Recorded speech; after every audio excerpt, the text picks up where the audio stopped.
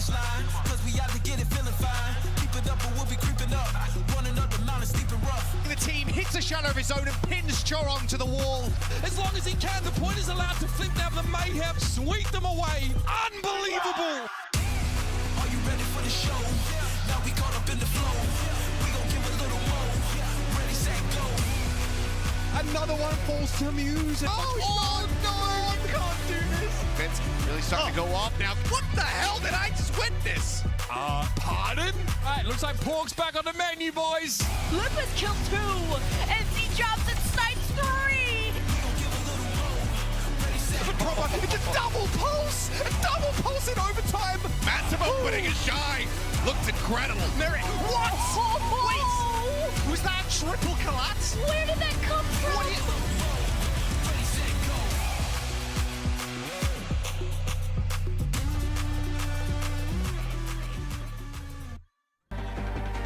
Hello and welcome to Watchpoint. I'm Avilee May, and with me on the desk are Jonathan Reinforce Larson and Scott, cat on my shirt, Kennedy. Reminds me of Salem. I miss my cats. It's been like 5 days. Oh. I'm a crazy cat person these days. Now, do you think that cats forget about you when you leave? I know Bo, my primary cat, has massive anxiety. Apparently he's just been meowing everywhere. He's been a terror to the world, so it's all right. He'll get through it. Do you have any pets? Yes, I have a dog. Does he miss you? She misses me a lot. Yeah, she barks without me. Oh. Yeah, we were all, I think, like in the trailer today or last night, and I pulled up kind of like the camera feed, and I go, "Hi, my Threshy boy," and then he looks at the camera and just goes, "Oh." It was so sad. It was so sad. Oh, that hurt. That hurt so bad last night.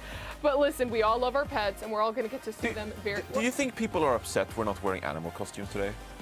Yes. I've been thinking about this, and I feel like a bit empty inside. Like, I feel like I'm not living up to my best self. I know, right? Because we have to be professional for at least one of the days of the playoffs. week. I mean, we kind of have a kitty shirt. I mean, Scott has a ripped hole in his jean, so I mean, that's not very professional. Yeah, it's the fashion, apparently. That's the fashion. This right here. This is the fashion right here. That's the good stuff. Get the ankle, baby. Yeah. What type of flair would you add? Sorry? What type of flair would you add? We don't have anything Overwatch to add into this, right? We'll think about it. Yeah, I forgot, we have an actual show to get into because we have reached the penultimate day of the Overwatch League Mid-Season Madness Tournament. 6 teams have been sent home, leaving only 6 remaining to fight for the title. Let's take a look at how the last 4 days wound up with our handy-dandy bracket. Oh, bracket! Bracket! Oh. Hey, there's the bracket, and we've got a day full of action planned out as we see the first seed San Francisco Shock take on the second seed Los Angeles Gladiators. And this is all going to be in the semifinals of the winners bracket. But of course, we do also have the losers bracket, where the rest of our teams currently are. See, the Shanghai Dragons are going to take on Atlanta Reign, and then we're going to get that rematch of the Hangzhou Spark. Let's go. Fusion. That's going to be the exciting match of the day. And of course, this is the order that it's going in. We're going to see the Reign take on the Dragons first up, starting at 4 p.m. right after our pre-show. Then we're going to see that rematch of Fusion against the Spark. Then we will see the number 1 and 2 seed teams fight it off in the Battle of California. And then, of course, we are going to see that 4th and final match of the day. I believe the winners of our first 2 games. Guys, we've got a doozy of games kind of like going into this. I don't like the word doozy. You don't like the word doozy? No, it sounds lame. But doozy is like big, but doozy sounds lame. I don't get it. Doozy. I think we should change the definition of doozy, but that's for another time. That's for another time. Yeah. I'm trying to like catch my train of thought as I'm like looking at the prompter. I'm like, come on prompter, come on prompter. I wrote this script. I need a little bit more. There we go. Now, guys, what stands out the most to you with how things have shaken out so far, Custa? I think it's going to be the fact that the Hangzhou Spark have been the leading East team. I don't think anyone expected that. The Shanghai Dragons struggling. The Seoul Dynasty went out first round, and the Spark have decided that they're good in the playoffs now. So that's a first. Mm-hmm. Johnny, what about you? I mean, that was what I was going to say, and then Costa said it. So now I'm like, What do I do? Honestly, I am quite shocked how tank flexibility is so important in Overwatch, and some teams are just getting hard countered. So I'll be talking more about that later in the show, so stay tuned. Yeah, we've got tons of stuff to be talking Tank about. thoughts with Reinforce. Tank thoughts with Reinforce, I love that. Well, those are the teams that are remaining, but 6 teams tried so hard and got so far, and in the end, it doesn't even matter. Guys, we talked about this in rehearsal. I'm not allowed to make this joke. But it's so funny. I'm not. It's I am. so funny. The internet has banned me from making this joke. If you know, you know. If you know, you know. Don't look at my Twitter. But listen, here at Watchpoint, we like participation trophies. And a lot of teams may not have reached their ultimate goal, but they have done plenty of things to be proud of. So let's hand out some consolation prizes. Now, Costa, why don't you start us off? Who is deserving of your proverbial pat on the back? For me, it has to be the London Spitfire. Yes, they went out in the first round in a blaze of fire to a reverse sweep of the Florida Mayhem. I know it's disappointing, but overall, as a team, they've been doing incredibly well. Most of us had them 20th in our power rankings or 19th or pretty low to the bottom, but they have an 8-4 record so far in this season. And you have to give Christopher and the entire London Spitfire franchise props because they're working with a lot less than some of these other teams. Their budget is definitely not there. But with these random players, well, not random, but these sort of unknown players and these players that don't have as much clout and sort of previous performances, they are stepping up to the plate. You know, we got Backbone, who's been popping off, the chatty narrative throughout the entire year. We have Spark, who's been popping off, and then you got Bone back flexing over to that Zenyatta. Honestly, this Spitfire team has just been consistently impressing me from time and time again. Did not get that playoff performance this time round, but I'm excited to see more of them as the season goes on. London Spitfire went out in the first round, but then you're also praising them because of their performance. That's what you know what I would call that? You know what I would call that? What? A hybrid theory. Can I leave? That was really good. That was really Can good. you just focus on the numbers? Okay, sorry. Looking at the Spitfire record last season, they just scratched a win in the 2021 season, 2022 season. Look at them, 8-4 series record over the regular season, 26-20 map record. That's a great improvement in just a year, especially seeing as they didn't make major changes to their roster. They also got a fan, which is me joining in for the Spitfire, unfortunately, yeah. You like the hybrid theory? Hey, Johnny, if you could tell someone, well, you tried, who would that be? So guys, you were the Kickoff Clash champs, and now you just disappointed us all. There's no consolidation prize. You get nothing! You actually get a league point and 25k. But so, come on, we're a little bit disappointed. You know, you'll get back to it. Profit. You'll find another playoffs, all right? You'll find another playoffs. Let's talk about Florida Mayhem instead, all right? Because they make me a bit more happy than a Seoul Dynasty, all right? Florida Mayhem, they had a good tournament. I think so. Yeah. Checkmate. I think he had a great performance this tournament because Checkmate, you know, he's been kind of average. Like, he's had to earn himself this damage role in the Overwatch League. And I think the Overwatch he played the past week has been some of the best Overwatch he's played in his entire career. He was integral to the Florida Mayhem strategy. You can see for yourself, 9.5 final blows per 10 minutes, 50% pulse bomb attach rate. This is Checkmate we're talking about, okay? This is not some elite tier tracer. It's a great step up for Checkmate as an individual, and I'm looking forward to see him grow furthermore. Now, also the Florida Mayhem, I think they're building a kind of foundation with their team. We've talked about the attacking flexibility of so many of these teams and how they're getting abused because of that. The Florida Mayhem, they have someone in their team and someone he's willing to flex over to all kinds of tanks. Now, he might not be the best ball player, he might not be the best Zarya player, etc. But he's shown willingness to play these tanks. And hearing about his practice regimens, how much he loves just playing Overwatch and how he's eager to just become better and better each and every single week,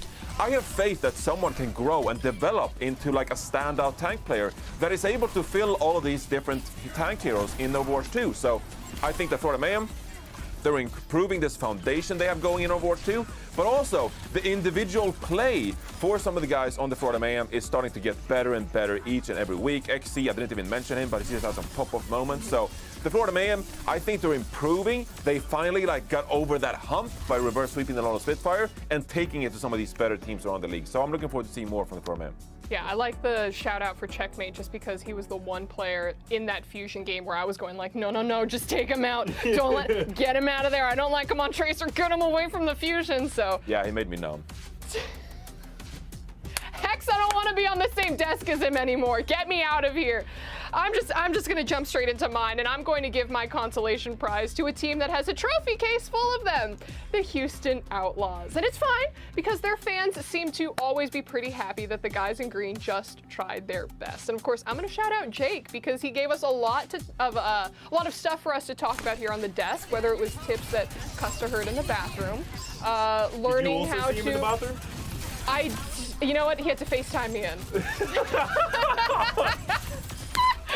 He also taught us how to learn how to read in the sunny state of Hawaii, or he also taught me what the term Houstonable really meant there, Scott. Yeah, he really defined that. You know, he's been around since the franchise beginning. Jake, Houstonable is in his blood, so you know it's definitely a good person to follow on and learn the ropes from. Most definitely. All right, well, that's basically the analysis that I have, guys, and enough with, you know, lying to these teams to make them feel better, because the battle of NorCal versus SoCal continues with the San Francisco Shock taking on the Los Angeles Gladiators in the semifinals later today. And we're going to get into the details right after this break. It's gonna be Don't go so anywhere. good. It's gonna be so good. It's going to be so good.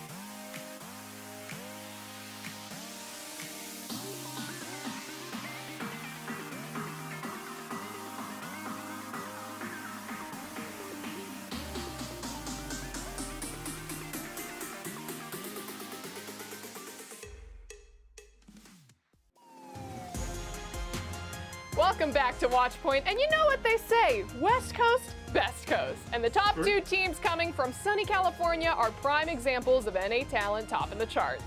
The San Francisco Shock and the Gladiators fight today in hopes of locking their spot into the Midseason Madness Grand Finals tomorrow.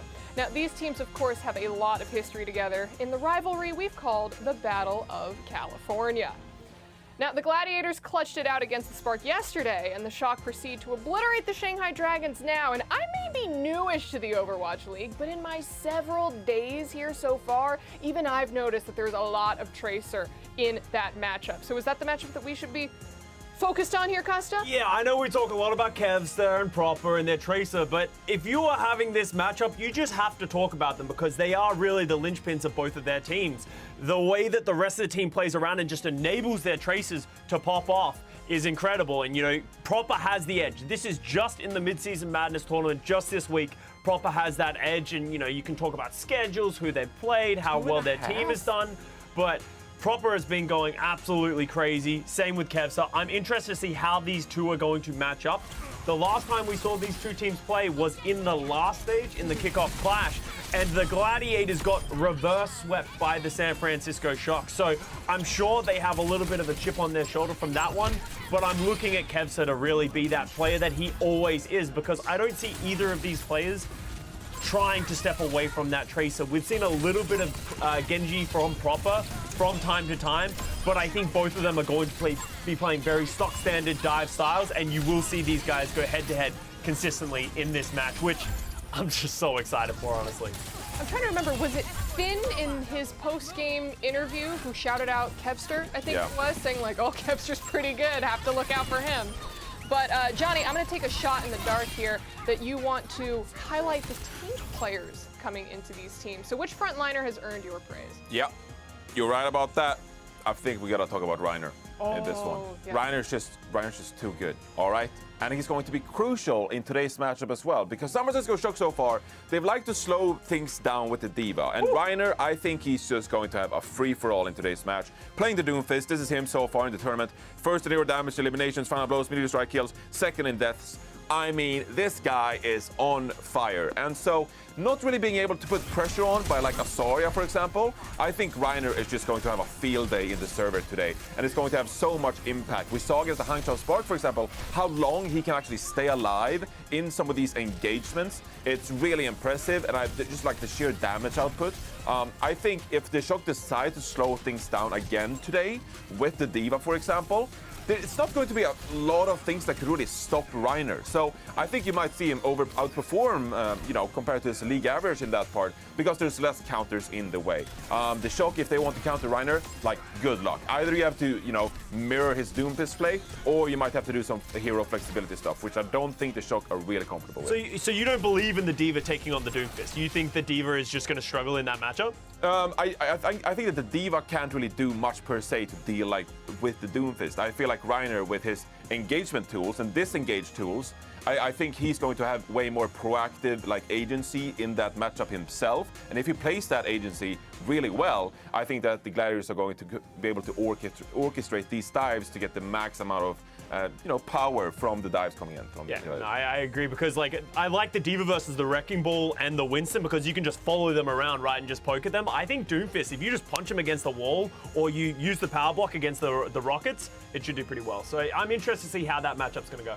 I also kind of want to see more trash talk coming out from all of these. Oh, there will be. Don't worry about that. We got it from Reiner. We got a little bit from Finn, but was it really Finn at the end of the day, or was it Hunter standing literally right behind him, using him as a puppet? But now, of course, in this tournament format, the loser gets to pick the next map, and that could lead to some interesting scenarios for both of these teams, Costa. Yeah, so we don't really talk about map selection that much, just because of, you know, the meta consistently changing and all that kind of stuff. But this is this season's hybrid map records coming out from both of these teams. The San Francisco Shock, on the back of that Cluj Diva, really like to play that Icon Vaulter, and they have been successful on it in comparison to just the 2-2 record from the Gladiators. On the other hand, though, Shock have struggled heavily on Midtown, while the Gladiators have yet to drop it, I believe, is what I'm looking at here.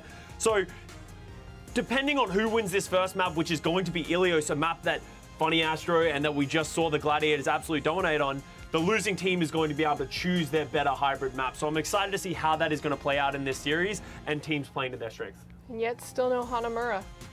It's not coming back. It's over. People in the chat agreed with me. They said, no, Custa, let her talk as soon as I brought up Hanamura. Just let me have this. They went, oh, 2 CP, let's bring it back. And so far, you're the only one who says no. Johnny, back me up. I don't want to see any 2 CP. It's over. All right, go ahead and break my heart. But you know what else breaks my heart? The fact that I can't be watching Overwatch League from home right now so that I could get 200 League tokens for the new Mercy skin. Take a look at it. It's the new Mercy Royal Knight skin, and you too could get it for a mere 200 Overwatch League tokens from now until August 19th. Or hear me out, guys. I found the secret strat. You could also potentially host the Overwatch League desk, complain about not getting the skin, and then have it personally delivered to your battle. No. wait, We're honorable. We are honorable here, all right? It works for me. What? So you just cut the line. So you just come in here, host the show for a couple of days, and now all of a sudden, all of these great chatters that you just sided with, they have to sit there and watch the Overwatch League and watch us. The viewers are doing hard work, put it on their laptops while they go to school and coming home to League tokens. Yeah. It's very difficult. You're cheating. I think you should donate your League tokens to chat. I'm just built different. Now we're just minutes away from our first match of the day, the Atlanta Reign against the Shanghai Dragons, a matchup which is a bit more of a surprise, to be sure, and also a welcome one. Now, we'll break down Dragons versus Reign on the other side of this break, so don't go anywhere. I earned the skin. No, you did not. I earned the skin. No, I you did. hope-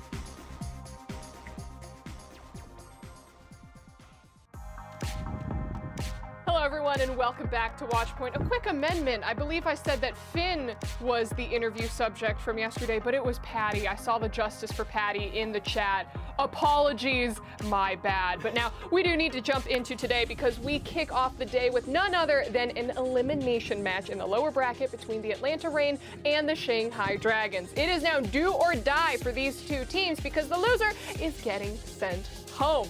Now, Atlanta dispatched Houston with relative ease yesterday as they continue to make their run through the lower bracket, while Shanghai, quite frankly, was embarrassed by the shock. So, Johnny, I have but only one question for you about the Dragons' performance. The hell happened? They kind of got dominated. Yeah. It was not good. Fate didn't really have a good time. It was not too good. And I feel like these issues will remain in today's matchup against the Atlanta Reign. The Wrecking Ball didn't really work. Kalush exposed it with the Doomfist and also the Diva play. The Shock were actually quite surprisingly started off playing Kilo on this Ashe, and they showed willingness to play way more Diva in this matchup. So Fate didn't really have a good time on the Wrecking Ball. We also went to Circuit Royale where we saw, Void come out and play some Sigma. It really just felt like this entire composition came to a halt. It was not good. I mean, the Shock were super impressive, don't get me wrong, but I am worried for the Shanghai Dragons going into this matchup because they did not look comfortable. They did not look like the elite team that we were expecting from them. So I think they'll continue to be kind of dominated in this tag matchup. Void obviously showed some frustration after yesterday's loss. That was one of the worst losses we've seen Shanghai Dragons go through in like over 2 years. Yeah. It was devastating. So I almost think Shanghai Dragons should like abandon ship. Time to forward. Elaborate on that. What? I mean, okay, so hear me out. They play this Wrecking Ball so much at this point. I think you need to find reasons to like force Winston, all right? So like Dorado, great map to force Winston. Maybe like get Void in there to play some more Zarya on some maps if that's something you want to do. But the Wrecking Ball against Hawk's Doomfist, and like I think Atlanta Reign are like gonna laugh to the bank, just like, haha, they have Fate in. We will just, abuse the fact that he's Fate and he knows plays Winston the ball. The tank matchup here is going to be amazing to watch, quite honestly. And maybe Shanghai play some Rush, right? Well, I might no, Rush. No, they have. We saw Fate just in this tournament play Doomfist. Like I'd almost rather just see them take the mirror. Like they have good. But Hawk is a better Doomfist. Yeah, he is. But like at some point, they're going to be walking uphill no matter where they are right now. I think matching the Doomfist and just hoping that your talented players can step over that, I think that's a better look than abandoning ship and playing Rush. Yeah. Hey, on some maps, okay? Not Rush on Dorado. Rush on like Colosseo, all right? Or something. I don't know. But no, yeah. Map dependent. Abandoned ship is a little drastic, but hopefully for the Shanghai faithful, the Dragons can get their tank issues sorted out. But unfortunately, that might not be the end of their troubles, huh, Costa? Yeah, so a big thing that we've been talking about a lot this year is, Fleta has been the meta for the last 2 years. The meta is shifting. We're in Overwatch 2, and Fleta does not seem to be that player for them anymore. He has struggled so far this season. He's had a couple of breakout matches here and there, especially in this tournament, but in this like specific playoffs, he has been struggling. You just look at these numbers here. He doesn't die much, but he also just doesn't offer a whole lot in comparison to the rest of the team. What do you think you do here? Sorry? What do you think you do here? Yeah, well, and that's it, right? Like, he's sort of like supporting Lip and hoping Lip pops off. But Venom individually has been on a different level on that Tracer. We talked about how he diffed Prophet on these moments. He has some great matches so far, and he is that Tracer specialist for the Atlanta Reign, and he's the guy that I'm looking at to expose the Shanghai Dragons. If he can get this diff going on the Tracer, we know how important Tracer is in this meta. Venom will be that sort of like linchpin for them because, I agree with Johnny. If they come out and just try and play the same thing, the Atlanta Reign play very similarly to how the San Francisco Shock play. It's not going to work. We know how much flexibility Fleta has. I think if they try and come in, take this Tracer matchup, even though he's a rookie, Venom, I think, will diff Fleta. So I'm a little worried for the Shanghai Dragons, especially considering they have had, kind of how Atlanta had it yesterday, a 14-hour turnaround for this matchup. And I was looking at the time zone differences. It's 7 a.m. in Shanghai for this team, and we're all gamers. We don't do well in the morning. So I'm a little worried about this team of the short turnaround. They just got dominated. How do you fix things in such a short amount of time? Lip just woke up. These kids are 5-stacking. It's gonna be tough, I'm telling you. So you're telling me forget about DPS diff, tank diff, support diff, it's time diff right now. It's time diff, that's right. It is morning diff for this team. But now, Johnny, time diff aside, it seems that the youth seem to be taking over with Venom being an absolute monster in this tournament. And I'm not hearing a ton of hope for the Dragons coming out from you guys, but how could they get it done today against the Reign? There is one man, one giant, the last hope.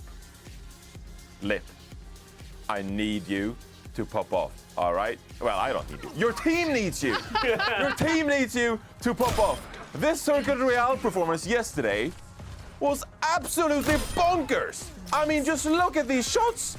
They're ridiculous. And I need you to do this all maps in the entire tournament remaining, all right? If you want to win, you need to do this like 22 more maps or however more maps you need to do to win the tournament, all right? You need to step up today because your team needs it. Obviously, he popped up here on Circuit Royale and he tried his hardest.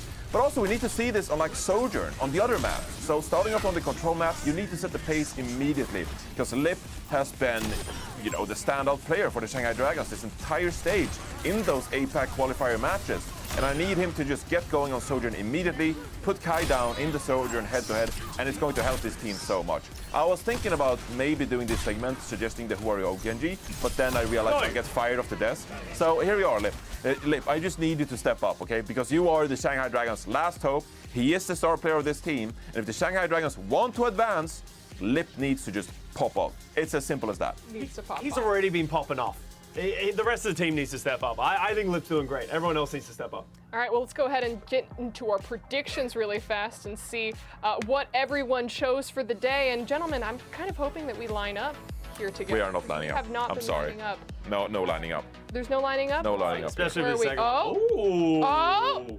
Oh! Danny, the homie. We are the Wow. same across the board except for Johnny.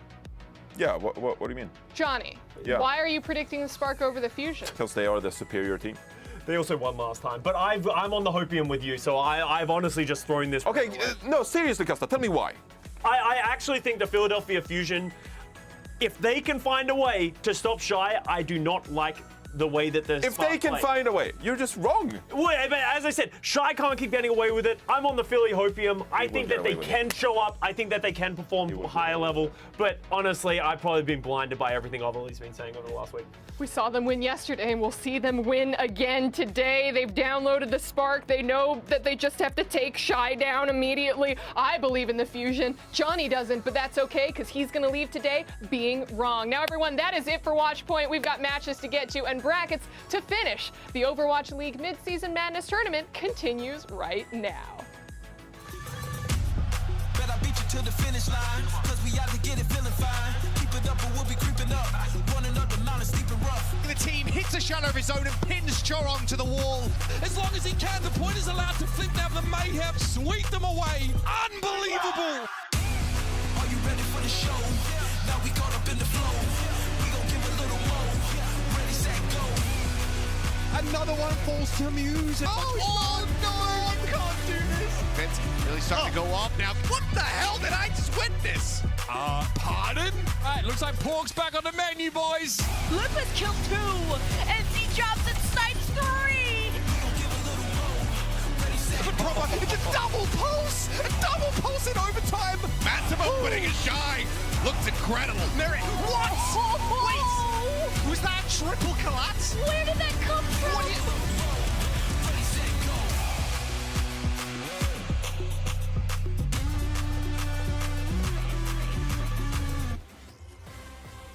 Hey everyone, welcome to the beginning of the end. I know it sounds really dark when I say that.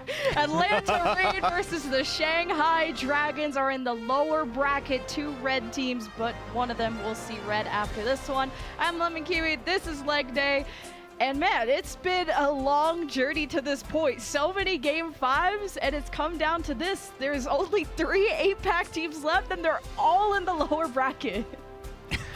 Yeah, lower bracket / APAC bracket plus Atlanta. You know, it's not been a fantastic tournament thus far for Shanghai Dragons. They started off strong, Lemon, beating out one of the best teams coming from North America, Dallas Fuel, 3-0. Wasn't a great end for the Dallas Fuel, but now Shanghai Dragons, the final godfather of Overwatch 1, have been cast from Mount Olympus into Tartarus, and now they're having to make this brimstone-soaked pathway back up towards potentially the finals, but it's going to be a long way to get there. And also, they're not looking fantastic Atlanta Reign stand in their way, and well, Vedeska had plenty to say about Atlanta Reign, and so did I. So let's take a look at these starters, because Lemon, you and I last year, we were casting a lot of North American contenders, and we had ourselves an import. We had ourselves a little bit of the picante, which was brought over in the form of Venom. We called him the Tracer Supreme, and it seems like in this particular tournament, he's been living up to that reputation. Venom, you saw the graphic earlier against Fleta, is doing so much damage. Not playing as much of a supportive DPS as you might expect when Kai needs all these resources to stay healthy and stay spacious in these hit scans. Venom is still punching out so much damage to allow Kai to get those finishes.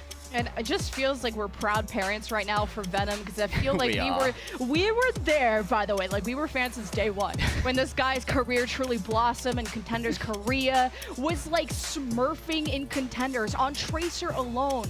And he was touted as this one trick, and people were just like, oh yeah, he's good enough to be an Owl, but what else? And it doesn't matter, because you can sign a Tracer now and be confident. And Venom, well, he's delivered, and more than enough in this tournament setting. But someone who's really had some great development is Hawk, who was previously an off-tank and is now a jack of all trades. You looked at Atlanta Reign and you're like, yep, this is a Doomfist identity team, but Hawk is now on the Winston and the Sigma, and because he's showing that flexibility to so many different tanks, their weaker maps like King's Row are looking immensely better now that they can operate on a Sigma on attack and waste less time on the Doomfist. So there's a lot to expect now from the Atlanta Reign than just the one identity.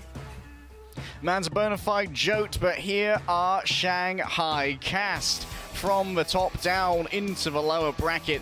It's well, it's the same team as last year, Lemon, minus one additional place that allowed for 6 versus 6. It wasn't a huge amount of changes the Shanghai Dragons have went through. Yes, they picked up Bebe, who has stayed around, but the roster was thinned. It was crystallized into a more streamlined form. Alas, yesterday, only one member of Shanghai actually logged in, and that was Lip. Everyone else stayed in the dugout, basically uninstalled Overwatch. It was not filling me with confidence. Yes, Lip does pop off, but Fleta's damage numbers leave a little bit to be desired across the entire tournament so far, and Fate was pretty heavily countered.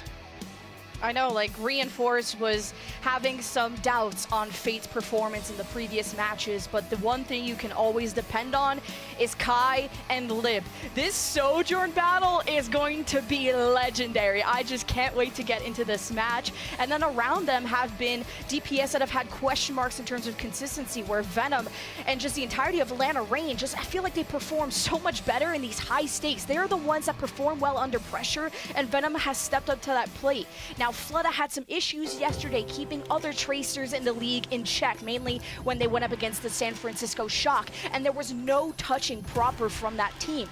But Fleta, he can at least operate on the Echo, and he really likes copying tanks, and it just makes Shanghai Dragons frontline feeling like indestructible.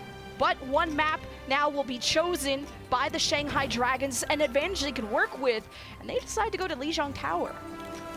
Yeah, it makes sense they wouldn't return to Oasis after the embarrassment suffered yesterday. Shanghai Dragons, they might go up against a little bit of an NA special here. We've seen a touch of Moira Lucio all across Shanghai, all across Lijiang Tower, and there it is. Ultraviolet picking up the old Irish peak biologist, and Atlanta Reign here.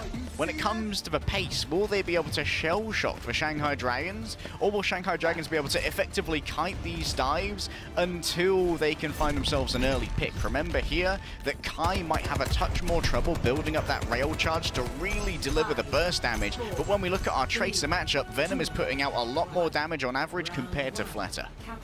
Is this the Hawk Ball? The myth? The legend? I was expecting the Doomfist on Night Market, where it's just one of the best rounds even for Doomfist. And you can already tell by the Lucio Moira how Atlanta Reign are going to play this all together as they can. But Hawk, and you know Atlanta Reign, they love that confidence. If they can beat you at your own game, they'll do it. Atlanta Reign already had control of the middle of the map. Shanghai Dragons going through the sides of the map, but Lib already strikes first, diffing Kai. A 5 versus 4 point unlock. See, Dragons have already made their way there. Atlanta Reign not gonna go down without a fight, but Hawk got CC'd, or just his rollout got interrupted and couldn't leave fast enough. And now this is a almost flawless fight for Dragons with the cap first. Oh, so hard to play those off angles, Lemon. When you're playing with a Moira Lucio, the healing ranges are inherently limited because of the range of Moira's Bardic Grasp, and of course Lucio can only heal via his aura, so Kai couldn't get any long-range healing that you get from an Ana, or from a Repair Pack, or from a Harmony Orb. And I'm actually surprised here that Hawk has gone for a Wrecking Ball, considering that he's not as good a frontline combatant as someone like a Winston, who can stay around a lot longer with a Moira at their back. At least for now, you see the Dragons, they kind of left the objective, and that's what's really cool about Night Market and the way APAC approaches it, is they'll cap the objective and then play around it, draw the enemy to the objective, and then surround them and pummel them from there. And Dragons have been getting a lot of first bloods, and it doesn't even end there. Now, the second fight won, they'll get to work on some ultimates soon. Yeah, the real weakness here of the Moira Lucio is going to be that if you expend the speed boost too soon, you will be picked apart from all sides by the Shanghai Dragons. There is still a pulse bomb in hand. Good pathing here from Hawk. Gets on top of Izayaki. That's a finish from OG. Yeah, Hawk back on his brand name, and you see how much it works. Atlanta right now, with that quick pick on Izayaki. Lijigon is one. They know Atlanta's chance is to go to the point, but like I said, Dragons, they don't like to play on the point. They play around it, and then Fate had Mines, buys that real estate right back from the Shanghai Dragons as Atlanta Reign scatter, Lip and Flood get to pick them off on flanks. So this is textbook play of Night Market by Shanghai Dragons, and flawless so far. Thing is, though, the raw damage that Atlanta Reign have for taking down people like Fate trying to contest a point is incredibly low. Without things like the Discord Orb, the tanks can stay around for so long. And even longer now, Solomon, because Shanghai Dragons have both of their support ultimates. And OG is still 15% shy and will stay there from his sound barrier. Oh, this is last fight too. Rain, they can't afford this. Coalescence starts, and Kai kind of loses LOS on that, and Hawk is separated from the flock, and Shanghai Dragons keep picking them off. Lip is already dominating this lobby, and I was hyping things up, but this is not the way I thought it was going to be. 100-0 in round one. APAC ain't playing around. Oh, yes. The journey back to the top of Mount Olympus starts with a single step, and that step was taken on control. Shanghai Dragons, they might have only suffered a single death there. I only remember Izayaki dying, but in the midst of those point battles, we might have lost someone else as well. Now Shanghai Dragons, yet again, another look.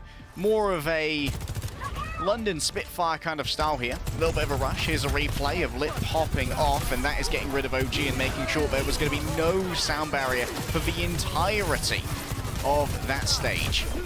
That's pain. You know what's not enough pain? Dragons having a total of 3 deaths as a team that last round. 100-0. I wasn't kidding when I said this was almost perfection out of the Dragons. And now you got some rush. Fate swings away at the front line. You got the Maywall from Fludda to separate an Atlanta Reign member at the back. And this is already a one-man advantage for the Dragons. Point unlocks in a few seconds. Ultraviolet is off on his own, has been forced to use Fade, and Dragons want to coalesce on that. And they capitalize, and that won't be a fight for Reign for now, especially not with those heals. The Dragons will cap first. So the dynamic here between the Sojourns is going to be super interesting. Kai's going to have a much easier time charging the railgun because they can charge it off both the the wall of the May and the shield of the Reinhardt. But at the same time, when you have the when you don't have the overclock up, there's no piercing factor to that projectile. So Fate can actually keep his team safe if Kai is on a main angle rather than going on an off angle. And Kai, if he goes on an off angle, has to be super careful about being rushed down. Venom swaps over now to the Genji to try and get a little bit more negotiation around Fate's shield and have an omnidirectional attack on that monodirectional defensive measure. I like the Ana too from UV. You need the Nano for Hawk, and especially on Moira, you use it for the survivability, and Ana just provides way more utility. And there's a sleep from UV, the man himself. Lee Jae-gon's okay though. Good Maywall from Fludda to protect things. Venom gets moved off. He'll be able to climb right back, or maybe not. I guess he doesn't. But it's still a 4-on-4. Izayaki's down. Not a ton of heals from the Dragons. But Reign don't want to take this fight. And will Atlanta Reign win a fight? I guess we'll find out next episode. It's been a while since you've heard it, ladies and gentlemen, but welcome to Lee Jae-gon Tower. 2 environmental kills, edge guarding Venom. I don't even know if we're in the right game anymore. Shanghai Dragons remain in control, and Venom drags attention back over to a point, beginning to cap it as Lip falls down. Yeah, Atlanta Reign keep trying to go for these re-engages. It wasn't successful at first, but the sound barrier starts from the Dragons. It's a 3-on-4. Lee Jae-gon only hits two other of his teammates, and it's just not working out. And at least it has them extending the lead that they have almost to 75%. Legion are going to die on that objective. And yes, it is true, Atlanta Reign can win a fight. Every match win starts with a single one. Fight Lemon and Atlanta Reign have their work cut out for them if they wish to win on Shanghai Dragons' first map pick here. An Overclock stands ready and at attention for Lip, while Fleta, with the Blizzard, is mostly going to be looking to either control the point here or maybe as a defensive measure against Venom's Blade, because a lot of people will be able to flee from this Blizzard. Overclock starts, but Reign are just going to play hide and go seek. Hawk bumps into Fate. Maywall comes behind. Here's the solo shatter just to stop Hawk and whatever he's up to with this nano. Because OG has moved 2 people off from the Dragons who are crossing on bridge side or playing around the point. I have no idea how that happened, but OG just solo won Reign a fight. All by himself. Fleta actually swaps over to the Tracer now. Gives up the Blizzard. And I think that might be a slight mistake here. I mean, admittedly, Shanghai Dragons would decide to make an affirmative decision to swap their entire comp, but that would have been a really good defensive measure against the Venom Blade. But frankly, Shanghai Dragons now don't have anything for apart from Fate hitting a big punch. This is what the desk wanted. Fate moving away from the Wrecking Ball onto these other tanks. And yes, Reinhardt was one, but the other was Doomfist. OG will have to be careful with this beat. I guess he was nowhere close from the punch, and Fate gets overwhelmed, punches in, and the barrier comes after. And a 1v5, not even Fate can do that. But how long do the Dragons want to stay around? They really just can't afford to stagger out anymore. This has been a 0 to 77 plus comeback from the Reign, and now they have the lead. OG with an interesting use of a sound barrier there, just managing to swarm over Fate after he used both of his cooldowns and got antied. Fleta on the back line, going to put some pressure onto Ultraviolence, trying to distract people as Fate moves in onto the point to at least trigger overtime in a couple seconds. Last fight starts. Venom, can he win it on his terms? Izayaki and Lip are already down to 5-on-3, no damage and no heals, it feels like. And Dragons just don't have enough gas in the tank. They might have killed UV, but Venom finished things off. A cleanup and a massive 0 to 100 comeback from the Atlanta Reign. That's legendary stuff as we go to round 3, Control Center. A little bit of a flounder with a full comp swap on Control, and we rarely see those after like the first couple of fights. Alas, Shanghai Dragons thought they had a better chance going over to the Doomfist, but Fate's engagements, they simply were not reinforced. Fate was often engaging alone. Fleta's timings were a little bit off, and it meant that Atlanta Reign could just turn around at different junctures and find themselves 1 versus 3. So there's the first of the environmental kills. Yeah, we may be on Liege on tower, but OG loves himself a little bit of environmental kill too. And we also saw OG grow up in North American contenders. Alongside Venom, they were oftentimes in the grand finals facing each other. But together with their powers combined, North American contenders is here with a vengeance. Lucio Mora, a lot of speed behind these Doomfist comps, enabling these rotations, both in and out, and now Dragons have control of the server side, immediately give it up. Now it's the Doomfist battle. Orbs thrown left and right. Hawk, way more healthy than Fate. Waiting for these anti-utilities from Izayaki. He gets one onto Hawk. But there was so much CC that came out of Hawk to stun up 3 members of the Dragons, and they all collapsed. Still, the numbers, you're not too confident if you are the Reign, but now that you just utilize the speed, overwhelm the Dragons when they hesitate at the last second, the Reign will get the point with 3 members left. Yeah, the second the Shanghai Dragons hesitate, they are going to be ran over by this Moira composition. It's all about the speed of being able to engage with that much AoE healing, and potentially the damage orb as well, to just get that kind of guaranteed damage where it doesn't really have to be aimed as much. You can see Venom already excelling on the Tracer, 81% of the way towards the Pulse Bomb. Now, you'll have a flank from Fleta. He's close to Pulse. Even just getting on the objective and drawing Atlanta Reign away from server can help things out. It'll be 4-on-4 on servers. Here's the punch from Fate. Gets Venom. No immediate follow-up yet. Sleep on a Venom finished off by Fleta. 1-man advantage for the Dragons coming up to Nano. Meteor Strike more. The trigger's being pulled. A Pulse and a perfect patience to hit Hawk as he laid it from Meteor Strike. And now Fate is nanoed. And he's going to just bulldoze this front line. And Ultraviolet won't give this up. Or he will give this up with just a little whimper. So Dragons will get the point back. Oh, that was a perfect round from Izayaki, hitting the sleep onto Venom, who had ready to go. This Pulse Bomb was incredible. And also, the finish there from Fleta gave him the charge he needed for the Pulse Bomb. Stick that onto Hawk as he lands from Meteor Strike, can't do anything about it. and instantly eviscerate that tank. Remember, there's not really a defensive countermeasure here like a Nano to help Hawk survive if he goes too far. Coalescence first. Pressure mounts for the Atlanta Reign. It's countered by the Lee Jae-gon barrier as Lip just hopes to have the space to use this overclock. And now he has the resources to do so, but doesn't want to strike yet. But as he just is a little bit overly patient on wanting to use ultimates, I mean, Lip doesn't have any supports anymore, so Atlanta Reign will get the objective back. For Atlanta Reign, though, that was a huge amount of their staying power expended in the fight. Both of the support ultimates expended almost simultaneously. The Coalescence doing damage through multiple people and the healing on top of a sound barrier. Lee Jae-gon expended his, but as Izayaki gets closer and closer towards this now, you've got to deal with the overclock first. Yep, the fight being kicked off by Lip. Overclock. Oh, and it hits Hawk in the finish from Fate. That is the type of cohesion we needed from the Dragons. Presence on the point now. Range is barely holding on to the server. Fade already used by Ultraviolet. But the flank from Venom and OG is just so strong. They've already assassinated Izayaki. And even though Shanghai Dragons started the fight off on their terms and on the right foot, it's just the flanks from Reign are so strong. There was a interesting interaction going on in that fight. Shanghai Dragons, though, looking towards the current battle. It's going to be all about this nano boost onto Fate, potentially onto Fleta as well if we can get deep enough. OG so low. Do you give over the nano for the extra burst? Never mind. The burst coming from Kai. Goodbye, Fleta. OG was just the bait, and you bit. Shanghai Dragons got to do this without Fleta for now, and Venom already gets Hawk low with the pulse bomb, but he's reinvigorated by the nano. But what can he do with it? Forces the jump out of Kai. He wants to focus him down, but he's so deep at the back, and the range supports have his back. Shots exchange. Atlanta Reign in overtime territory. Dragons can't leave this objective. They might have saw the fade out of Ultraviolet. Fleta heads on the flank. He has the pulse bomb. He misses it all to Kai.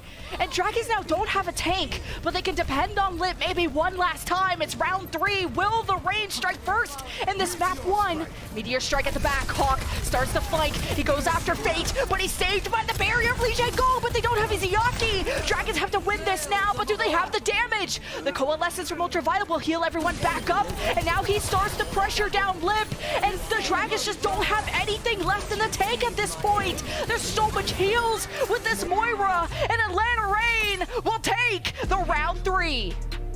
On their own map pick, some of the champions of APAC Lemon begin to crumble. Shanghai Dragons find themselves flummoxed by Atlanta Reign.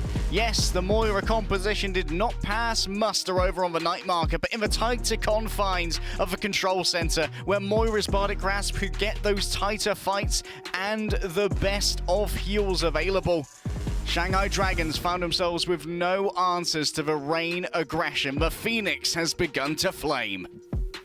And the Dragons, though, they made them sweat for it, round 3. But as the desk said, the map choice for Hybrid is going to be critical. And we're going to see after this break where the Shanghai Dragons want to soar to.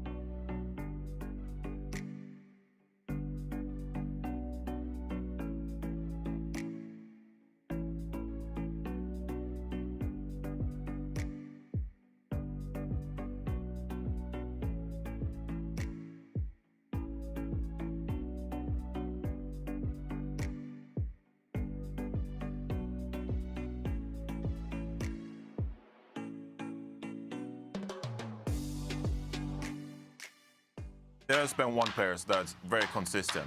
Ultraviolet has been lights out. Oh my god, UV is a god! Did you see the bionic grenade? It hit everybody in the dog! Really relying on Ultraviolet to just kind of do the heavy lifting of the support. What happened there? Darcy got booped, he got slept, he's got no power block. Goodbye, Venom kills 2. Easy peasy. Ultraviolet and Zenyatta is absolutely nasty. Where they just take a pick. Archer goes down. Okay. Dorbs across the map. Now one less support for the Outlaws and one less tank. Not good. Not good look. Ultraviolet kills 3 in that fight. Okay. All right, Ultraviolet, I see.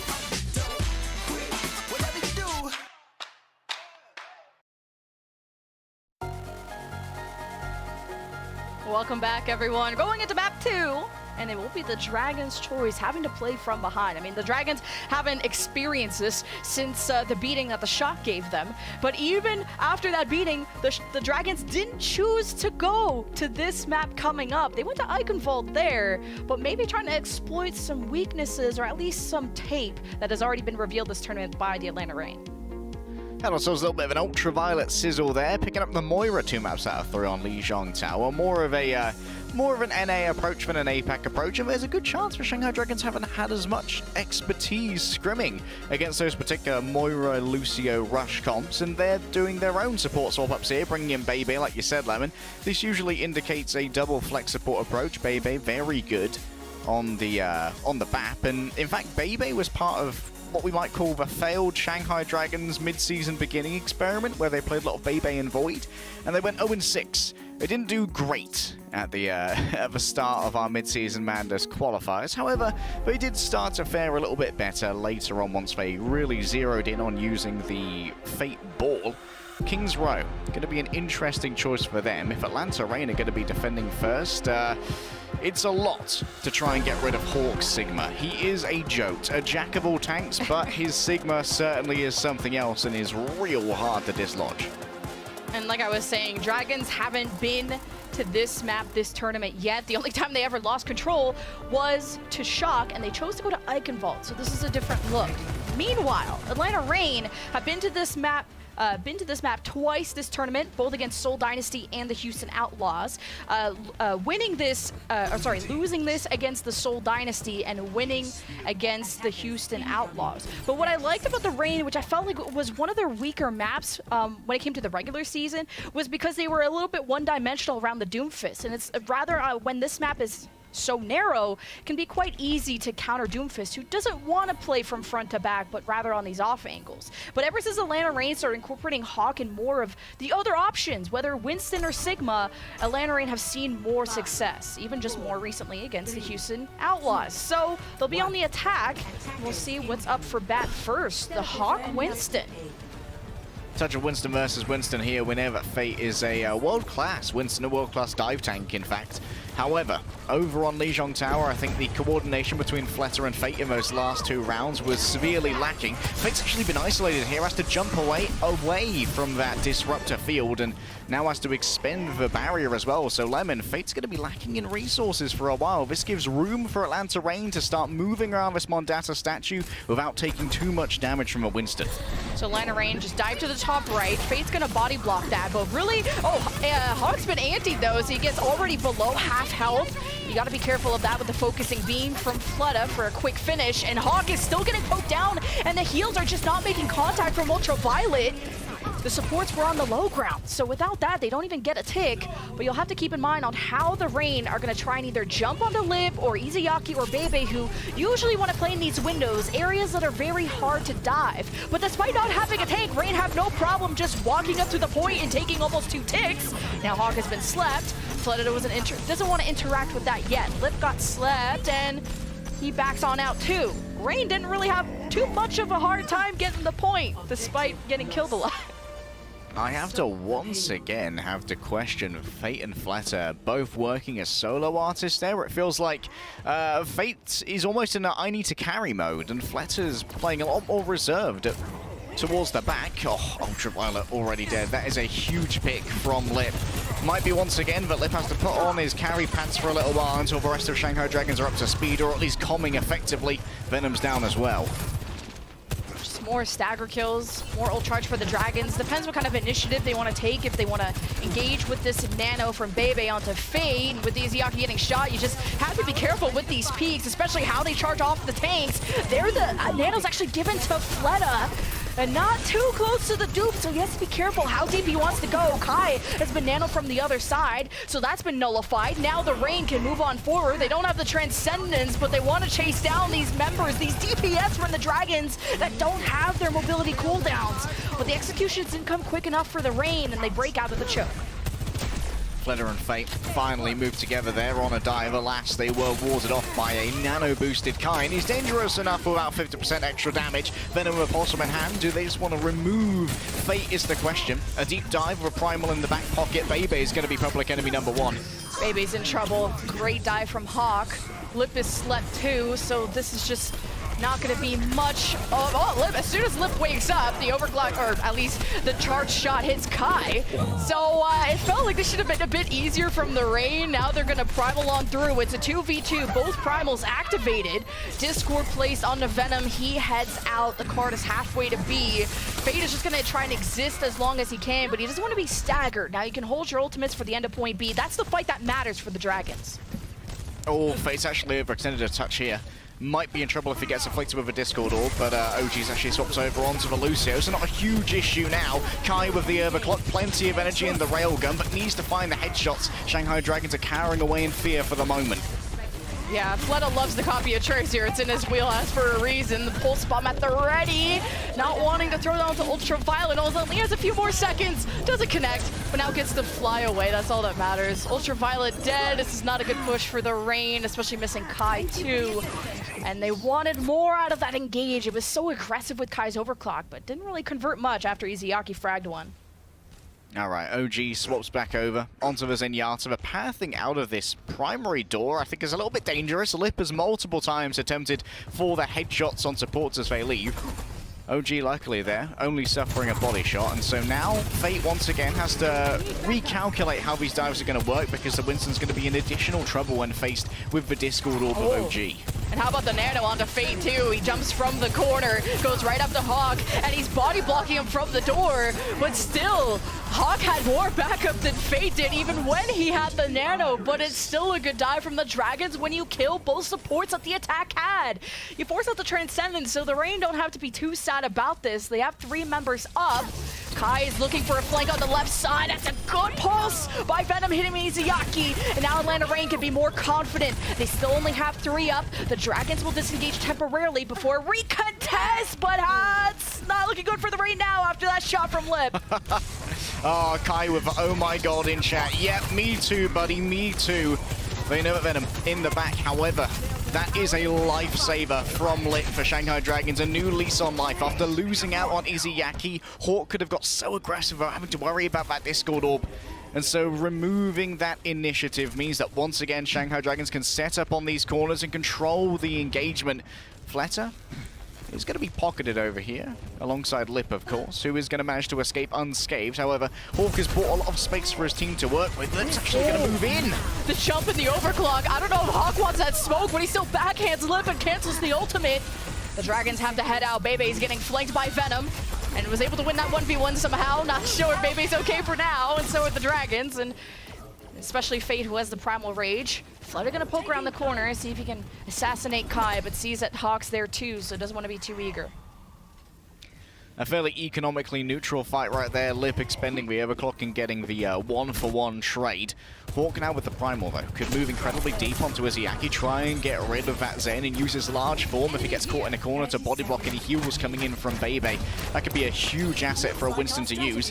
Alas, Fleta, not been great on the duplicates thus far this year, but maybe somewhat more dangerous. I don't know if you want to be on the flank on Ana, but at least you'll have a second chance at life. grabs the Mega and heads on out.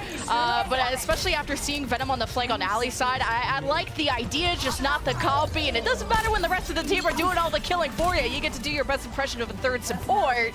And with a few seconds remaining, the Rain ain't got nothing left in the tank. They have the ults. They just gotta be alive to use them. And Venom's the only person there to keep touching.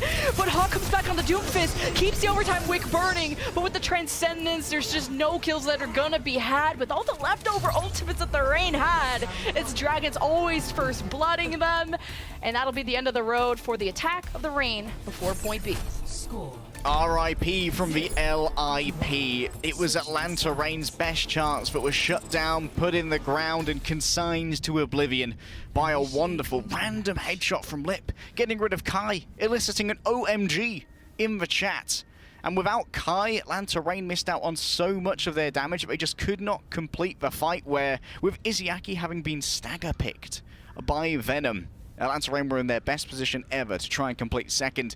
Alas now, I think their best chances holding first here, and Hawk's Sigma holds on this first point are pretty prodigious in the Overwatch League, and Shanghai Dragons are going to need to keep their coordination absolutely perfect if they want to outdo Hawk, who's actually playing the Winston here. Maybe betraying the tape a little, thinking that potentially Shanghai Dragons are prepped for this. I think this was the shot that made Kai talk in the chat. Yup, it was just mid-jump like that. I think my big issue with just the Rain on that last attack was just they didn't have enough pressure on that left side alleyway, so they were just one-dimensional when it came to the only road they were going to come from. And Dragons either fragged them from Izzyaki or from Lip at a distance, and whenever Rain had ults, it was just matched right back by the Dragons. And every time the Rain thought they had a chance, Ultraviolet and OG would die. There's been a few fights, just failure after failure. Point B, not enough in the tank. So we'll see if the Dragons can match that pace. Getting some initial Sonic arrows to see who's in hotel, maybe some ideas on what comps, and we go back to the tried and true. Okay, one thing to bear in mind here is that for Shanghai Dragons, their vertical mobility outside of Winston is going to be heavily limited, which means that in order to actually get up onto Ultraviolet and OG, there's a significant setup time that Fleta needs, or Lip is going to have to take a risk and just slide his way into the enemy camp without any means of protecting themselves afterwards. Now Fate jumps to the very back to see if he can land on some supports, and Anti kills Kai, and Hawk is already overwhelmed. He's below 50% HP, and at least he's with Ultraviolet, but Shanghai Dragons have them pinned down. They can start to work on that first tick. You gotta be wary of those orbs from OG, who's really done a great job of owning that role more and more as an old Lucio player from Contenders, but Dragon's second tick, recontest at the ready from the Rain. Close to pulse bomb there from Venom. He starts to head on that flank. He already checks Fleta. There has to be a touch though, and Venom has to take the fight there. OG has got the orb on him to help him out if needed. And you can see how Dragons were quick to disengage, to kind of rely on Lip to get some picks, but it's really the Rain who have fought back even harder. 2 kills for them already, and no third tick for the Dragons. I hope Kai takes a high ground position this time. I think playing on the low actually was a big liability for the Atlanta Rain. Made him an easy picking, even for Bebe to finish off with an anti-nade. Venom at the moment playing Doorman. And Fate, he'll easily be able to get a little bit of additional damage towards him as he gets Nano straight onto OG. Yeah, needing to invest ultimates here for Dragons. Nano v Nano, both sides. Hawkins slept though, so that got canceled. The Dragons just have to work on the last tick, 9% more away. But you don't have Bebe, you don't have Izzyaki. But Dragons have closer respawns, so now they have to invest Primal. They're just not feeling confident on their chances of fully securing it. And Atlanta come back for a touch, and Phantom hits Faye with the pulse bomb. And Hawk's there too. They deny the last couple percent. Lip now thinks he can take Hawk on, but forgot that he still had Primal. No. He gets off the point. He needed to just live on the point. Oh, this is so sad. This is so sad, Lemon. Oh, Hawk just not with the proper control of the Primal right there. Overshot the jump just a touch, thinking Venom might be able to come in and get that touch after claiming the health pack from inside earlier, the Mega Health Pack. Shanghai Dragons finally get their capture here and have a healthy 4-minute time bank to try and complete B, and plenty of ultimates to do so with. Fleta, we're creeping through in the subway, getting off at Warwick Avenue maybe. Bit of a slower push from the Dragons. I think they probably should have just checked the top window of the high ground next to the point, because it felt like some random picks came from there, and Had to invest more ultimates. Gotta work on those back and great pulls from Flood. Ultraviolet's gone. And that's when the cards fall. OG though uses Transcendence. Thought another push was coming from the Dragons. They can wait this out. Until UV gets back, Dragons have their own Transcendence, and they lost Lip. So much damage from Hawk came out, and Izayaki thought he was okay.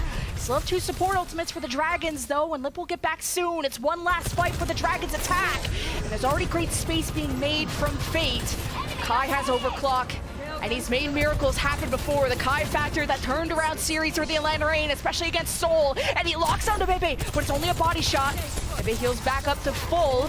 Fate is above Kai, waiting for the nano, but it's actually Lip that gets the nano, and Ultraviolet doesn't have his yet. Lip is going after OG, has already killed 2, and now 3, and that's enough! The Shanghai Dragons will tie the series. You may have overclock, baby, but I just hit 5 gigahertz. What a play from Lip. Shot after shot hitting its mark, and Shanghai Dragons have made sure there are no more sweeps in store.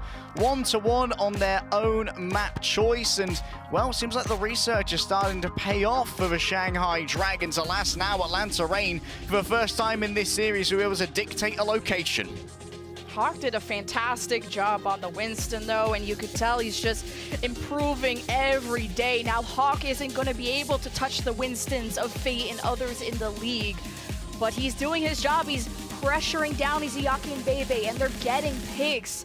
But at the end, the Dragons, they're relentless on their assault. We have a one-wood series, but coming up next, it's Atlanta Reign's choice of map.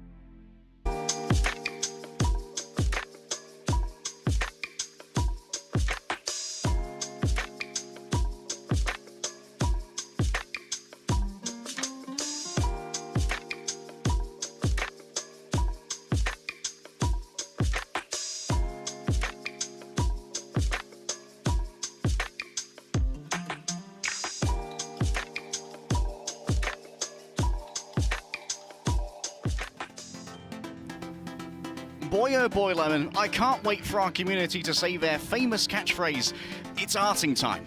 As for Midseason Madness Global Tournament rages on, submit your art celebrating the team or region you'd love to see win it all. On the Overwatch League fan art gallery, I've personally been watching A2 Zyger, also known as Angie, putting out daily comic strips, so they've been fantastic, Lemon. I'm thoroughly impressed.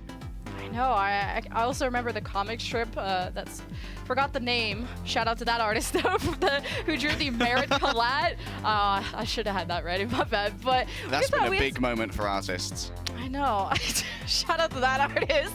But speaking of creativity, we saw a different look from the Atlanta Reign on Kings Row, utilizing more of Hawk's Winston when previously going to the Sigma. But now we have some even more changes coming in. Now that Venom is out, Nero in.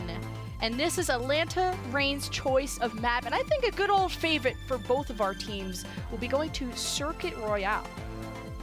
Ah, yes, this has been, since its introduction to Overwatch League, the battleground for some of the greatest widows in the world. And well, for my money, when it comes to North America, Kai is the best there is.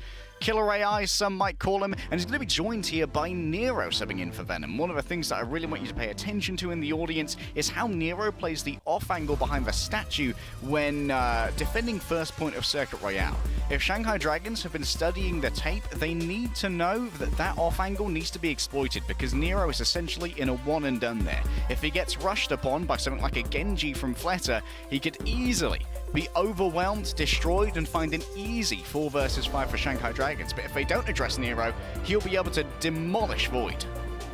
And Nero comes in to play the Sojourn. I know, over Kai, how could he? But Kai will be busy on the Widowmaker hitting those heads. And Nero also likes to play the Hangzhou on defense. The Sonic arrows can't be understated enough how that information is used. And so that will be on the menu. When it comes to the Dragons, though, hey, they like this map too. They, oh my god, here goes this Rainer. Again. Okay, I'll talk about Atlanta Reign first. Atlanta Reign are undefeated on this map. They beat both the London Spitfire, and my brain is falling out, and the Seoul Dynasty. As the Shanghai Dragons, they beat the Fuel, and also the only time I want to see Arissa is play the piano. And the Dragons lost to the Shock yesterday to that. So I'm excited to see the Lip versus Kai, as I'm slowly losing my sanity. Ah yes, finally. Scientifically perfect music. Perfected by the Shanghai Dragons coaches in their off time. Lip, of course, going to be out here on the Widowmaker. You'll know what to expect. Usual spot for a Widowmaker, not currently going to be occupied. And one of the things that we got to talk about here for Kai versus Lip is the additional wall hacks he'll be gifted over by Nero's Sonic Arrow here, which is going to give him a distinct advantage in some of these Widow duels. For now, a lot of space being given up by Atlanta Reign. Able to use that Sonic Arrow on the shop too, just to see who's coming around the corner. Mainly Void has also been substituting in as his Sigma duty rise up. And now you can kind of keep in mind of over on that right statue side how Flutter's going to want to jump around the corner. I think these Sojourns can get also a lot of charge off these Sigma shields. Lip goes for the jump, doesn't connect. Now it's Kai's turn. Oh! I think that was, what is a support around there? Yeah, that was maybe around the statue. He's got to be careful. But he wants to try and build up towards that Ant Matrix so quickly. Now Nero has gone inside of shop, and he wants to try and lock heads on the backline of Dragons, but this is an eager position. The shots exchanged by the snipers. No one home yet. The Immortality's out of the picture too. This is a lot of space for the Dragons, who have to really try and shove Hawk back. You got the accretion. Hawk gets healed back up to full. Nero is missing. A lot of damage now, and no tank for the defense. And it's just as easy as that for the Dragons from point A. Okay, so Nero here actually took a really different approach to the defense than he usually does, Lemon. Didn't actually play on the off angle, and instead went essentially in the same direction as Kai, and that meant that Atlanta Reign had a quite mono-directional zone of influence, and that was really good for Shanghai Dragons. It meant Void could block off both Kai and Nero essentially with the same shield, and it meant that Lip and Fleta could try and find their own off angles to overwhelm Hawk. Yes, Kai will take out Lip here, and that's going to stop a hugely aggressive claiming of space from Shanghai Dragons, but Void's got a big advantage when it comes to generating that grab floats. Void has that advantage, but Kai has the high ground. And he lots of body shot. But Fleta's like one, and Bebe's dead. So Dragons gotta hope they don't stagger out anymore as the Rain look down below that cliff to see if anyone else is home. But yeah, this is gonna be a big ult fight coming up. Izayaki had a fantastic King's Row Lemon. I think 11 final blows, drawing equal with Lip. And Izayaki is once more going to be a huge part of a potential Shanghai Dragons win here. When it comes to long-range pressure, the Zenyatta puts out so much with a 20-orb clip and a large amount of damage that they just do generically. Grab Flux, looking for some friends. Has embraced Void into death, baby! Drops below 50, goes into the doorway, and he's okay for now, especially Izayaki there. Not even needing to use the Transcendence there, it's big too. Dragons, Kevin, big engage. There's the counter Flux. OG's forced to use the Transcendence. He's caught up in it. Now the overclock from Fleta as the Hawk Shield is broken. Look how the Dragons are taking all the space, but Kai still shoots Fleta despite not having a shield there. And Dragons, they're being so aggressive, but really it's trades back and forth when you thought they had such a big advantage with the shield. You forgot about Kai, and I don't think you could ever do that. And oh my god, they're about to hug each other. Lip versus Kai. Who's gonna get it? 4 more meters to go, and Atlanta hold. Just a couple love taps. Fleta may have been meta before, but Kai, oh my. And Fleta now swaps over after using the overclock onto the Genji. This is going to allow him to close these distances a lot better. And with Izayaki in tandem playing the Brig, this is a dangerous time for Hawk. He can be brawled upon a lot, a dangerous time for Void rather, because Hawk can just be brawled upon. With all of Shanghai Dragons moving forward, they're going to focus on winning the tank fight here instead of winning the sniper duel. And Lip there gets an unfortunate grapple. I want to see where this Dragon goes. It's not really used for kills, but rather to separate the teams. It goes all the way behind the Dragons. Now the Atlanta Rain can push further. Immortality's already been used by Bebe, so a small advantage for the Rain, including the information from the Infrasight. But Rain don't really just want to hold their ground. They're not going to be too aggressive off of that. Now the next ultimate up to bat is the Hawk grab Flux. And there's no support ults from the Dragons, but maybe just building up towards a Bebe Ant Matrix. There's the grab Flux, trigger pulled. It's always targeting Void if he can, and Bebe's gonna try and heal him back to full, and Void almost dropped there, and it's been a stalemate despite ults being traded. Lip moving up a little bit further as well. Fleta's under so much duress here, and Void getting stunned out means he's going to have to be playing catch up upon Kai with the double. Unbelievable. The buck stops here, and it stops with me, he says. And yes, Void may have a Gravitic Flux in his back pocket, but he does not want to be using it now. We're going to talk about the dynamics of answering the Gravitic Flux for Shanghai Dragons as well now that they no longer have the Zenyatta. Here's a quick look at the Kai replay while we talk it through. It means that Bebe has to save that Immortality field for the Gravitic Flux, and it meant that there wasn't really anything else to answer the incoming aggression from Kai. Meanwhile, Ultraviolet and OG, they are loaded for bear when it comes to answering the Flux themselves. Oh, Kai's expecting to jump snipe. That's one of kind of the interesting ways the attacking Widow can get ahead, just get a surprise, is doing the grapple off of the highway side or even off of the side of this building. Or else you gotta go through highway and then you gotta peek around the corner. The jump snipe there. Hawk wasn't ready for it. There's Void, grab Flux. It gets Ultraviolet. Mortality not forced out. I like that patience, especially no OG Transcendence. They can keep this up. They have Matrix 2 from Ultraviolet placed to stop the upcoming follow-up from the grab Flux, and now that that's gone, the Dragons advance. The rally behind them. Fleta with the blade. The Immortality done with. He still trades out 1-to-1 with Ultraviolet, and now that OG is gone, there's no healing for this defense. And that'll be it. Point B dusted for the Dragons. And it's unfortunate for the Dragons that they actually had to use a rally in order to finally fulfill their win condition of brawling over onto Hawk. And they just overwhelm this Sigma who can't defend himself from the damage of a Brigitte because the Kinetic Grasp can't eat the mace shots, and it can't eat the Swift Strikes from the Genji either. Lip gets a brand new ear piercing, free of charge of course from Mr. Nero, and Atlanta Rain are going to once again retake control of Pool. This is going to be a hotly contested area that Shanghai Dragons are going to have to invest plenty of time into trying to take back. Dragon almost gobbling up Void there. And Fleta on the Genji, as he usually does on point C. after he's done with the Sojourn. This is a great kind of close-range combat. That also means there's just quicker follow-up. And it's between Tracer and Genji on which hero our DPS prefer to have some kind of cart presence. Because, yes, you fight over pool, but you also want to get that cart pushing, or else it's just going to go backwards forever. And it doesn't matter what position you have, the cart keeps going back. So looks like they have both Lip and Flutta, and maybe even Izayaki push up on the left side. Forces Kai to reposition further away. See the high ground battle.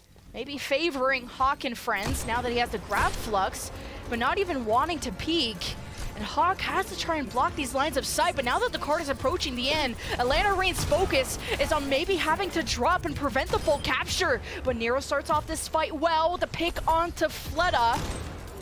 Now you still have the grab flux and many tools available from the defense, but they want a proper group up, and I wonder if the Dragons know the flux is coming, and that's why they're playing so split. And with this infra site available from Kai, this is bad news for Shanghai Dragons. They aren't going to have any time left in regulation where they cannot be seen. Both of these Widows pop the infra sites, but it's Kai who can control the carts.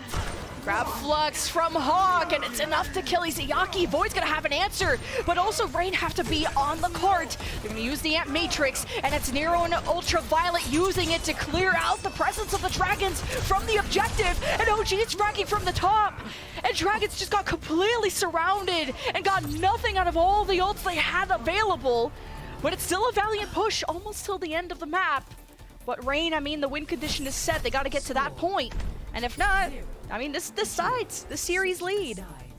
After map 1, Lemon, we had our UV sizzle reel, and once again, we've got to highlight a play from the flex support. Popping down that amplification matrix in overtime when Shanghai Dragons have to be on the cart is the winning move. Because at that point, it's Zugzwang. You can't make a move without it hurting you. If you move to the cart to keep up overtime, you're taking damage from the amp matrix. If you leave the cart, well, you C9 and you lose anyway. And on top of all of this, Ultraviolet says, okay, the amp matrix is up. I've got Nero with a drawn back arrow. Hawk, it's time to kill Void. To do that, they hit the accretion on Void to cancel a kinetic grasp and make sure that Void has no means of defending himself when the double damage arrow and Baptiste shots come his way. You instantly evaporate. The enemy tank and Shanghai Dragons at that point just have to feed onto the cart, hope and pray, but their gods ain't listening. I was expecting more godly-like plays between the Kai versus Lip, and it's been exciting, but sort of a slow push from the Dragons. It took them forever to get point B, and I think that was because Kai was playing so deep, and Lip could never get a handle on that situation. And then even Void's grab fluxes just canceled, not canceled, but just nullified when they get Hawk low, never able to get truly the finish. Even when Dragons shove Rain against the wall, it's never a clear fight win. So we'll see. And especially against a Hangzhou, you really can't afford to just sit there because the Hangzhou's going to have better shield break than your composition, but Rain out the gates, hoping to get any kind of first pick, especially with Dragons playing this far forward around the Lamborghini. And it's the Hawk shield that breaks first. Jump shots exchange, no connection. It's all about regenerating those shields, getting around the corner. If you can build an amp matrix, that's a good win con, but at least Dragons forcing back Rain more than the previous round. Neither team have opted into the Brigitte here, so playing on these longer ranges is much better for them, where they can more safely poke without taking damage from the hyperspheres. Hawk giving the Discord all, but the shots simply aren't connecting thus far, and so survivability is paramount, keeping this alive. Shanghai Dragons have given up yet another corner. It's do or die in the next fight, Lemon. Yeah, and these Stormbows from Nero are just all going into Void's shield, and this shield battle is going to favor the Rain unless the Dragons hit a headshot. It can't just be body shots unless there's like insane follow-up, but with the double range comp of Atlanta Rain, it's about coalescing on the same target, or Hawk maybe following up on a low target, but even that's tough. He doesn't want to get too close. Here's a Void grab flux already. 40% ahead of Hawk. Again, the Dragons get them low, and finally they can finish off these kills. Flutta and Lip getting involved, and the Dragons will be able to hold here. Oh, it was so important that Fletta go in and win that 1 versus 1 against Nero, likely waiting for the Storm Arrows to come out so that you can get an advantage when rolling in and trying to catch the Hangzhou unawares. If Nero was able to exist in that little cubby uncontested for any longer, it would have spelt doom for Void, because the crossfire of the Hangzhou would simply overwhelm the meager health pool of the Sigma. Now, once again, Atlanta Reign have to fight for each of these corners again and again, and at every single corner, you are threatened by Lip. Even when you know those jump shots are coming, it's still not easy to hit. It's a tiny hitbox, it's very far away, and any pick like that is buying you precious seconds. And the fact that Dragons are not even playing at the end of point A, but rather around this corner is also just good extra ult charge that the Dragons can work for. Now they have Amp Matrix way before Ultraviolet. They have Transcendence before OG. But it's Hawk that strikes first. Grab Flux will get Void low. Immortality's out from Bebe, and here's the Amp Matrix to stop the follow from the Atlanta Reign. Transcendence to keep Hawk up. Dragon Strike to keep the Dragons locked in. Grab Flux from the defense to respawn, and there is the finish once again. Hawk is removed, and the Reign have to head for the hills. That was perfectly done by Shanghai Dragons. They use the amplification magics to force out the Transcendence of a Nova. Ultraviolet's dead, so there's no Immo field afterwards to answer the Gravitic Flux. Void manages to actually overwhelm Hawk in this instance. Nero's already been stunned, and moving forward takes so much out of the Atlanta Reign. They've used a huge amount of their resources for sustain, so Izayaki has a massive advantage on the Transcendence as we move into the final minute. Atlanta Reign are up against the wall. Atlanta Reign is focusing on the shield break. No funny off angles. It's just about moving Void away enough to get the point A. And that's a great pick or two from the Atlanta Reign. Izayaki and Void gone. There's no shields to defend Bebe or the rest. And finally, a cap from the Atlanta Reign, but you're not exactly excited when it took all of that time to get that done. And that's not even the hardest part of the map. The timing there perfect, taking out Izayaki. He was public enemy number 1, disallowing the use of that Transcendence from a fully charged arrow doing 250 damage. Yeah, he's got 225 HP. He might be a slightly more thick monk than he was before, but the double damage Hangzhou arrow still gets the job done to instantly remove that Zenyatta. Now, Shanghai Dragons are going to have to slowly brawl their way out of this area and try and stop the cart before it gets into one-fight territory, but thus far, Shanghai Dragons have not been great about... Okay, well, Lip's been great. Lip has been great, I'll give you that. Hey, Fleta too. He says me too, like they say my name, but... Me Dragons, too. I mean, their whole win con is about picks. Atlanta Reign, yes, it's about picks, but they have the shield break option as well as a grab flux now from Hawk, despite not having any support, so this is not going to yield much result, and no picks off of that, so that ult is out of the picture for the next fight. Overclock on the field here for Fleta. It's been a while since we've said it. It'll overwhelm a Transcendence. OG almost has one of those, and remember that when Nero and Kai are either drawing back their arrows or they are scoping in, they're moving slower. They become much easier headshots for Fleta, and so they could be exploited. Oh, this flank from Nero. You gotta be careful. I really like that flank spot, but you can be punished so bad, and the defense will be able to see it, where the offensive flank can see them. See, Lip is already ready on the pillar side. Kai is down. Reign are just not netting any positive, any first bloods to really kick off these fights. They'll have the Dragon Strike. If Dragons want to play a bit, if they overextend a little bit, Nero can have a good punish on that, but Dragons are playing passive for a reason. Bebe, where do you choose to put down this amplification matrix first? You must flee the dragon. Hawk up into the air, give him the Discord orb, but below him, Zeno waits to make sure that health bar is filled, Lemon. At least the immortality was drawn out from the Dragon Strike, and that's where the follow-up was there. Bebe is gone. The Dragons are going to try and do something with this fight with the overclock, but it's just not connecting. Hawk is on the flank, and Dragons are getting pummeled from all angles. And I don't think there is a recontest, not with Hawk at the front door. But again, it costs Reign so many seconds to get these objectives done. The same amount of time as point A. Void is around the corner hoping to touch, but he's getting bopped back. Amp Matrix, but the Dragons don't touch. It was up to Void. They committed the Amp Matrix. It's a mistake. Shanghai Dragons changed everything. They went Genji, they went Tracer. They wanted one last cataclysmic fight at the end of point B while Kai was still returning to the fray. The Amp Matrix used as Bebe. Surely Bebe doesn't swap now. There's the option, of course, to go to the Brigitte, but it's not really what Bebe plays. Usually they have Izayaki move over onto that instead, and so it's back to the tried and true for Shanghai Dragons. They forced overtime out of all of these fights previously, so why can't they do it again? Fleta on the Genji. trying to get on top of the elder Shimada brother, but across these longer sightlines, the poke of the Genji is going to be much, much weaker. Foresight advantage for Kai over Lip and friends.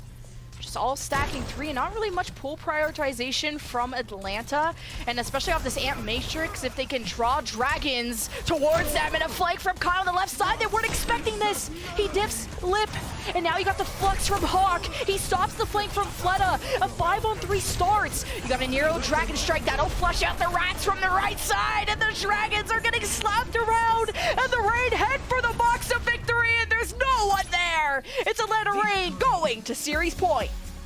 Long-term planning and overwhelming the duels from those solo players like Lip and Fleta. Atlanta Rain play together, they have each other's backs, and well, friendship is magic lemon. Atlanta Rain take Circuit Royale off the back of some amazing individual performances.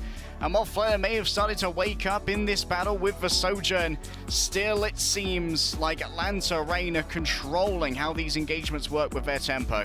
So smart from Kai with the Inversight, knew where Lip was, decides to take the left side flank and just completely opens up the Dragons who were expecting a pool on, or fight on pool.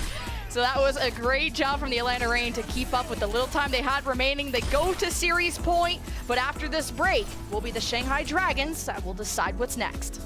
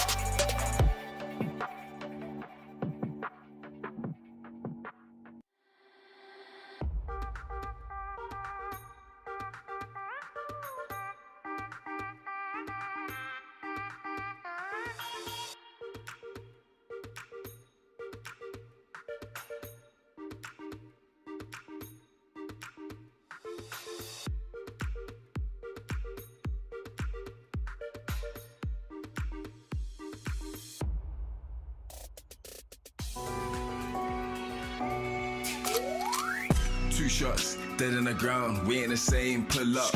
3 rounds, bro, you done. We let it rain, head pop. So look out when we in the zone, don't play around. I got a strap, put to your back, tell you now, we laying it down, yeah. Bands up, trapped out, I bring the dogs, gang out. Look, don't wanna fade and drop out, got no clout. Think smart, this crucial.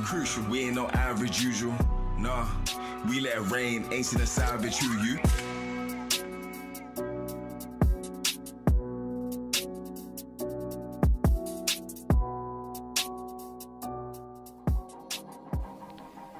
Welcome back to the ultimate arena between the Dragons and the Reign, an elimination match, a battle for top 4, with Atlanta Reign 1 map away from knocking out one of APAC's last hopes, I gotta say. But it was pretty close, and it was just, you know, catching Dragons lacking on Circuit Royale. Yeah, it's catching them lacking here and there. A couple of nice, tasty shots from Kai. Of course, Nero backing out for now, back to his Hangzhou dojo to allow Venom to return in. It's actually going to be the first time we see Shanghai Dragons play push in the mid-season madness. All of their matchups thus far have been 3-0 for better or for worse, and for Atlanta Reign, this is a pretty powerful feeling, especially for Hawk, who was, of course, alongside Kai, one of the mainstays on the roster last year. This is a rematch of our 2021 Grand Finals, where Atlanta Reign were not as powerful against Shanghai Dragons. This time, though, oh, how the turns have tabled. Yeah, but at least you can work with one advantage. And one of the last ones you got left, I mean, Dragons will be choosing our next map. And then out of the 2 push maps, they want to go to Coliseum. Now, from what we haven't really seen the Shanghai Dragons play this tournament so far, but we have enough tape on what the Atlanta Reign have done. It was a close loss to the Seoul Dynasty, but they also got rolled on a previous map. I think this was against the London Spitfire in the first round, 132 meters to 44. Atlanta did not look good at the very start, but that's when they started running Hawk and Nero on like some kind of May rush, and then have since grown to more towards the Doomfist side of things. And Hawk just looks more confident and more experienced on that hero, but you know, Atlanta Reign, I just like that they're changing up the strat, so you never know what you're going to get with them. Well, we know at least that Fate is going to be part of this one. Lige gone as well, so we can expect either a Lucio or a Brigitte. We've seen some interesting strats from Lucio's. And of course, yesterday, an infamous Lucio performance from Mr. Funny Astro himself, the Frag Frog on Coliseum. And on Coliseum, when you are playing these push maps, the speed the Lucio brings can be super important to try and get your positioning for these first fights, especially on Coliseum, where the first fight isn't always guaranteed to be inside the long lane, but can actually happen out in the middle area with a mega health pack as well. It depends on what geography is most preferential for the main tank you play. I mean, yeah, the Dragons just haven't been to push because they either win or die by the 3-0. So the first uncharted territory now, Lemon. Yeah, and I say first, obviously they play push during the regular season, but everyone is looking different when it comes to the mid-season madness. I mean, we have teams like Seoul Dynasty who are out in the first round, even London Spitfire who are kind of like that dark horse out in the first round. Everyone's bringing all kinds of strats, even like some Sombra and stuff like that that we don't get to usually see. But this map bodes well when it comes to wanting to choose New Queen Street or Coliseum. I say Coliseum is a lot more open and friendlier to Hammond, while as maybe if you have a more Doomfist-oriented team, you might prefer the New Queen Street. Or if you like your heavy flankers, Sombra Tracers, stuff like that, you'd prefer New Queen Street. But a lot of our teams prefer Coliseum for that openness. So I'm expecting some Hammond from Fate, but it's Hawk that's been this question mark because he's playing so many different things these days. Alright, so let's talk about the Genji that's currently being hovered in both of the spawns here by both Venom and Fletter, and this might be a big advantage for Dragons. Venom's got a serviceable Genji, but Fletter's is definitely one of his better heroes, and the reason why the Genji is so prevalent here on Coliseum is because the lane itself in which the bot has to walk in the middle, it has these windows on the side of it which segregate it from the rest of the map, and those windows have a gap at the top, meaning they could easily be wall climbed over. I've been pranked entirely. Fletter and Venom have both swapped over to a Tracer. That'll show me to analyze. Analysis, but we've been talking about how good Venom has looked this tournament. And diffing Flutta is where you're gonna really prove that to us. Kai versus Lip has still been an even Sojourn battle, with Kai having some more creative plays to catch Lip off guard, as we saw on Circuit Royale, but got the Doomfist versus Fades, and Fade's already been antied, and the Doomfist can kind of displace the Hammonds quite well with the easy punch, and just getting a Hammond off its rocker for a second, just like Hawk is on his back, is how you want to catch these tanks off guard, but it's Hawk first to fall, and all the dominoes after that down, and the Dragons will get an initial push. So let's analyze the dynamic of this Tracer duel as well. In particular, this is going to be a much better matchup for Fleta, who can have the long-term healing of the Harmony Orb attached to him, or Li Gon's Repair Pack, and Venom will be suffering from a Discord Orb as well. And you don't get as much direct support from a Lucio Ana backline that Atlanta Reign are currently running. So Venom is trying to do this on his own in what is essentially a 2 versus 1 Tracer duel. See how this goes. The Tracer duel. See Lip needing some help on that right side. That's when you need a Tracer. But he's been too busy marking Venom. And as soon as Lip shows his face, he just gets collapsed on. So you got to be so careful when you're on this pillar side of things. You want to stay nice and safe and really have some scouting be done for you, whether by Fate or by Flutta. And just Lip and friends didn't see that coming. And it's Atlanta Reign with a good pushback on the Dragons despite losing Ultraviolet and OG. So at the end, we're still left with Atlanta Reign having closer respawns and more bodies on the bot, so the Dragons will reset. We've discussed how Shanghai Dragons support line's a little bit better for the Tracer duel, but what the Ana and Velucio really excel in is allowing Hawk to get on top of Izzyaki and Li Gon. There's so much more support here for Hawk. He can brawl for a lot longer, whereas Fate doesn't have as much direct healing and has to exit the game quite quickly after taking some damage. Not a huge amount of push here for Atlanta Reign, but now Hawk gets Nano to change that. Hey, Hawk has Nano, but Izzyaki is in his face with Transcendence, so what can Hawk really do? He already has to head back. He's 120 HP, so some momentum lost by the Reign, especially not knowing where Fleta is. Venom is missing, can't keep that other Tracer in check. So Atlanta Reign don't want to waste more time. They'll just try and contest the bot as much as they can until Venom is back, and he is. And that is the call being made, the sound barrier, and the overclock by Kai. 2 down from the Dragons. Li Gon next. Kai is on the high ground too. Great angle as long as he doesn't drop into those Fate lines that have been left over. Great sleep. That'll be the end of Fate. And we'll see maybe Atlanta Reign with a chance to get ahead. Might actually finally get some push here. Remember, the Shanghai Dragons are very fast comp, so they can habitually contest this particular barricade. Don't think it'll be happening before a lead is gained for Atlanta Reign, but that was a very expensive fight. They used both their ults in tandem of the Nano and the Meteor Strike, combined then with a sound barrier and the overclock. So only Venom's really desynced when it comes to using these, and Lip can control the next battle using his own overclock. Oh, that's a good disruptor right at the door where the rallying team of Dragons want to get through, and they just burn right through it. Overclocked by Lip. He's looking at this backside. OG bouncing away, and Ultraviolet is in the wrong position at the wrong time, and Kai's gonna feel that in the morning. So still a lead though, gained by the Reign, 32 meters. But the Dragons got to work on some more ults if they really want to try and take back the fight on Staircase, which is really difficult for this team to do. With that rally expended as well, Venom now has a choice as to who he wants to try and stick with. Izzyaki and Li Gon are both fruitful targets, and with Brig Eater in particular, very easy for Venom to stick. If you can make sure that Izzyaki is the only healing, Shanghai Dragons will be playing from behind by a huge margin. As soon as you see Kai use the jump to get to the high ground, you see the Dragons are on that like butter on toast. That's just the most vulnerable position a Sojourn is going to be in. And Dragons have great awareness. Now, it just sucks that they've lost Li Gon, and I believe, or maybe even Izzyaki, and just having, you need really all 5 members to get through just the bend.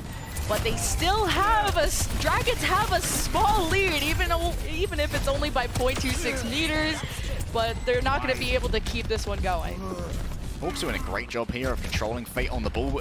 Essentially, Fate needs to get that first kill on the engagement, which they did find on Kai in the previous fight. But after that, Shanghai Dragons really run out of steam if they can't really disrupt Atlanta Reign and force out a huge amount of resources. Hawk has the Meteor Strike good to go, and that means Fleta now can freely stick him. Oh, the Transcendence isn't going to help Lip, and Faye got slipped, but he's woken back up. He's got mines on the bot too, so Atlanta Reign have to go all the way around to get stuff done. And as they're just splitting up, it's not working out. At least Atlanta Reign have that first pick onto Izzyaki. You have Fate in the back line, tossing everyone up. Even just distracting UV and OG from healing can have a big impact, but so much attention went into Fate that he's dead, so the Rain can take back a lead. Now they start to work on that bridge control where Hawk is already on the right side, but she forgot about Lip and the shots at a distance. And weakening Rain bit by bit is huge, especially denying the chance of a Sound Bearer, but Hawk went so deep! Yeah, Hawk went incredibly deep there. There was no way for Ultraviolet to support that, and Atlanta Reign, everyone's playing solo at the moment. The second that OG fell down, everyone from Atlanta Reign decided to do their own thing. Like, oh yeah, let's split up and look for clues, boys. And so Atlanta Reign, they may have died apart, but they will respawn together and have to try and stop this barricade before it reaches the sizable lead that they have gained for themselves. Still 4 minutes on the clock. It's anybody's map, Lemon, but Atlanta Reign have a significant ult advantage. The question is, do they use these ults in tandem again with Ultraviolet nanoing Hawk and then the Sound Barrier overclock? Flutter's like, I had this, bro. Now he still ended up getting the kill onto UV, but you don't have the Sound Barrier. So not sure how this push is gonna go. That was such a cool barrier advantage for the Rain, but a great collapse from the Dragons on the UV, and denying those Ana heals is so crucial. The Rain don't have a lot of resources with just the Lucio. Now the Dragons only have 3 members remaining to get this push going. We'll see if they can even tie it up.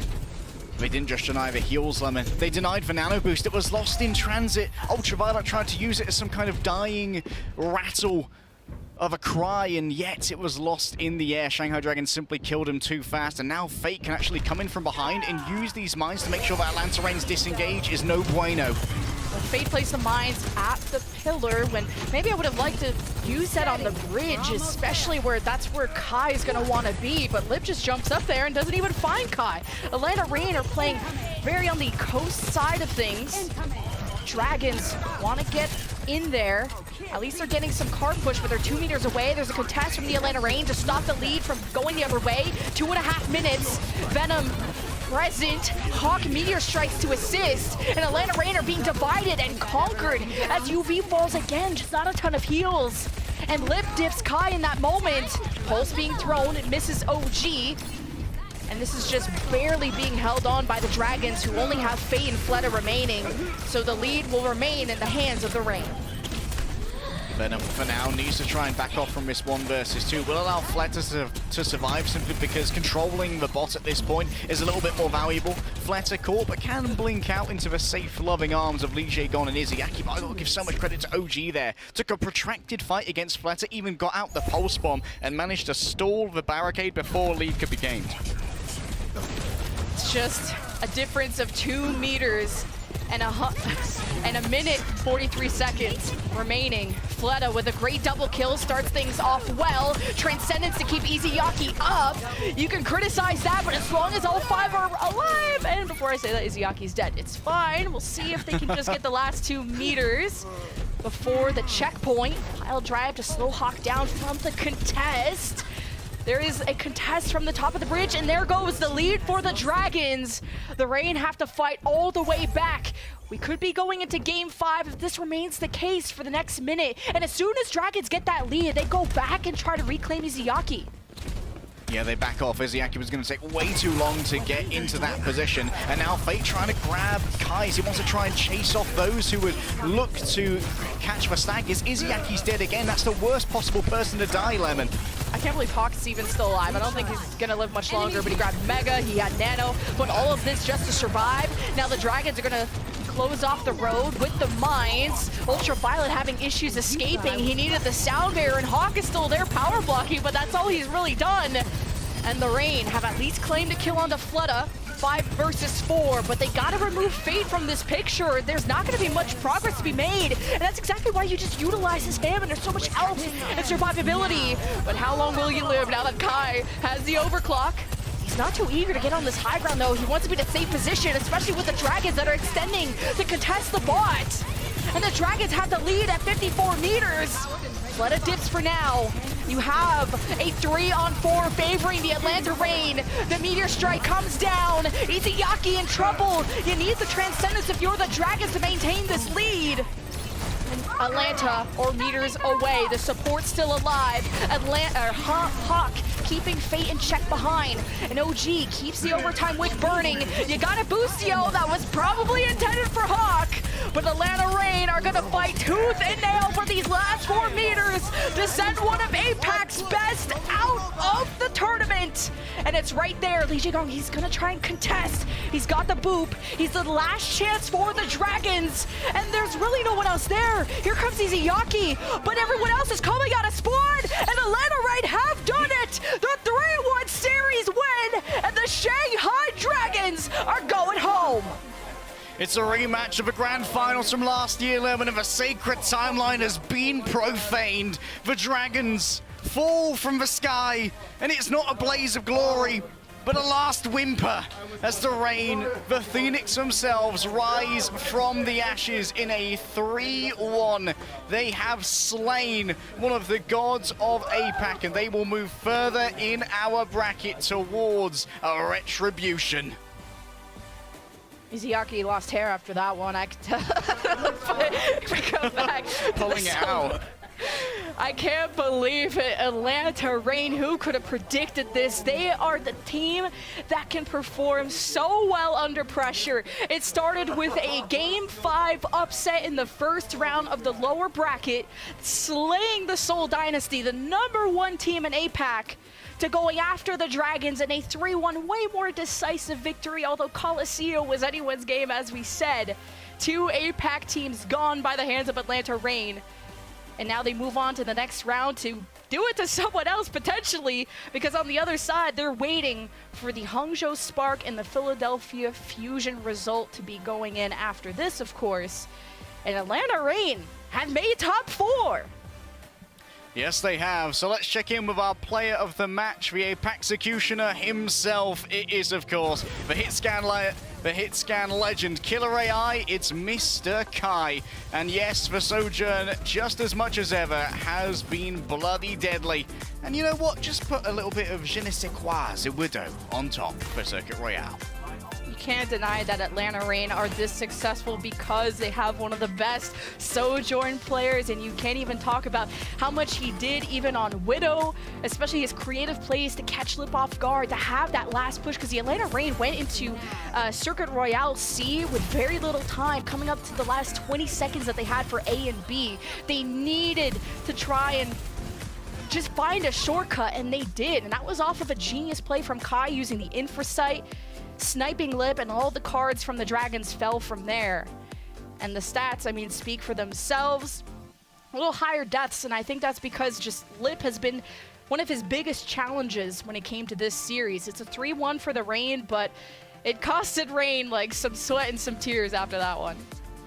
That's the thing that Kai also brings to the table. Like, with this kind of reputation comes your very prevalent inclusion in the plans of your opponents, and Shanghai did do their best to try and get on top of Kai and make sure that he didn't have enough space to work with, and that in tandem allowed for Hawk, for Venom, for Ultraviolet to try and find these openings and collect a few cheeky frags here and there that turned fight after fight, and those fights add up over the course of a series, Lemon. And this was a statement, once again, from the Atlanta Reign. They came in as one of the lower seeds from North America, had to battle through our first round of games, and actually lost against the Houston Outlaws in their first outing. We were like, okay, maybe it's a dud here from the Atlanta Reign. Maybe the magic juju simply is not flowing enough with them, but it seems like a Pokemon. They are just super effective against APAC, and they'll have to find out who they are super effective against later on today, because they're going to have to play again against the winner of our next matchup, Lemon. It's going to be the Hangzhou Spark versus the Philadelphia Fusion. But before that, we've got Overly and the Desk, who are going to be with you after this break. Tracer, hot clip, stay point, stay point. Come back. I can't. Tracer one. Kill point. Lucio left. Lucio. I pipped him. Lucio native. Lucio. Zen.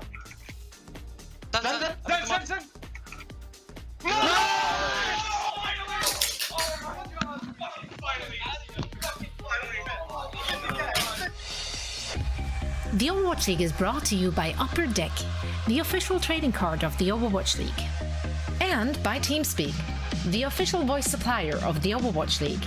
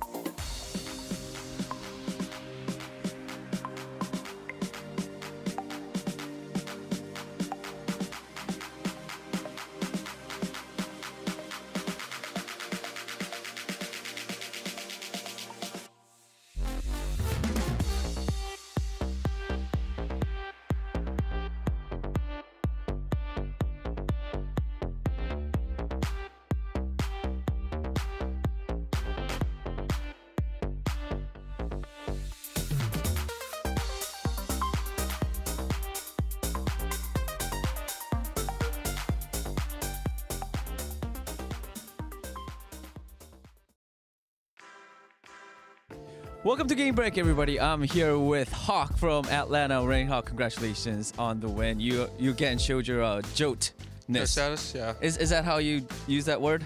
I don't know. Just certified jote or something. Certified I don't know. jote. All right. I mean, yeah. Let's talk about this match. Do you think you could run us through what happened at the very last team fight on Coliseum? Honestly, I looked at the clock at like 15 seconds, like, oh my god, it's last fight. So we were all just kind of playing our. No one was really panicking. At least I wasn't.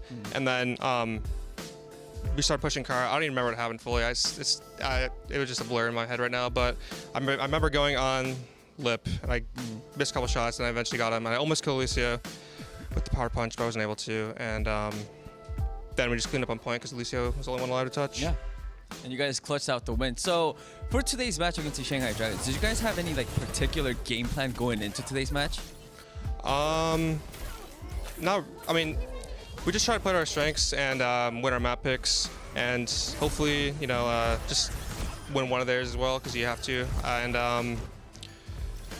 kind of just played our game, like we a couple shots didn't work, a couple shots did, and just finally happy to beat them. Okay. And of course, with today's win, you guys are going to be going up against either Hangzhou Spark or the Philadelphia Fusion, right? Yeah. And you are really good at this because yesterday when we talked, you guessed the Shanghai Dragons are going to be your next opponent, and it came true. So who do you think you're going to... Actually, not tomorrow. Sorry, tonight. Yeah. Who do you think you guys are going to be playing against? Probably... I'm going to go Spark. I'm going to go Spark on this one. Unless MN3 just starts aimballing in the lobby, and but Shy can match him, so it's hard to tell, but I'm gonna go with Spark because they looked pretty good yesterday. Yeah, well, that match is coming up right after this. Hawk, thank you so much for your time, and with that being said, Ovally, take it away. Thanks, Danny. Back-to-back Hawk interviews, back-to-back series wins for the Reign. Congratulations to them and the team. As he said, the last, minute he said in the overtime was like a blur to him. He had no idea what was going on. I can speak to that. I've had the same thing where, like, you have so much adrenaline going through your body sometimes. Like, obviously in the moment, it's like, have you ever driven a car and then you black out and you don't realize what's been happening, but you got to the destination? That's kind of what happened for this Overwatch League. It can happen. So much going through, and they got the win. So. Yeah, can relate to that. Some of my pro games on stage, just like play of instinct, and then we were like, oh, what happened at Lijiang Tower? And I'm like, I don't know, I think AKM went Cassidy or something, and we won. So, I can understand that, but Scott, I'm going to speak to someone to revoke your license because that just doesn't sound very safe. But I haven't crashed yet, but here we go. We know who did kind of crash today, the Shanghai Dragons. Johnny, what happened? Because you were rooting for them. You predicted them. And meanwhile, we were sitting over here. Hey, I predicted Atlanta today. Oh, you predicted Atlanta today? For the match, yes. Look, I was on the APAC train yesterday. I abandoned like half of my hope for the region. No, you can't half abandon a train. No, well, Spark are unique, okay? Shy is a very specific individual that I like to keep in mind. But the Shanghai Dragons, I thought that they would come out this tournament and just be this like gold tier, Wrecking Ball, Tracer, Sojourn team, Isayaki and Lijiang put on their strengths. And in the end, no, I'm not gonna go there. They were forced to adapt. They were forced to adapt, like I said. Like in the pre-show, I said if I was the Shanghai Dragons, I just didn't have enough like comfortability playing the Wrecking Ball and just like leaning on that. I think throughout the tournament they recognized that Fleda was not able to keep up with the Tracer play of the likes of Venom and so many other good Tracers. Cest for the Fusion, of course, Prophet, Kevster. Like Fleda is just not that good of a Tracer anymore. He can't really compete with those guys. And so it makes it really difficult to pull off these mechanically skilled dive compositions when you're losing that Tracer battle. And so I think the Shanghai Dragons, they lean into the Doomfist. They even play some rush on Lijiang Tower. We saw Circuit Real come out, which, was Atlanta Reign's pick. And they looked pretty, competitive here. But Fleda swapped over to the Genji, Isayaki to the Brigitte, because they recognized we can't take this sniper duel. So we're just going to put our entire bet to be around the Brigitte rally, and the Genji died, and we're just going to push in S5 and try to win like the brawl. So the Shanghai Dragons, they kind of abandoned hope like I thought they would. It just seems like individually they weren't able to compete with some of the elite teams here at this tournament. I would have liked to have seen more of the Winston Echo from the Shanghai Dragons. Obviously, like, you can't do that on Circuit Royale, but even on Coliseum, you can kind of make it work because they're going in with this Wrecking Ball Zenyatta, which isn't working really against the Doomfist. They couldn't win in that Doomfist mirror as well. We saw that on Lijiang Tower. So, I don't know, like the only time that they really looked comfortable and it felt like that they were at full power was when we had Fleta on that Echo and Fate on their Winston. They're comfort heroes. So, a little disappointed to see them go out, but I agree with Johnny. I expected more from this Wrecking Ball composition in this tournament, but it just didn't show up. Yeah, I have to say as well, like the Winston was something that I mentioned in the pre-show. It's like, you know, if you force Faith Winston versus Hawk Winston, that's a matchup you can win. That's really good. But, you know, you win hybrid, so you don't get the escort pick, and where you could have played Dorado, you instead play Circuit Royale. This map pool is not very friendly to Winston players compared to Wrecking Ball and Doomfist. And so, you know, maybe future stages we change up the map pool or something. Maybe you can play that Winston a bit more reliably, but in the current meta, like Doomfist and Wrecking Ball is usually the way to go. But again, Shanghai Dragons being eliminated, this is our 5th seed team out of 12, of course. So, I mean, having this... I was calling them a Titan at the beginning because you thought that they were going to push all the way through, I believe. You took my word for it. Yeah, exactly, right? I was like, well, if Johnny, my analyst, says that they're going to crush, they should, but it fell a little flat. Are you saying my analysis was poor?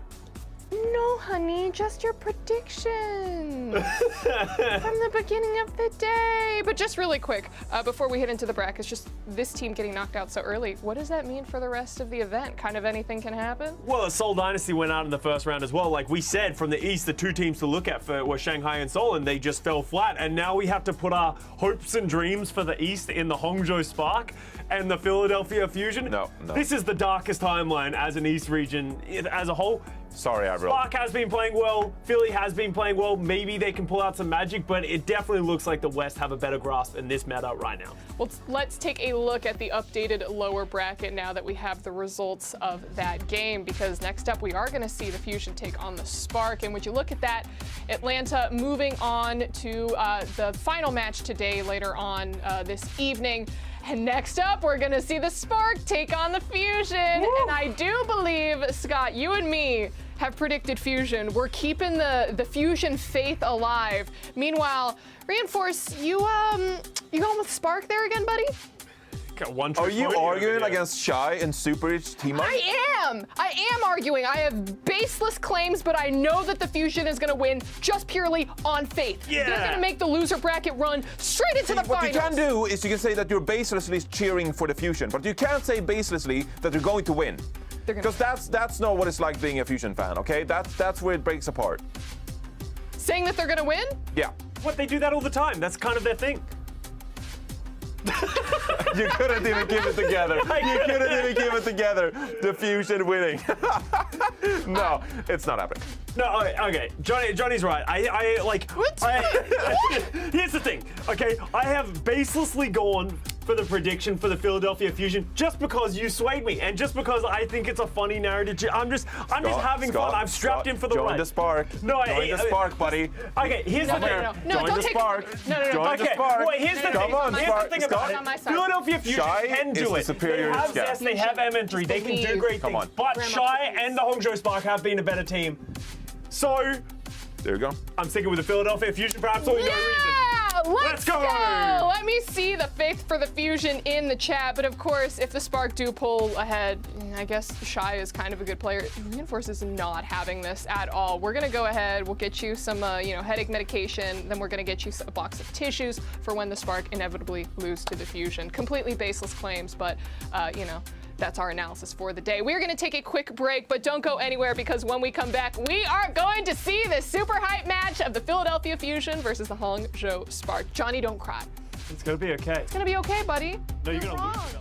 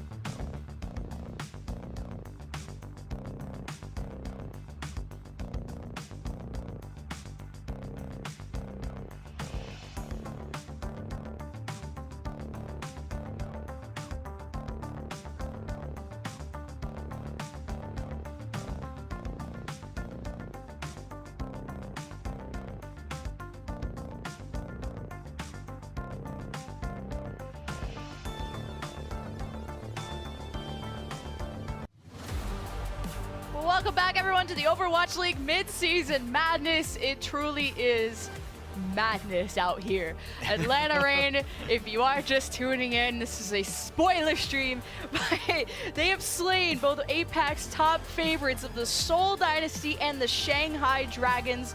But APAC's last hope remain in this next match is the Hangzhou Spark going up against the Philadelphia Fusion for an elimination and for top 4. Yes, Lemon, the Shanghai Dragons have been sent to the graveyard and ain't no monster reborn going to be bringing them back. Alas, we shall have to say goodbye to yet another APAC team, and it cannot be avoided. It's APAC versus APAC down here in the APAC bracket, also known as the lower bracket. And moving into this, we need to just get on and talk about these players, because while everyone's in the lower bracket, everyone here deserves to be in the tournament. Let's bring up those Philly starters so I can tell you all about my boy Belos Ria. It's not been the greatest start to the season for Belos Ria, coming in a little bit later compared to the rest of the team, where they mostly had Fury as the start of a fusion, but Belos Ria has really come into his own here in the mid-season madness, picking up the Wrecking Ball that the desk were just talking about. The map pool lends itself really well to Wrecking Ball, and the more speedy, stealthy, and from behind engages, he is working incredibly well with MN3 and Zest to architect those. And Belos Ria's role on this team as usually the Hammond player is so important because of that space creation. Because guess who's going to pop off with a little bit of space and peace and quiet? It's MN3, who's really the star of the show when it comes to Ashe and Sojourn, but really just a standout player in APAC when it comes to the Ashe. And I'm excited to see what he can do. He's definitely in the discussion of top hit scans in the league. And, you know, the Sojourn and the Widow, it stacks up well, too. But you can't talk about MN3 without Zest and how he's a beast on the Tracer. He might even play Echo on more open maps. Still prefers Tracer on even more open maps like Lighthouse. But their opponent is a tough one. The Hangzhou Spark around the corner. Let's see their starters. Yeah, from one top hit scan to the top hit scan, it's Shy, baby. I think that right now the only person who's really holding up a candle to Shy is probably Kai, and there's a reason that their names rhyme. Shy, when you look at the Sojourn, when you look at the Ashe, when you look at the Widowmaker, this guy flicks like nobody else. He's got patience of the Hunter in his blood and puts it to excellent use to always find the frag. I mean, Shy also had, what, 85% rail accuracy on Sojourn yesterday? Like that, I don't think this person is real. Shy is... I don't think anyone can argue with me. Statistically, he's just the best Sojourn in the league. But when you look at Shy and Alpha Yi together, you gotta say it's a top DPS duo in the league. Alpha Yi is just very flexible. Whether on the Tracer, I've called him the Alpha Yeet because his pulse bombs are just out of this world. But he can also flex to Genji and Echo and other things, and he's the preferred Tracer on the team. And he's pretty disgusting and is having a really good performance this tournament too.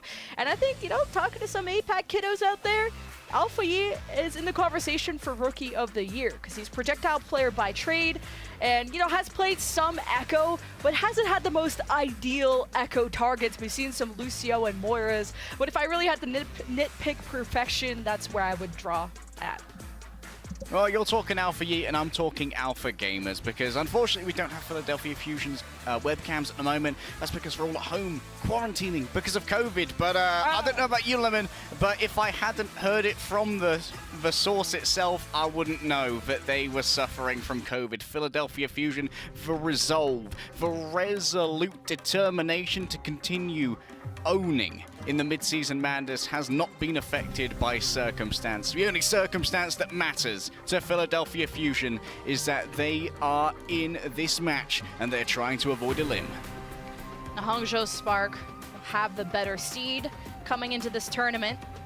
So that means they get to choose our first map, and they want to go to Oasis. Now, APAC really loves their Winston, their Ball, and their dive tanks in general, but when you see Bernard in the lineup over Gushue, that tells me either Sigma or Hammond. And as we go to Oasis Gardens, it's good for both those things, but mainly the Hammond. And I wonder how that's going to match up against Belos Ria, which that's mostly what he's playing as of late, with the occasional Zarya here and there. The occasional Zarya peppered in for Bernard, of course he is, and for Belos Ria as well. Philadelphia Fusion, I expect them to try and match the Tracer here, but Alpha Yi, I think that has probably been the best individual Tracer thus far, probably matching wits with Kevster and Venom in that top echelon, but when it comes to individual pop-off moments and claiming all of the frags, it's either Alpha Yi or Shy who just commandeer a fight for themselves. Neither of these players is more of a supportive DPS. They both are Titans in their own right. Already, Philadelphia Fusion have positioned themselves atop the point as it is going to be a mirror matchup here.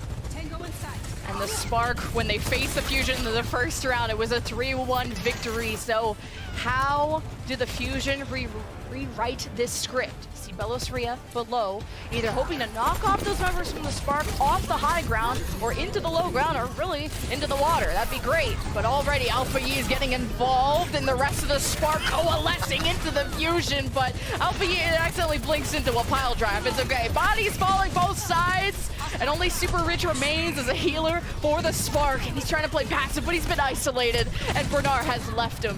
But it doesn't seem like Belos Ria wants to commit because he's more concerned with trying to cap the point while the rest of the Fusion are dead. Yeah, neither of these teams want to give up the first control in particular because it's so important to be able to start accruing that percentage as you continue fighting. Zest claimed by Bernard after Shy softened him up with a little bit of pounding from the railgun. Speaking of pounding, he continues to do so. Aim God is on the bad side of the rail, and Hangzhou Spark can now settle into a defensive position, which is so advantageous for a Wrecking Ball and a Sojourn because it means that you can start building up that rail charge early on these teams as they're commuting, and you can start on high ground so you can get yourself a freebie pile driver.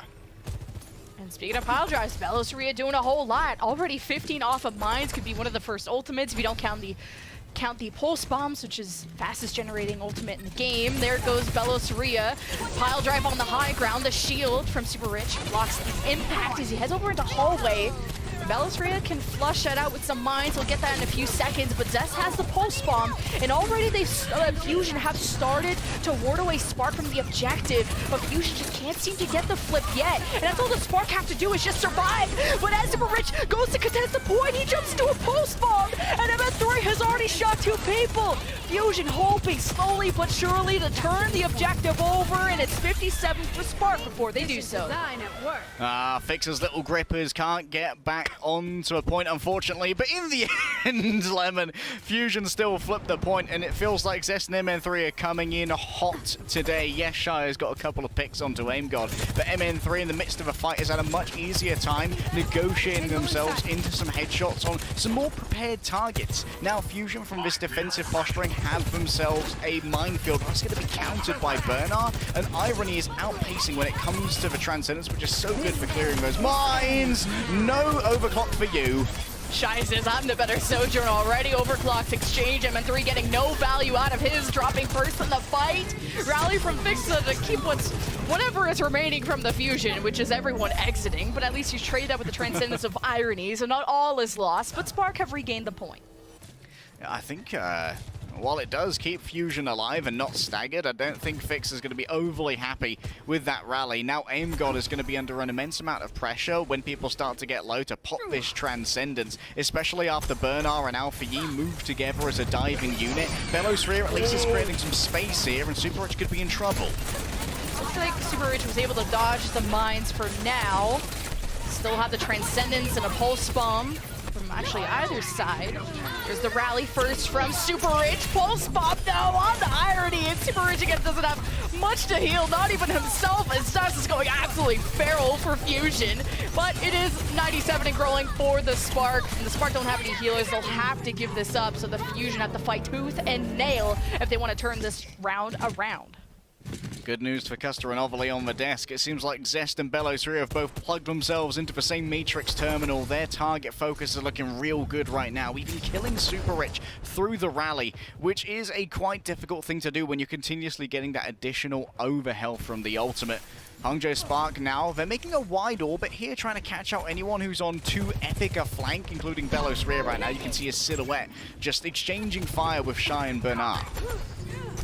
The fire and the flames. We'll see if the Fusion can hold on to the objective. It's really only Zest contesting it, stopping the flip from the Spark, as the Fusion want to control the sides of the map and start to pressure out the Spark supports who are trying to hide. But the chase is on for Alpha Yi, and he finds Belosria. Shy gets the diff. MN3 again, who's been a big star for the Fusion, getting those multi-kills, as Alpha Yi gets 0 kills with that pulse bomb, but all that matters is who's going to be touching the point for the Fusion.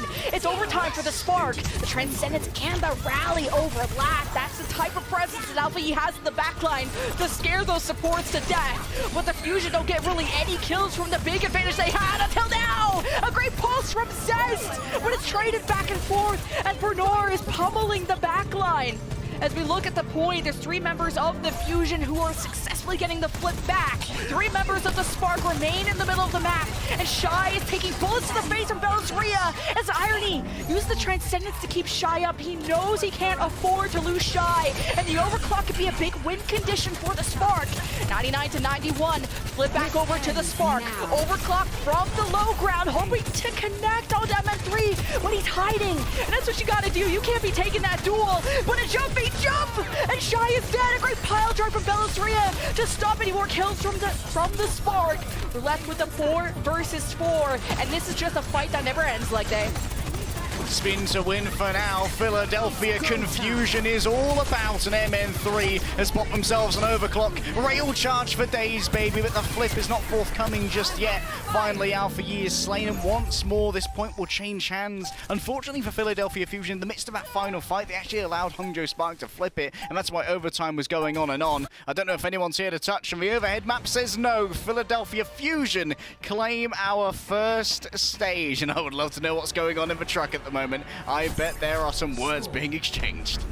The fact that poor Overly, like her first week in the Overwatch League, and she became a Fusion fan, and just, we tried to warn her, but so far, you can have hopium in the Fusion, but you can't be happy until the series is over. But who could have predicted Fusion fighting for a top 4 spot over Shanghai Dragons and the Seoul Dynasty. It really is the mid-season madness. Madness is everywhere, Lemon. However, for Hangzhou Spark, we've got to remember they've claimed a very valuable scalp on this map, previously defeating the LA Gladiators, who are going to be playing later on today against the San Francisco Shock in our winners final. That is by no means something that should not be considered. MN3 returns to the Ash, the same for Shy. Both of these Ashes, they're all about instant DPS being delivered in tandem with the pile drivers. But the question is, whose Wrecking Ball will be able to path their way to the backline first? And when it comes to those Ashes, they do be headshot. You got the consistent damages, which is what makes Ash unique over Sojourn. Sojourn does scale up and has insane one-shot potential, but the headshots, just the accuracy that MN3 and Shy have is unbelievable. And the coach gun doesn't hurt if there's a messy Hammond up in your face, which has been, I mean, Bellasoria and Bernard are relentless. But first cap going over to Spark maybe, but Zest is trying to deny it, but has already forced to use recall. He comes back up. And Spark are playing really passive. It has to be Bernard that wants to shove everyone back, but he's more concerned with the backline of the Fusion. Here comes Bellasoria to assist Zest to stop the cap from the Spark. 75% of the way there, and still no cap. Bellasoria, though, hoping to pressure the Spark, who have taken shelter over on the highway side as the Fusion want maybe to take over the high ground, but for now, they do get pile drive, but Bernard didn't have enough health to really get away with that, even with Alpha Yi in the picture. So it will be Fusion up first, but without Aim God and Bellasoria low, we're really gonna come down to some ultimates before we see a first cap like that. Okay, supportal combat gonna be the order of the day today. Look how much Irony has outpaced Aim God when it comes to this Transcendence. 40% ahead. Irony's been doing a lot more damage and getting some value out of that Harmony Orb as well. And now Spark, they've been able to take this first fight without any ult expenditure. They are ready almost for a 5 ultimate defense, and that's going to take Philadelphia Fusion so long to break through, as Zest seemingly is already trying to use his Pulse Bomb, even if it hasn't borne fruit. I'm one with the plant. The plant is with me. Can you plant this pulse bomb somewhere nice? The eat, but no stick. Not enough air on that one. Spark, though, because they got the first cap, they can just play stall. They don't even have to take a fight. They can just bowl around and keep contesting until 99%. It's going to be so difficult for the Fusion to get this back. They need a decisive victory, and they've already started the rally, but they lost MN3. Who might have thrown the Bob, but the Bob went over to the Mega side where the teleporter is. Yeah, there it is here. So any stragglers that want to go on any type of flanks or just on the coast side, they get shot at. And Shy found that out the hard way. Now people are getting shoved into traffic. Already look both ways. It's too late. He's dead. And now Spark don't have any healers, but they can just try to live for as long as they can. I think they still have Bernard. Nope, he's gone. So a decisive fight for Fusion and the flip in their way. Unexpected value there from a backstab Bob, and Hangzhou Spark actually used all of their armory in that fight as well. Every single ultimate they had available was used, and admittedly Alpha Yi did enough damage to get back up towards yet another pulse bomb, but Zest is keeping pace. And now Hangzhou Spark, they don't have much to deal with Bellosoria's minefield here. If he makes a good engagement with a minefield and pile driver, it could be curtains.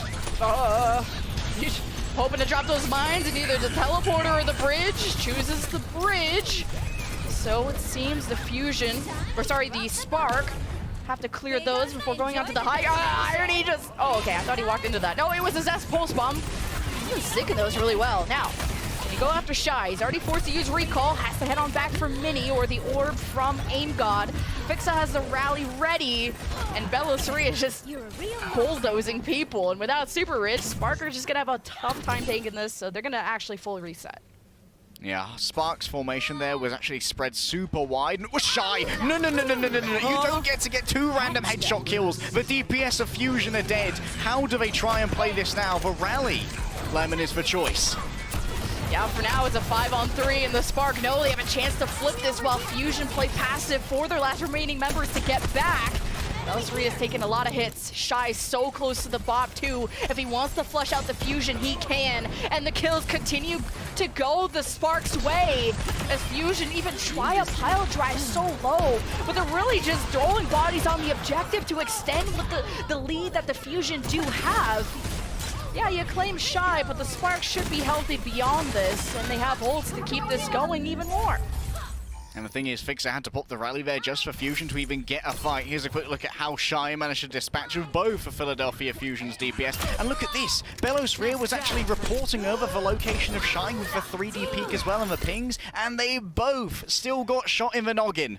Unbelievable. Shy now has a Bob to try and contest this point, and this point's easy to contest anyway. So it could be that Hangzhou Spark actually try and play this from the high ground, while Philadelphia Fusion have to stay on the low to keep overtime ticking. Yeah, MN3's last Bob actually went towards the side that you just saw Belos Ria bowl from, and would like to see more point presence with the Bobs, unless it's really about what position you want to force them to be in. Now the Bob first from MN3 at the back. Hangzhou Spark thinks it's killable. They deal with the Bob first, but they lost Shy in the process. Rally starts from super rich. They have the Irony Transcendence just in case. Alpha E hopes to land a stick, and Bernard sets up the pins for him to hit down. You see, Fixa was isolated for a second. Alpha E realizes that Fixa has him marked. And there's a pulse bomb at the ready, but you don't even need it yet. Get the stick, but it forces out the Transcendence from Mayhem God. Now Fusion need to win this fight here and now while they have the resources. And the kills are already going their way. It's 87%. Fusion still looking for the flip. And the Spark keep contesting. They keep thinking it's winnable. And they somehow drew out the rally from Fixa. I don't know if that was necessary. Drawing out the rally is huge. However, the real thing that needs to be dealt with here for Hangzhou Spark is this minefield. If Irony has to use the trans to get through the minefield to contest, things will go very wrong very fast. 99% for the Fusion. Spark looking for the flip. They go down on stairs, but the mines for Belos Ria, it's so good. They'll force out the Irony Transcendence. He'll use that to clear the mines potentially. The red carpet laid for the Spark. Fusion head to the high ground, a pile drive right on the super rich. Fusion start to coalesce around them. They have the Spark's backline against the wall. Shy is trying to protect them, but he's so low himself. But the Spark's flank of Alpha and Bernard is even stronger, and Shy hits the third kill. Spark head for the flip. Overtime is about to go away in the blink of an eye, and Zest is dueling. He wasn't concerned with the point, and neither was Belos Ria. We head into round 3. Oh my, Hangzhou Spark, yes, they had their Transcendence forced out by that minefield just so Irony could join the fight, but Philadelphia Fusion could not find the frags on the isolated members like Bernard, who were in the midst of their backline trying to continually tap upon this point, keep overtime going to reduce the pressure on Irony and Super Rich to put themselves in a dangerous situation. It will all come down to University Lemon. Previous sins have been forgiven. The slate has been wiped clean, but the plays remain just as dirty. Bernard is going to move over onto the Doomfist. Just these dives have been crazy. The fact that Spark's backline survived just a little bit longer. Here's the Symmetra teleporter to get Spark into a favorable position to the mini-pack side. And with the Doomfist, these close-range quarters is exactly where Bernard wants to be. Fusion, they like the open space. So Belos Ria already heads to coast side, and that makes space for MN3 to have a bit of a high ground to work with. But MN3 is dealing with some troubles over there, and Zessa is not able to help him out. Meanwhile, you got Shy dominating the left side until MN3 gets charged up and finishes him off. Now you got this tussle in the hustle, but it's Fusion hoping to cap first, and Belos Ria is choosing whether to get involved in the fight or go for the objective, and he caps first, but because of that decision, MN3 dies. So Fusion might get a couple percentage, but we'll see how long that'll be held on for. Alpha Yi and Shy are on the objective, and Fusion immediately lose control, and there's nothing Belos Ria can do about it. Bernard with an excellent take there to try and isolate Fixer, and you can see that Belos Ria is under consistent pressure. The Doomfist does such a good job of trying to control the movement of the Wrecking Ball, and now MN3 forced to use their slide to get away from Bernard. That means it's going to be much more difficult to escape Alpha Yi later on. Oh, big pick from MN3. Irony and Super Rich are dead. This dive from Fusion is nuts. So besides sometimes being the Philadelphia confusion where they don't work together, when they do have that synergy, they look incredible, and I think that's why they are this far in this tournament, so they will have the point for now. He's also at bottom as well. There's nothing to really answer it. Irony does not have the nano yet, but you'd give over to Super Rich to try and give that additional hardiness. And of course, you can try and bully out. There we go, perfect stick. I gotta throw a $5 to my stats people and see what this pulse bomb attach rate from Zest is. He does so much for the Fusion. Vixus starts the rally, and I think that was getting scared by Alpha Yi throwing the pulse in the back. Doesn't connect onto anything. So Fusion may rest for now as the Spark regain. 63% attach rate for Zest thus far. Belos Rhea with the mines up into the air and down into Hades, maybe no. It's a nice disengage from a Hangzhou Spark, and now they'll simply take their time. This actually allows Shy to build up a railgun as well by shooting the mines. Cap for now for Fusion. Transcendence and Overclock almost up, but it's Spark had the 3-ult advantage. Nano, Rally, Overclock at the ready. Shy has mini pack room with his supports. The Nano given to Shy as he wants to finish off Belos Rhea. The only thing contesting this for the Fusion as Spark desperately needs a flip, and Shy gets 2! He sees the recall from Zest, wanting to read this. What a sleep on the Fixa! Irony's just built differently. And Zest will contest for a few more seconds to get it up to 82, but it's Spark back in the driver's seat. Just like Belos Rhea at Midseason Madness, Irony has really had a couple of breakout games here in this tournament, proving himself to be a flex support who deserves to be on a top 4 team in the world, potentially. MN3 with the overclock, looking to try and emulate Shy's previous performance, and thus far I'd say we've been going about equal. The attempt to boot them into the bomb, Lemon. That was almost so cool by Belos Rhea. Zest is down, and so is MN3! Shy and friends just coalescing, Spark moving as a unit, looking for even stagger kills any second they can buy to get this lead back. Spark will do anything for it. They're overextending. They haven't been punished for it yet. Alpha Yi uses a couple blinks to get away, and as Fusion looked at Alpha Yi, Shy looked at them back, and even harder, and Spark will kill off Zest and buy some seconds. Okay, I said that Shy and MN3 had been about equal, but that's twice now that MN3 has popped overclock and instantly been told to sit down and shut up by Shy. And this means MN3 now been forced to go over onto the instant damage that's offered by the Ash. The Dynamite, yes, can force people out of positions, but it might be a little bit harder to follow up on those.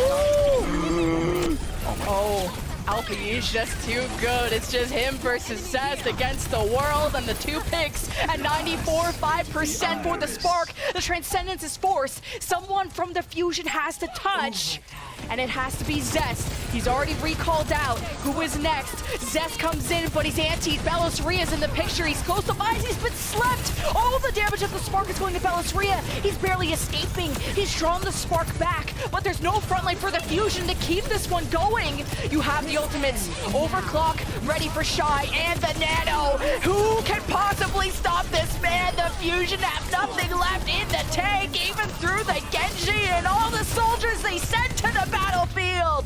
The Spark will ignite and take map number 1.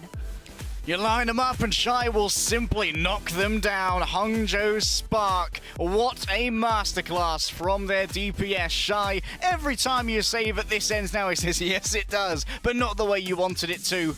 And Alpha Yi making sure on that Tracer that no one was ever safe in any of their hidey holes. The sticks came thick and they came fast. But unfortunately, for the Philadelphia Fusion, it's going to be an ignominious beginning to their lower bracket run. The 63% attach rate from Zest. I mean, we'll probably get to compare those to Alpha Yi because it's been neck and neck, especially even between MN3 and Shy on the Ash and the Sojourn. It is chaos, and Spark are ahead first. We're going to throw it to a break. Let the Fusion decide where they want to go next.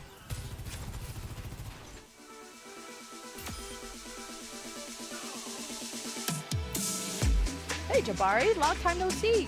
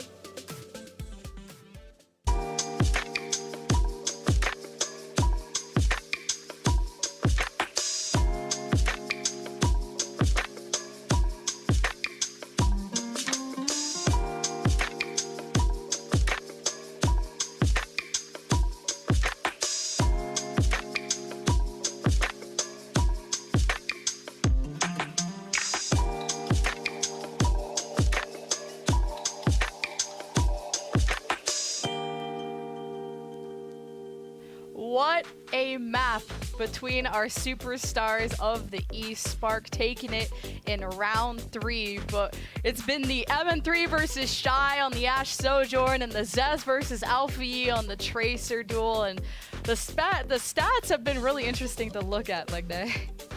Yeah, the stats for Zest and Alpha Yi are about as close as they could be. They're almost equal on final blows and deaths, and there's about 80 damage between them, which is not a huge gulf considering they got about 13,000 damage each.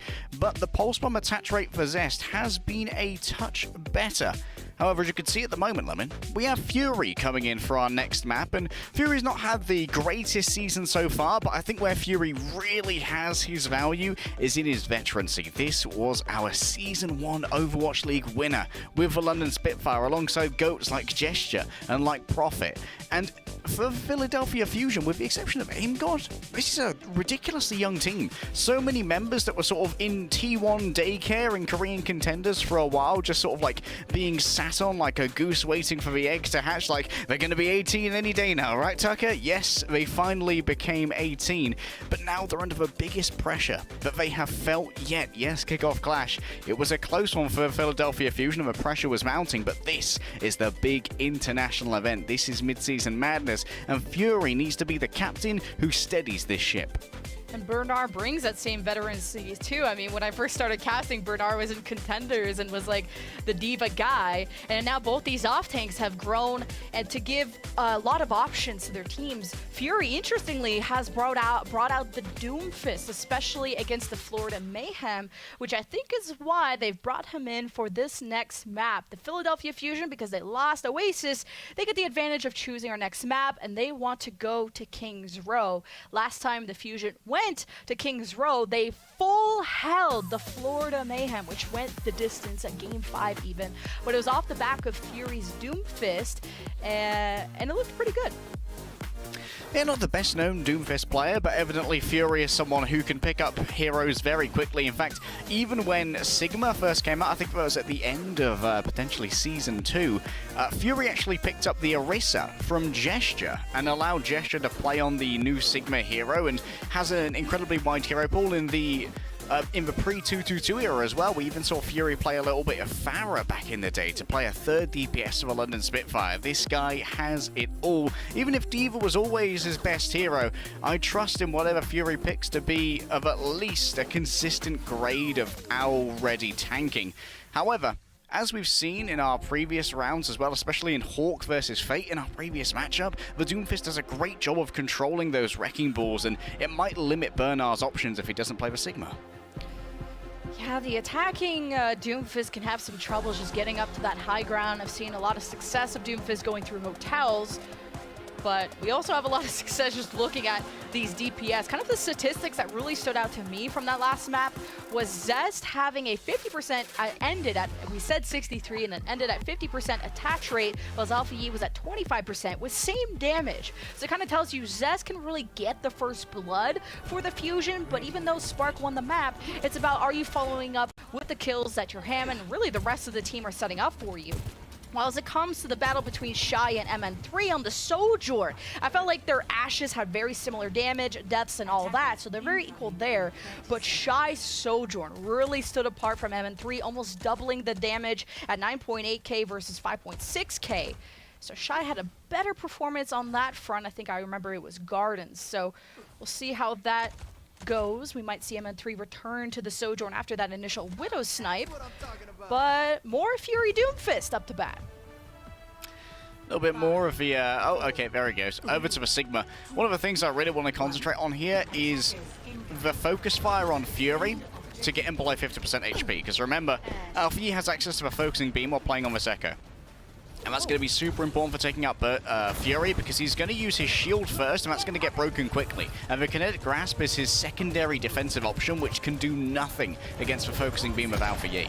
It's really interesting to see actually Zest on the Ash, and I guess that's why you bring him in for that. On the high ground, dominating the backline, goes back into Hotel for Mini, because usually when they want that double ranged hit scan, they bring Carpe into that picture. So we'll see how that goes, but for now, even though the picks came out for the Fusion first, they're all dead. They do have respawn advantage, so the kills might matter slightly more for Fusion. A wicked exit from MN3 right there, sliding away, getting the headshot. Alpha Yi has already moved over onto the Tracer, and Zest in tandem has mirrored over to the Genji instead. We know Zest has a fantastic Genji. Part of his debut in Overwatch League was actually playing some Genji on King's Row. And this is going to give a little bit more brawling power where you can easily skirmish against Bernard and try and force out some early cooldowns from him. Zest has control of Hotel. Hangzhou need to go recontest, but they'll have to deal with the flank first, and Shy didn't see it coming. The communication from Alpha Yi just not there. Great immortality to save Zest at that moment. Fixa had the right idea. They also, Fusion almost have a second tick. Spark hoping to recontest at the last second here, and it's gonna come from the high ground. Bernard trying to lead that charge. Fusion only have one person here. They're all trying to stuff the doorway. It's only Fury, but he's full health. Is anyone really gonna touch? It's Alpha Yi that keeps trying to duel Fury. Dips, dives, and dodges, but Bernard is trying to stop the backline almost. Finally, he goes after Fury. Zest is gonna get involved, but Bernard is okay for now. The defense don't have much left. They have some members in Hotel, but it's Fusion have the closer respawns, and eventually the balances tilt the Fusion's way, and they get the point and the card unlocked. It's a long and attrition-based battle, but in the end, it's actually Fury who cuts it out with a well-placed rock against Alpha Yi, predicting a blink and crushing the Tracer up against the wall. Now Philadelphia Fusion, they're going to have access to the Blade, but think about the amount of countermeasures that Hangzhou Spark have against this. All that Hangzhou Spark needs to do is make sure they only utilize one of their defensive measures while killing Zest, because he's going to be blading without a nano. He's going to be very vulnerable during that. You can't use both the Trance and the Immo, though. That would be a tragedy.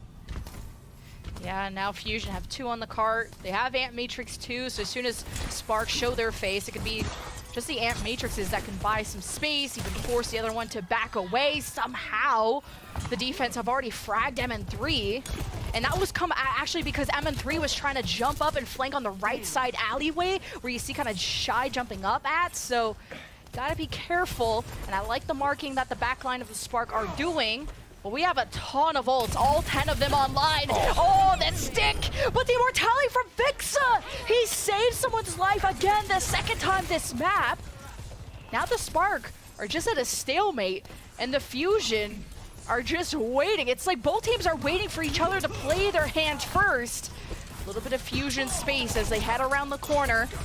Zest has the blade. He has to dash out, though, as the grab flux from Fury gets canceled. And I think Bernard's didn't do a whole lot either. Either way, we're still not at much cart push for the Fusion. Bernard trying to hold this corner right here, and look at that. Fix has already had to expend the Immortality Field now. Double damage through the Ant Matrix. Oh, and MN3 has to head out of there, but Aim God says, I got you, buddy. The Transcendence around the corner to reestablish the Fusion on the Ant Matrix, and Spark head all the way at the back of their alleyway to create some distance. Pix has been picked. Just these random defensive picks from either Shy or Irony are just really ruining the Fusion's momentum. I think that's why they're playing so slow. They're just so cautious. Now Shy's on the flank, and he's gonna look for any picks while the Fusion are waiting. Disruptor shot out. Fury's gonna at least push Shy out of alleyway. Now Fusion only have the blade to depend on for point B. Yeah, Fusion, they didn't get to force out Irony's Transcendence, which is a massive pain for Zest to try and deal with. That Discord already applied to him. Does not want to try and run in here. Oh my goodness, fully charged Rail is gonna try and be punished. That kills Shy. Oh, good deflect. But he's just hesitating on wanting to get the dash through, and just the one and done as long as you live. But Super Rich is dead. Zest sliced through, or got the deflector or something. I have no idea, but the Fusion are ahead. They force the Transcendence out. The Spark want to stabilize as much as they can, but they're down two, and it just keeps getting worse and worse. But at least Spark did a good job of draining a lot of this time bank from the Fusion, but it will still be a point B cap. Oh, irony there. Holding Transcendence for Overwatch 3, not ideal at all. Already let Super Rich die. Admittedly, Irony could not save Shy in any case with that Transcendence. There were simply too many walls between them and the travel distance would have been too long anyway. MN3 fails to get up to high ground, so this is a little bit of an opening for Hangzhou Spark, and Zest has to address that while MN3 gets stuck. That's good. You deny MN3 any chance to get some kind of flank or opening angle on the Mega Pack side, and Zest couldn't disengage in time for the Hangzhou Spark, took that area back over. And without any DPS, the Fusion do not want to get staggered anymore, but Spark don't want to overextend and make a mistake either. Bernard getting close here to the Gravitic Flux is going to be an issue for Philadelphia Fusion. They don't have the Immortality Field. Best case, only one person gets caught and they get Nano to try and survive it. Zest just going to continue keeping people off the high ground for the moment and building up towards that Nano Blade potentially, considering that Irony's out of sync.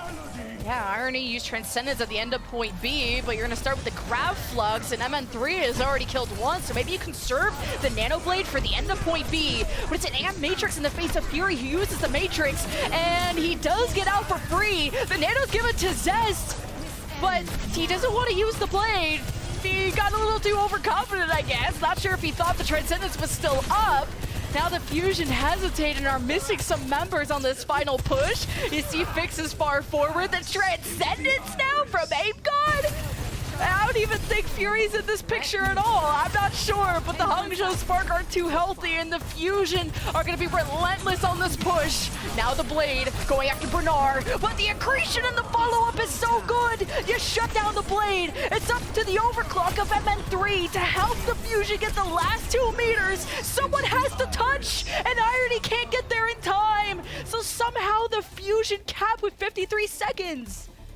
Speed, power, and ferocity, Lemon. Never give up an inch. Never give up a fight. It's always #winnable.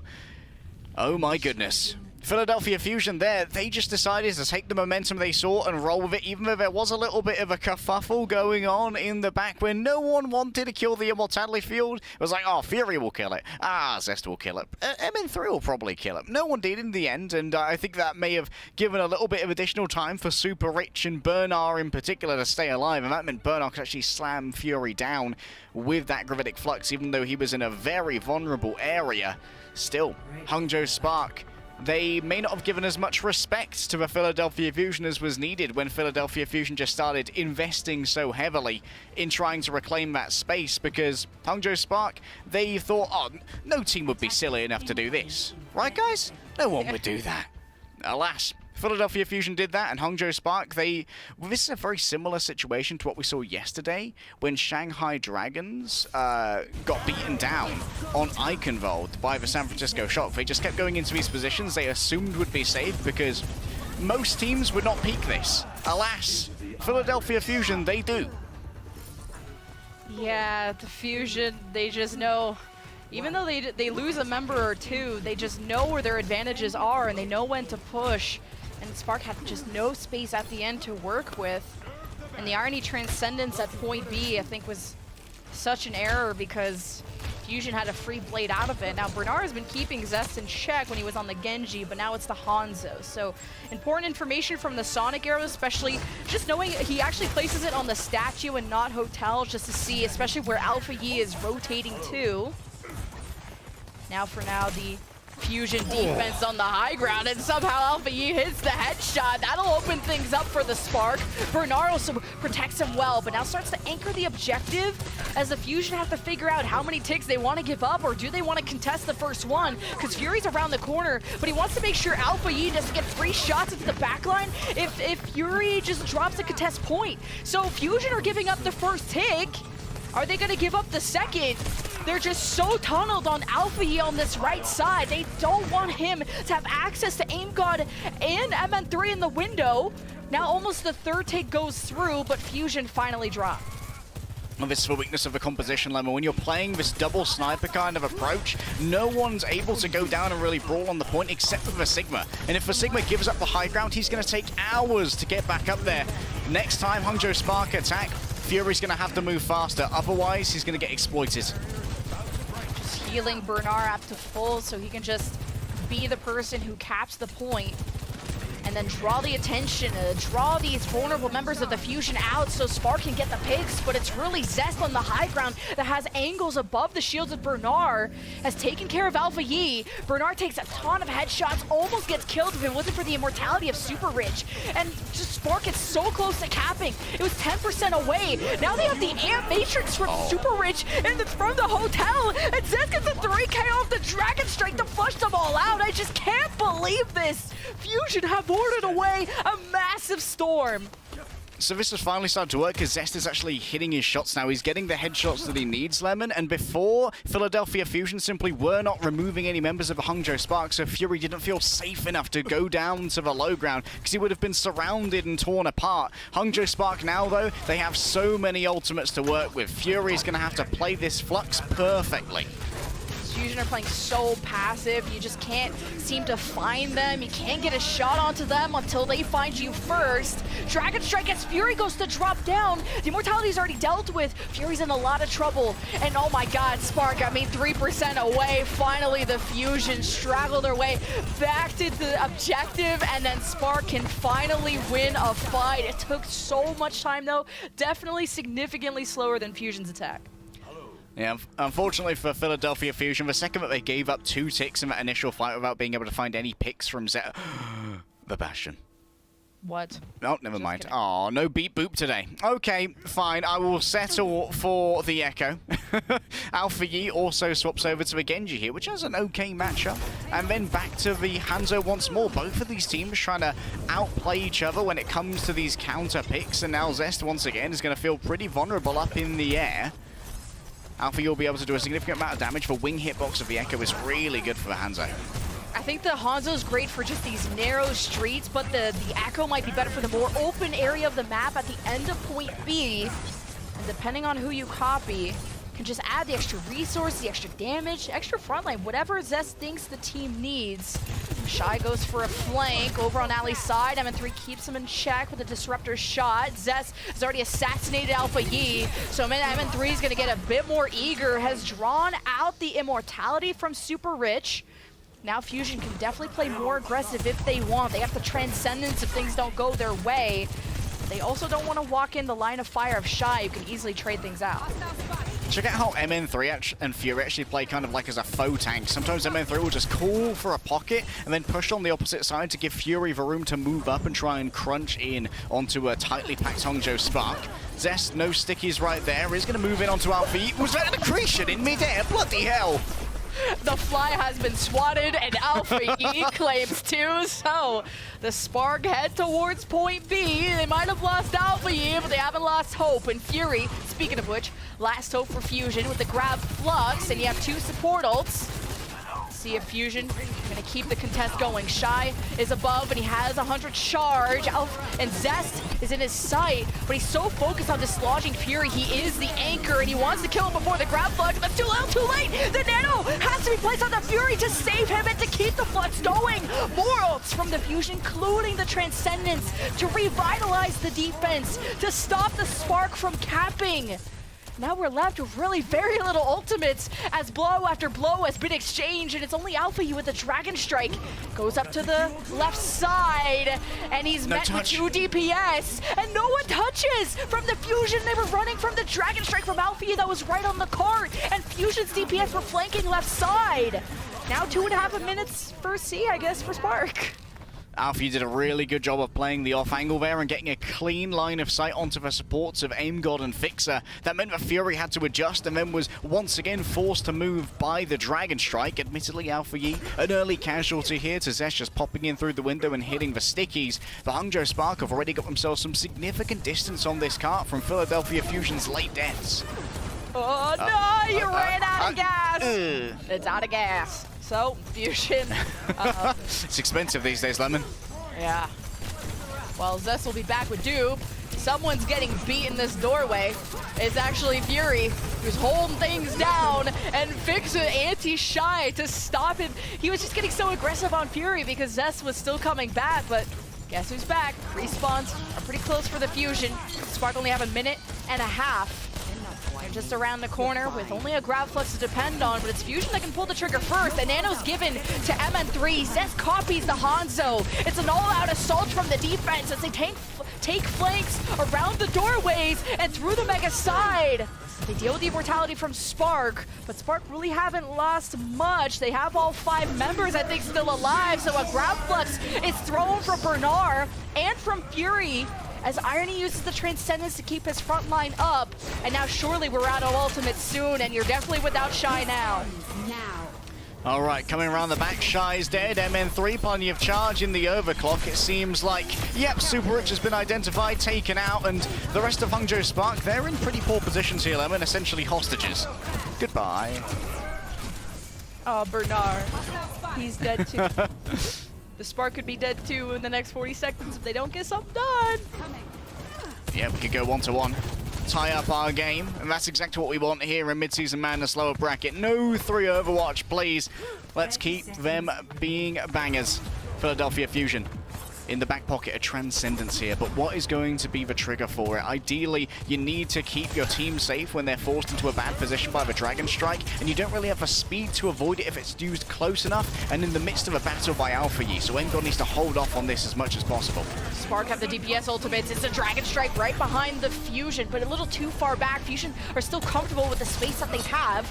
Now Shy may be trying to battle the high ground against Zest, but the Genji is so great at getting back into the high ground and climbing back up, but Shy just dominates the low ground, has already killed 2 with the overclock, including Fixa, and Angon's already used Transcendence. He can't keep this team up all by himself. But the Fusion can still frag at a distance. They get further and further away towards their respawns. They don't want to get staggered. And Zest has killed 2, even through the immortality. And Spark are down 3. They can't keep it going. It looks so good. But the Philadelphia Fusion will tie it on King's Row. Philadelphia Fusion surviving through the amplification matrix, using that Transcendence meant that they could catch Shy in a position where he was not hitting the headshots and couldn't kill anyone. He slid a touch too far, and Fusion were quick to answer and to punish it. And after that, well, what more can I say than it was Zest in time, baby. On the Genji, kill after kill, the high ground was challenged, and the high ground was claimed. Lemon, this is gonna go the distance. We are 1-1.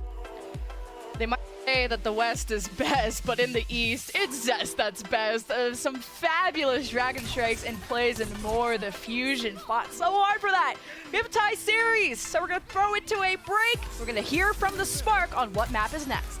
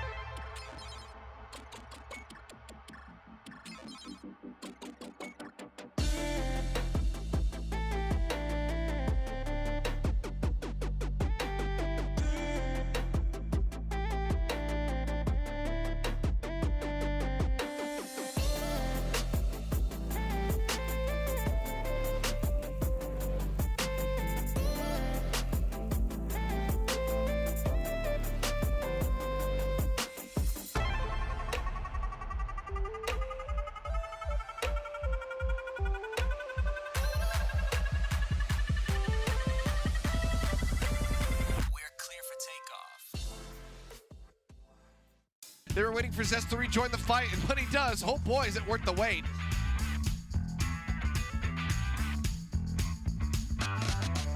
Here as he fishes for a little bit of extra primal charge, but man, Zest went off on this attack. He showed that he has a fire and a fury in his belly. Spellsria tries to get that kill, can't make it happen. Blade gonna be pulled first and foremost here by Zest. Dashing in, gets both of the supports, doubles down for another one there. Zest is there for the alley-oop, comes through to help finish off the supports. Want to get that combo underway, beautiful false combo from Zest. He's kind of walks into that one. Zest and Pixa continuing to find these kills, but Fusion might have just now brought it back. The difference from Zest, the young rookie for Fusion, gives them the opportunity to save the fight when it was looking so dire. Talk about profit clutching, that was a Zest clutch.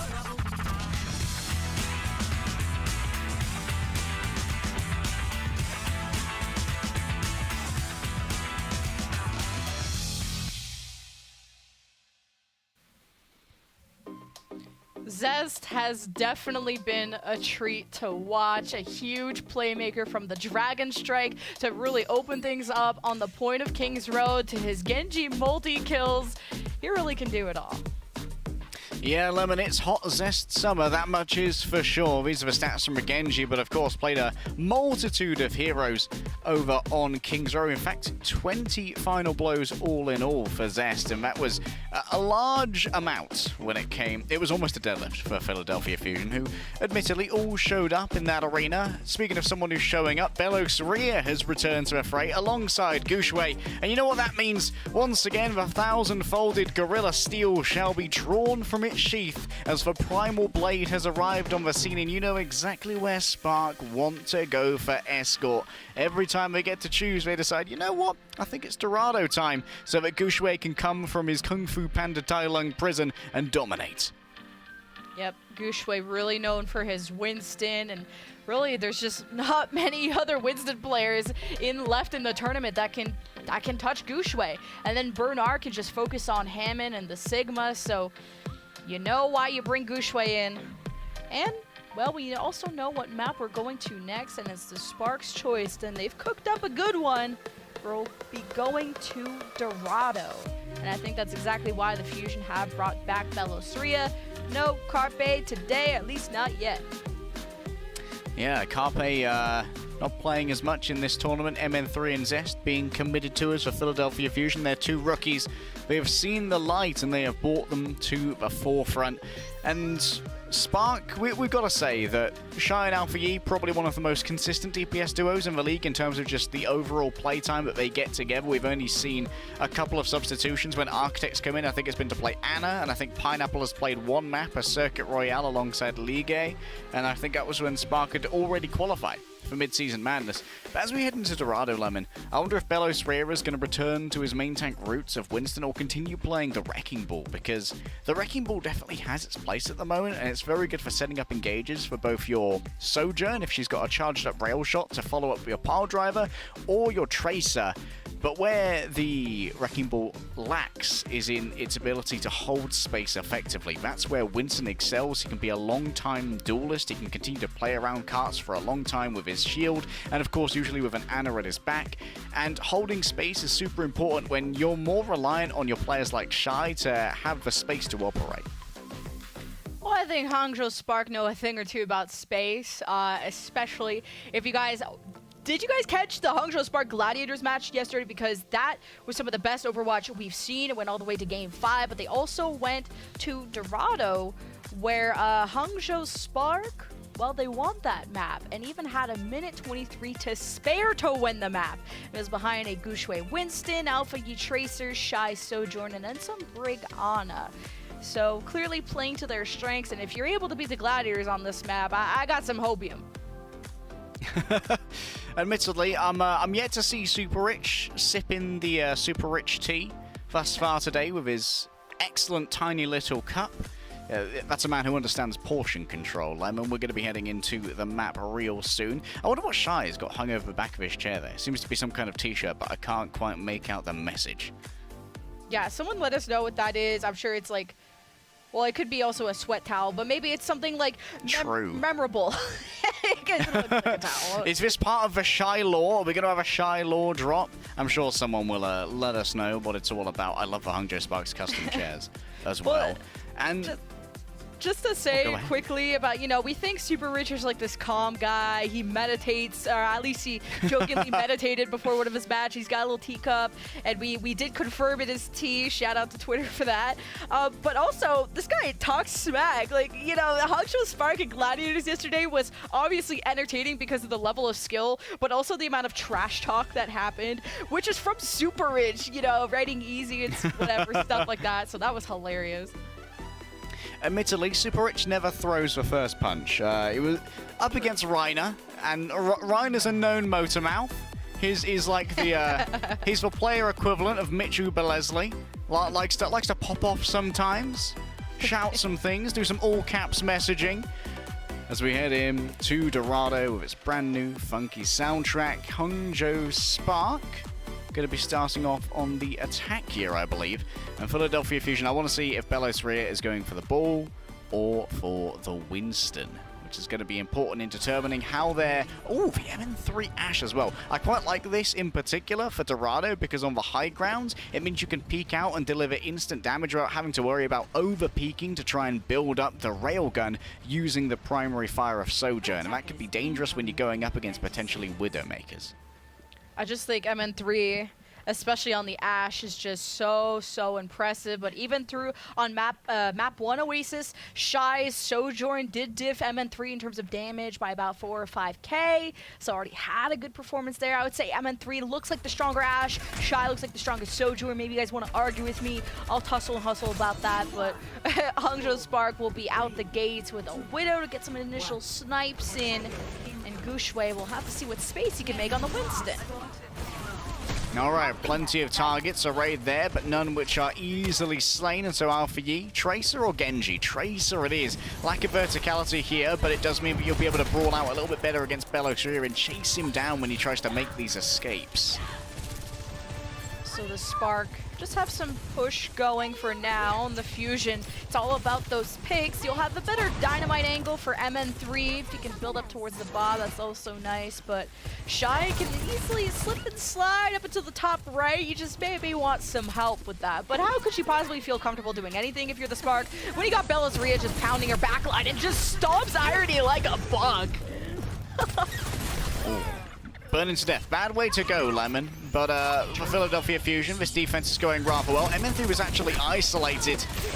And that means that Gushwei can pick up the kill. But unfortunately, Gushwei is a little bit too far in. And Irony there actually had his sleep baited out by Belos Ria, who kind of faked going for a pile driver when he was actually just sailing over the top. And after Irony had expended that sleep dart, that's when Zest and Belos Ria actually committed to the dive. Might need the Spark to... react to Belos Ria, hit the sleep, but then not having the Zen to just Discord or Belos Ria might mean they might lack in damage to really take them down, but we'll have to see how that goes. Shy at least can snipe MN3 at range. Is that a sleep on the Zez? Kind of nasty. Oh, yeah. So Spark are up by 2, and they'll get to go towards Market. Couldn't hit the Wrecking Ball, but the Tracer, apparently for Irony, just slightly easier, charging up towards the next railgun. You know that every time Shy has that up, everyone on Philadelphia Fusion has to cower. There's plenty of space, alas, for Philadelphia Fusion to get themselves a second contest here, and no major ultimates to stop them. Over the course of this next fight, Irony should be able to build the Nano, and that's likely to go on to Gushwei to force a fight on the objective. Oh, does he get out? He does. Irony's having a pretty nice performance on the Honest so far, just sleeping Zez, Belos Ria a little bit more. Now the Nano though, to Gushwei, tries to clear that left side, pressuring it out. On the right though is MN3, and you can't forget about him. Zez also wants to flank from that side, and Gushwei just took too much pressure, not able to use the Primal in time. Minute 36 left, the Spark, they either need to give up now or start heading away. At least they draw out the Transcendence from Aim God, but it's matched by the Rally and the Overclock by Shy. So Spark think this is winnable, and it's really 3 members of the Fusion preventing this from getting capped. They could trade this out between Belos Ria and Zest to keep it contested forever. And if things get real hairy, they could always depend on an MN3 Bob, but if you can invest less, it's always nice. And Spark just ran out of wind in their sails to keep the momentum going, so they'll have to head back. As good as he's been on the Winston recently, I think Guangzhou actually jumped the gun a little bit there with the first engagement. Irony gave Guangzhou the nano, and Philadelphia Fusion, they weren't even really committed to the fight yet, so this engage was super easy to handle, and Guangzhou over-chased, looking to try and extract value from the ultimate, where admittedly, maybe just giving up and going back to the cart would have been the better idea. Zest forces out an early recall from Alpha Yi, so now he's going to be out of the fight for a little while longer. Ooh, that's a zesty one. Doesn't hit, though. So Fusion chill. They'll have a Bob left over. And the Spark, maybe you want to just try and punish Belosria. He's not too worried, though. He escapes into the shadows on the right, Spark on the chase, and you have Bob just throwing in the middle of the map, so it forces Spark to be trapped on the right side. Hangzhou a little bit split from each other, and I don't see Fusion wanting to punish Spark's presence in the mini-pack room. So at least the Bob from MN3 did buy time, but MN3 will have to buy a new life. He's gone for now. Belosria is too low. Alpha Yi has the hunt and the chase down. So the Spark just have to keep pushing the cart, but it's overtime. It's last chance, and Irony's dead before he can deliver the nano. But the kills still come through on the front line. You still have 4 members of the Spark, so they cap. So I might have freaked out too soon there. Irony, that's my boy. He gotta live.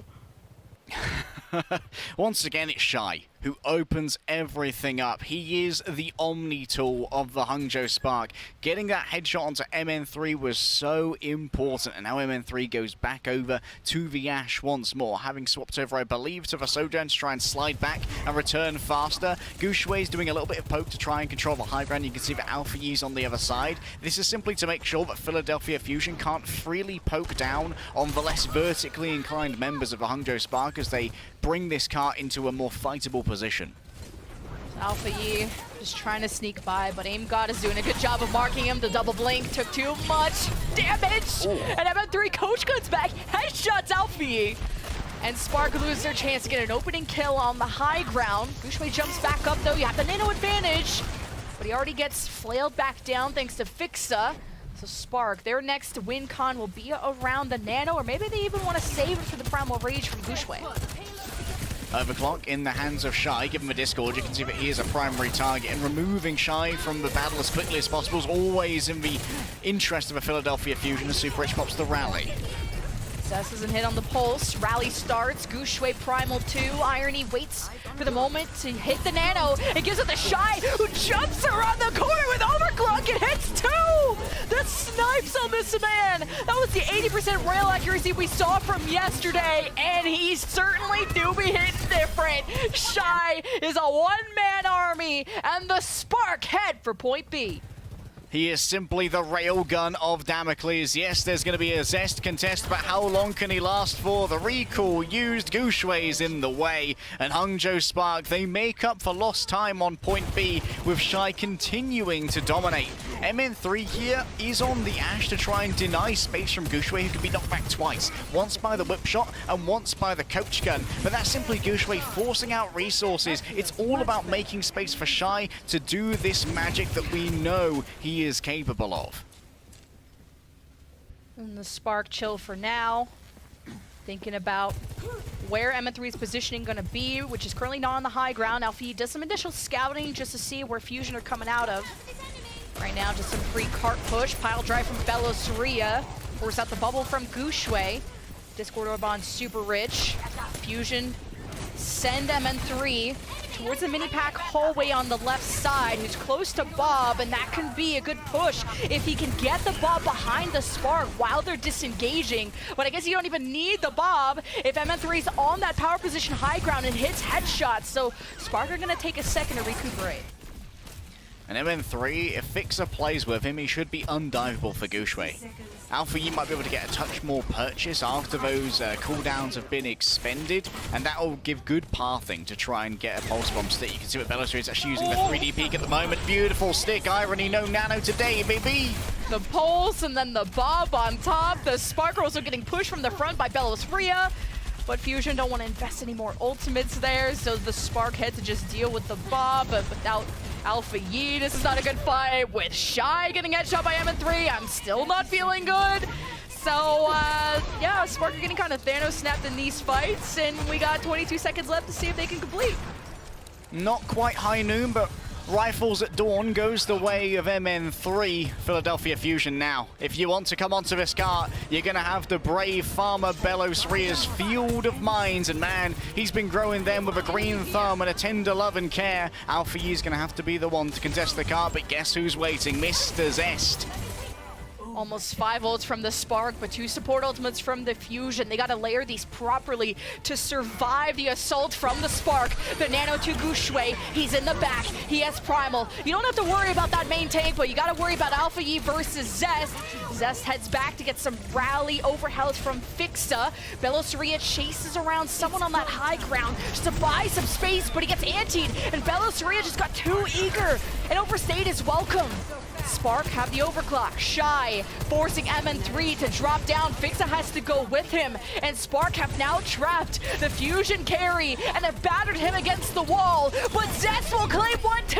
Irony's out of the picture. Super Rich is forced to use Rally to make up for those resources, but it's matched by the Transcendence of Ain God. Belos Ria buys time. The respawn advantage is for the Fusion. MN3 has the last hope with the bomb, but Shy has the shot. The recall. Zest don't want that smoke, but Belos Ria goes behind, and Shy and friends of Spark aren't worried. They want to stop the reinforcements. They want the cap in overtime. It's do or die from the Spark, and MN3 dies with bomb!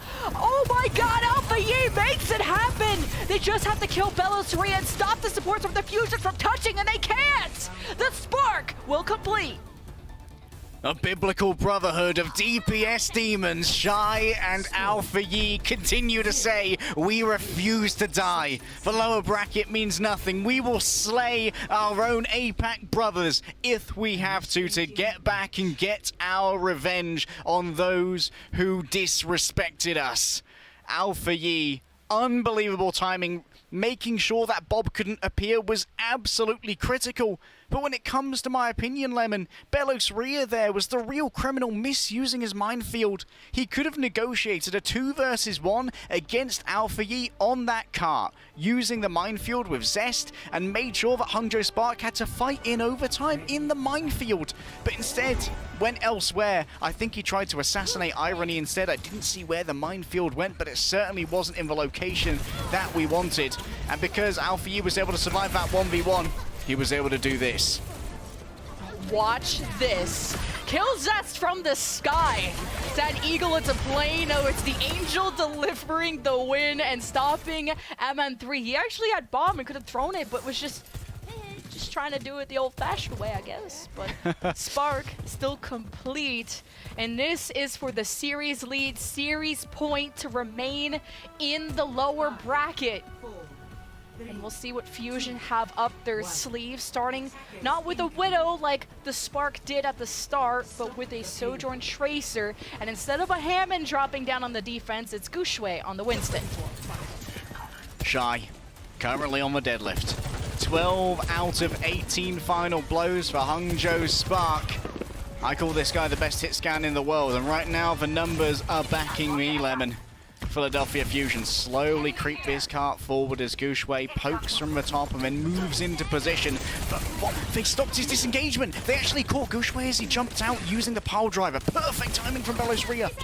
Great punish on the defense so far, so the Fusion get a free push. And remember, Spark's defense back then took a lot, or Fusion's defense took a lot of time at this particular point. So already a head start from the Fusion. But this is the toughest part of the map to get through, at least for point A, of course. MN3 almost connecting on to Alpha Yi, but it's a body shot. Shy on the card advances forward. The defense collapsing on the supports, but not yielding any result. It's the DPS of the Fusion that strike through many members of the Spark, only leaving Shy and Alpha Yi to defend. MN3 has come alive, and he's not making this duel against Shy and MN3 just that easy. And that was a mechanical masterclass as well from MN3 and Zest. When it came to the tempo, Hangzhou Spark should have been winning that battle. They forced Belos Ria out, and then Hangzhou Spark managed to move forward and look for picks.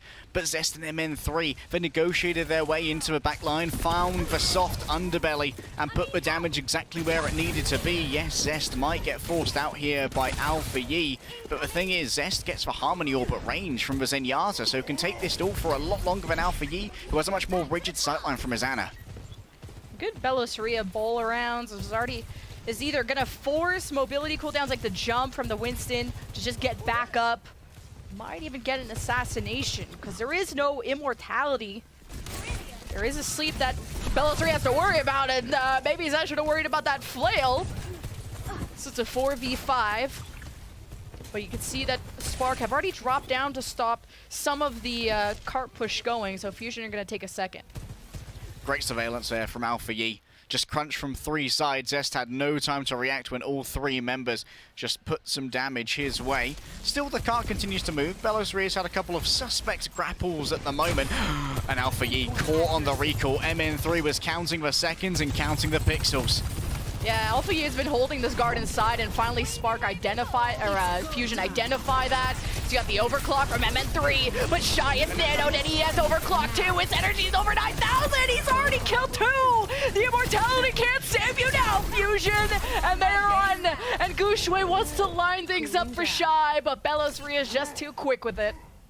An excellent decision made there by Irony. Shy was in danger of getting no value, not only out of that overclock, but out of this defensive fight. If he had caught another shot from MN3 before that nano came down, it was curtains for Shy, curtains for the ultimate, and maybe curtains for the defense as well. But Hangzhou Spark stand fast behind their avatar of war. Irony certainly knows where his bread is buttered, and now Belosaria once more has to try and support a high ground fight where Zest is currently alone. The timing suspect.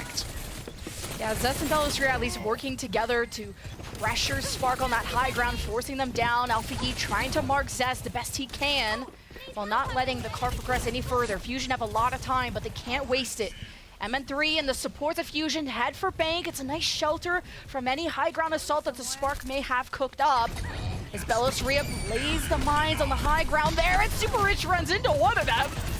Kind of needed him for the rally. Also, Irony is blending in with the plant, and I don't think Belosaria saw him. Either way, his job was to go to the cart because Fusion almost pushed it in front of Spark, who have now lost 2 members. Guangzhou is low. He's got this corner bottom, and it was only Alpha Yi just keeping the cart contested, so Fusion can't be. All right, Belosaria being the pop-up pirate right there. That was a lovely minefield. And of course, a pile driver that finished it as well. Super Rich had no idea what hit him from behind. And getting rid of that rally meant that Philadelphia Fusion could fight on the cart so much harder because Irony was having to give away his heals 1 by 1. And they had to choose between Guangzhou and Alpha Yi. And Alpha Yi was also trying to hide from Philadelphia Fusion on the same angle, which meant Irony was having trouble getting that getting those hits in. Zest is very stealthy here, yet to be noticed. Still no one knows. Peekaboo! Zest hits the pulse bomb, Irony's dead, so this is looking kind of sketch for the Spark, but they're gonna make do with what they have, and what they have is a rally, bit of overhealth. Just playing super passive here. Shy is above on the high ground too, could get some picks to try and equalize things. Guangzhou's gonna help out. He's got the primal, and he's going for the back line. The Transcendence is activated. He's battering the supports against the wall, and they somehow live.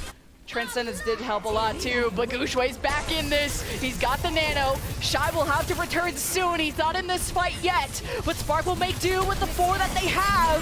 Respawns are close too, and Fusion have lost 2.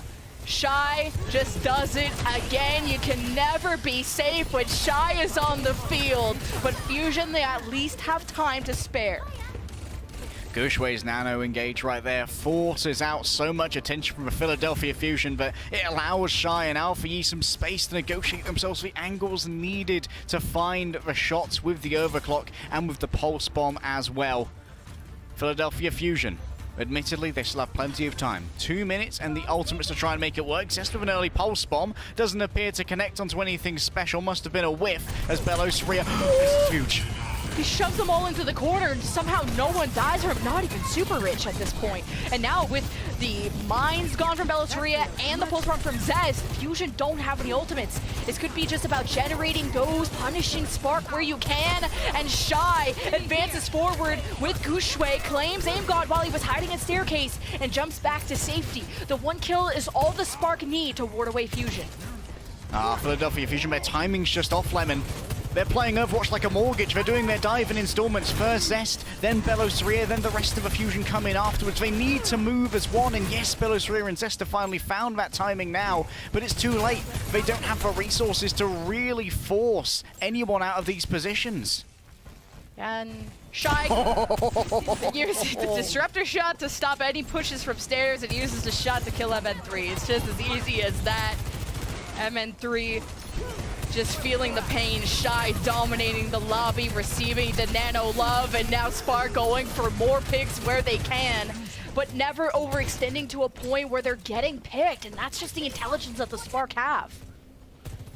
And the thing is, once Belos3 is forced to disengage and look for health packs, that's when Hangzhou Spark get their counter dive in and they can really control the tempo of the fight using Guangzhou and Alpha Yi.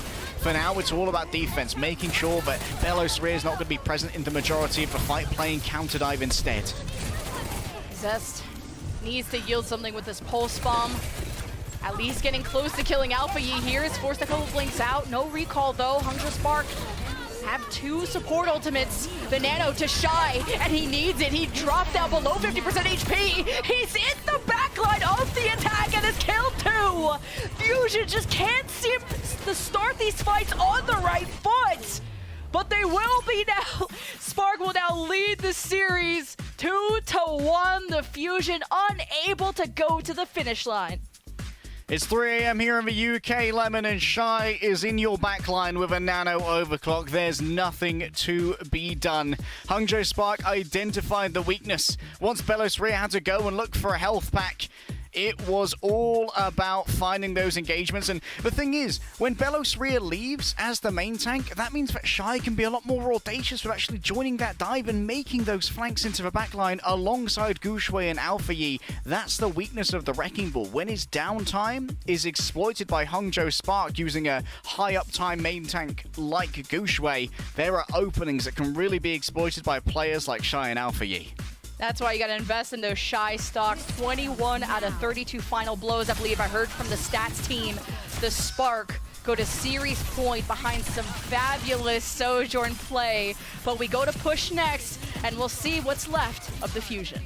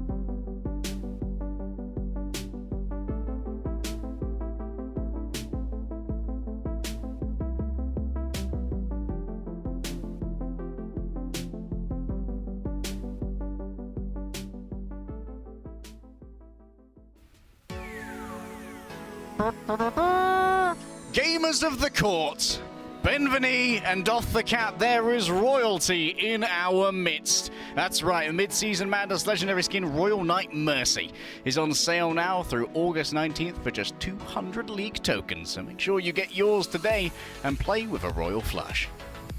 Yeah, I'm on my hands and knees for the new Mercy skin. But not as down bad as Fusion right now, who are on match point against the Hangzhou Spark, who just took Dorado if you are tuning in. But at least the Fusion have one advantage they can work with, and it's their choice of push map between Coliseum and New Queen Street. And they're opting for New Queen Street, which makes a lot of sense. They chose this against the Florida Mayhem in the losers round 2 in that long game 5 series, and they're very successful. Fusion are very successful on New Queen Street.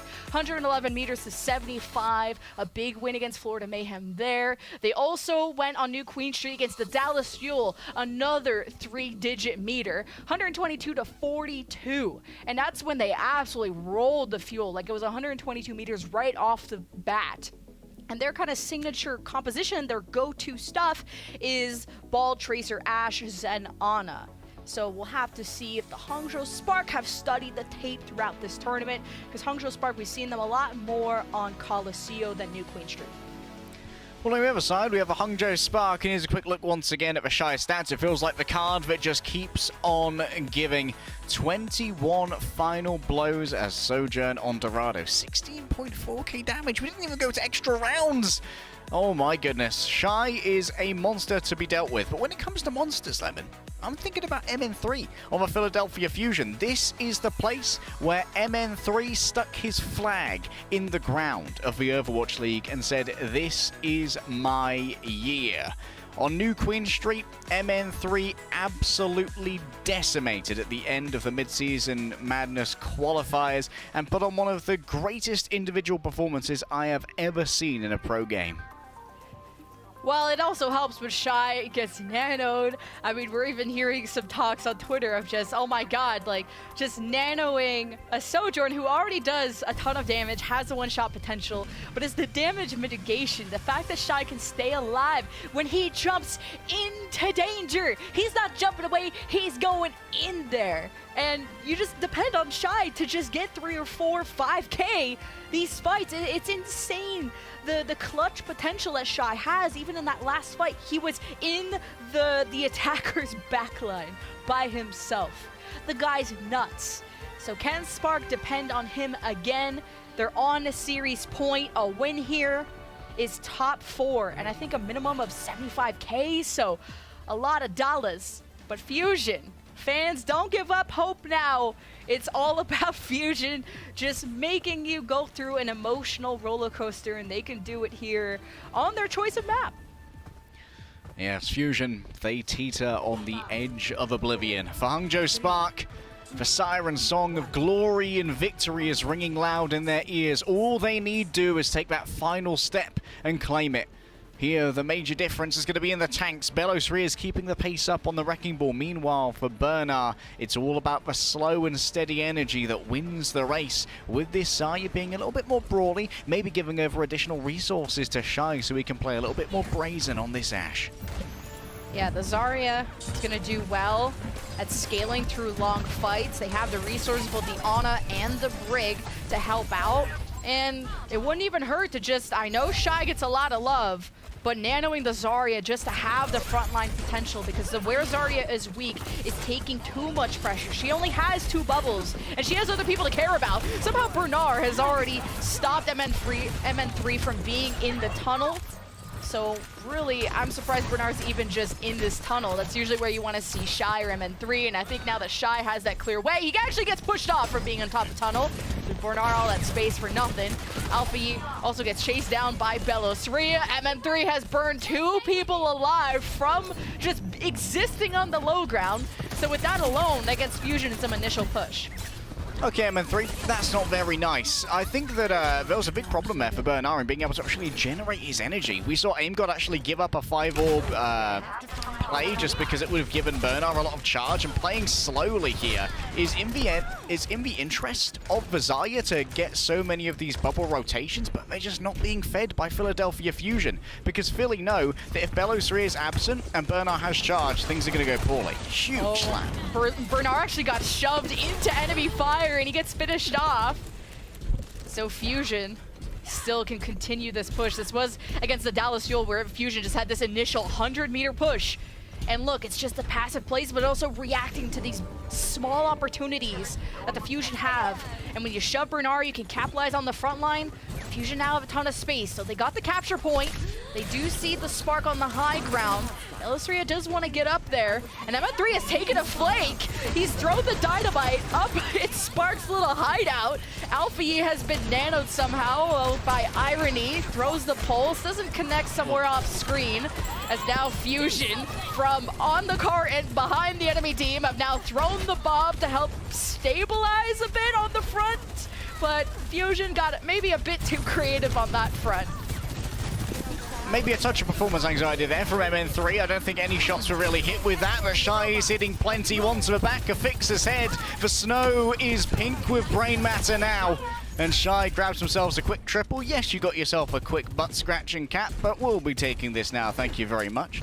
On the other side, Bernard finally has a Graviton Surge available. And remember, there's not really much to counter this from a Philadelphia Fusion. They don't have any consistent shielding. All they can really do is try and nade themselves in hopes that there might be enough healing. But AimGod is so shy of that Transcendence that Bernard can essentially get a free kill onto AimGod and Fixer if they play close enough. Spacing is everything here. Oh, well, that's some space. You got the mines to trap whoever was on the top of the tunnel there from Spark. Oh, there's Shy. The rally starts from Super Rich. But you lost your carry there. Shy and Alpha Yi dead. You throw the ground just to stop Belisria, but does Spark even have enough damage? They just straight up don't. I don't think Bernard even has a lot of energy. No, just sitting at 30. So the solo grab on the Belisria does absolutely nothing. A sleep from Irony to lock down Belisria is kind of nice, but again, the lack of damage not working out, especially when you aren't utilizing a Zenyatta to get the Discord orbs out, but Spark are getting some good push going. I think the Fusion may have got a touch too aggressive there. Maybe AimGod could have hid around in the back. Admittedly, it's a risk, though. Could have been staggered. Alas, going in with not really much behind them. Now Hangzhou Spark are in a pretty good position to try and take this next fight with Shy so close to that overclock. If anyone feeds him over ult charge, this is going to be available before you know it and will be for this most important of fights. Yeah, this is for the lead. To Spark to win this fight. Shy has been nano. What a sleep!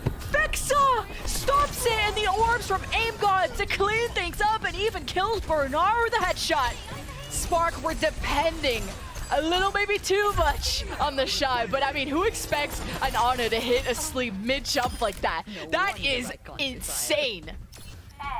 He's not just your healer, he is your playmaker. Fixer, the stand-in on the flex support, usually playing on...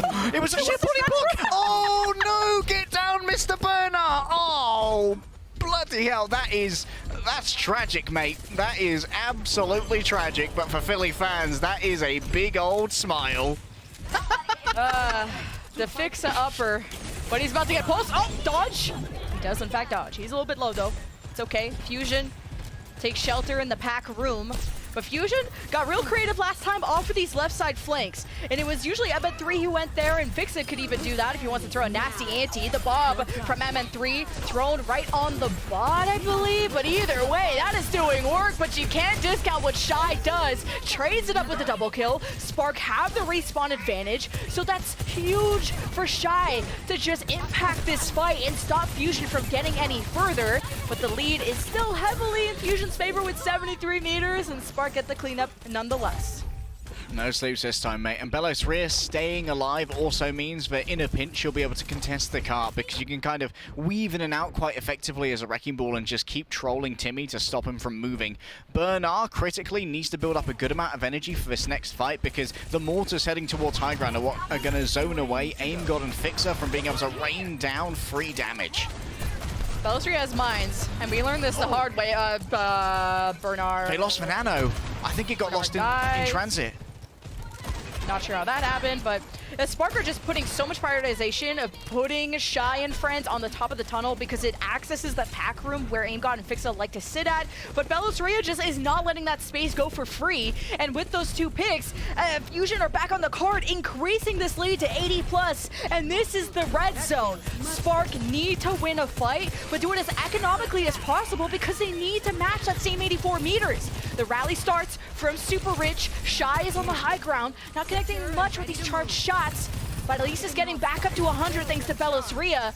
And the card is not going further. Fusion don't need it to. The pulse from Alpha Yi draws out the AimGod Transcendence. So if you're Spark, you take the wins where you can, as the Fusion slowly but surely run out of ults and don't feel like pushing any further. Where did that grab go? Where did Bernard's grab go?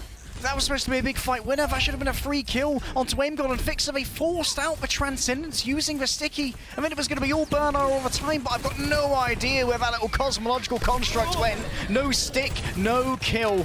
But Zest still is going to be this annoying little pest in the backline. And Bernard's got no armor as Azaya. He could be torn apart by that Tracer.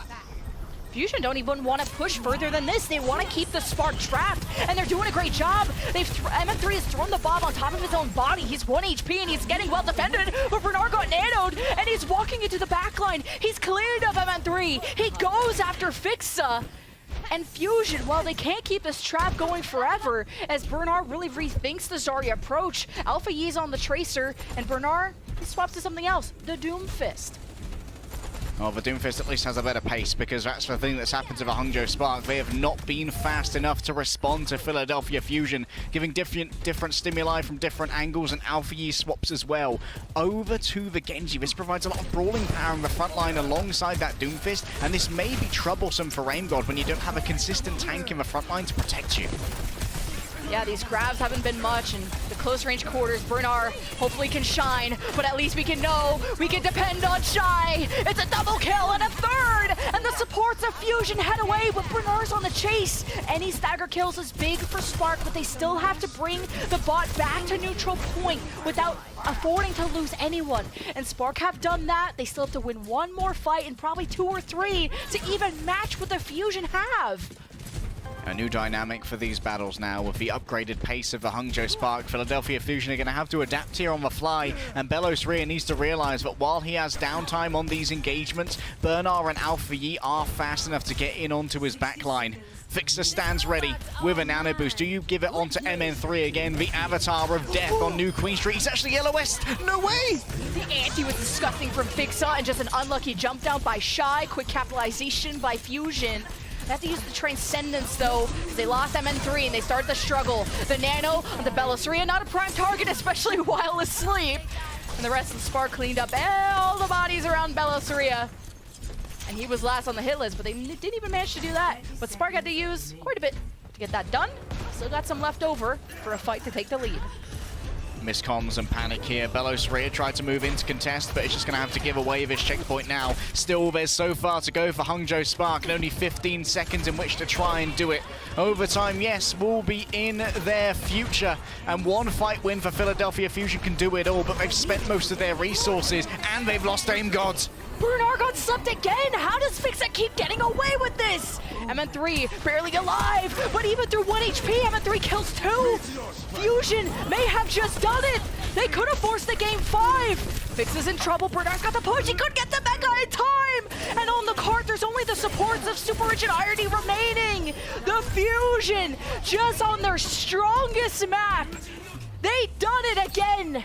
They forced the game 5! What else could it look like? When we ascend the steps of the pantheon of APAC, no one was going to back down, no one was going to whimper, no one was going to blink. 2 warriors with swords drawn, and whether it's the anime guns or the power of the sun in the palm of their hand, neither of these teams is willing to die. Of course, Hangzhou Spark have to tweet the cat girl pic from Shy as an explanation of why Shy is just so good at the game, and I'll believe it with my eyes. I mean, the stats speak for themselves. Shy makes this happen. but Fusion pull out ahead on their strongest map, 80 meters and growing. I mean, they've defeated so many teams on this map alone, but we go to Control. It'll be Spark's choice, and we'll see you after the break.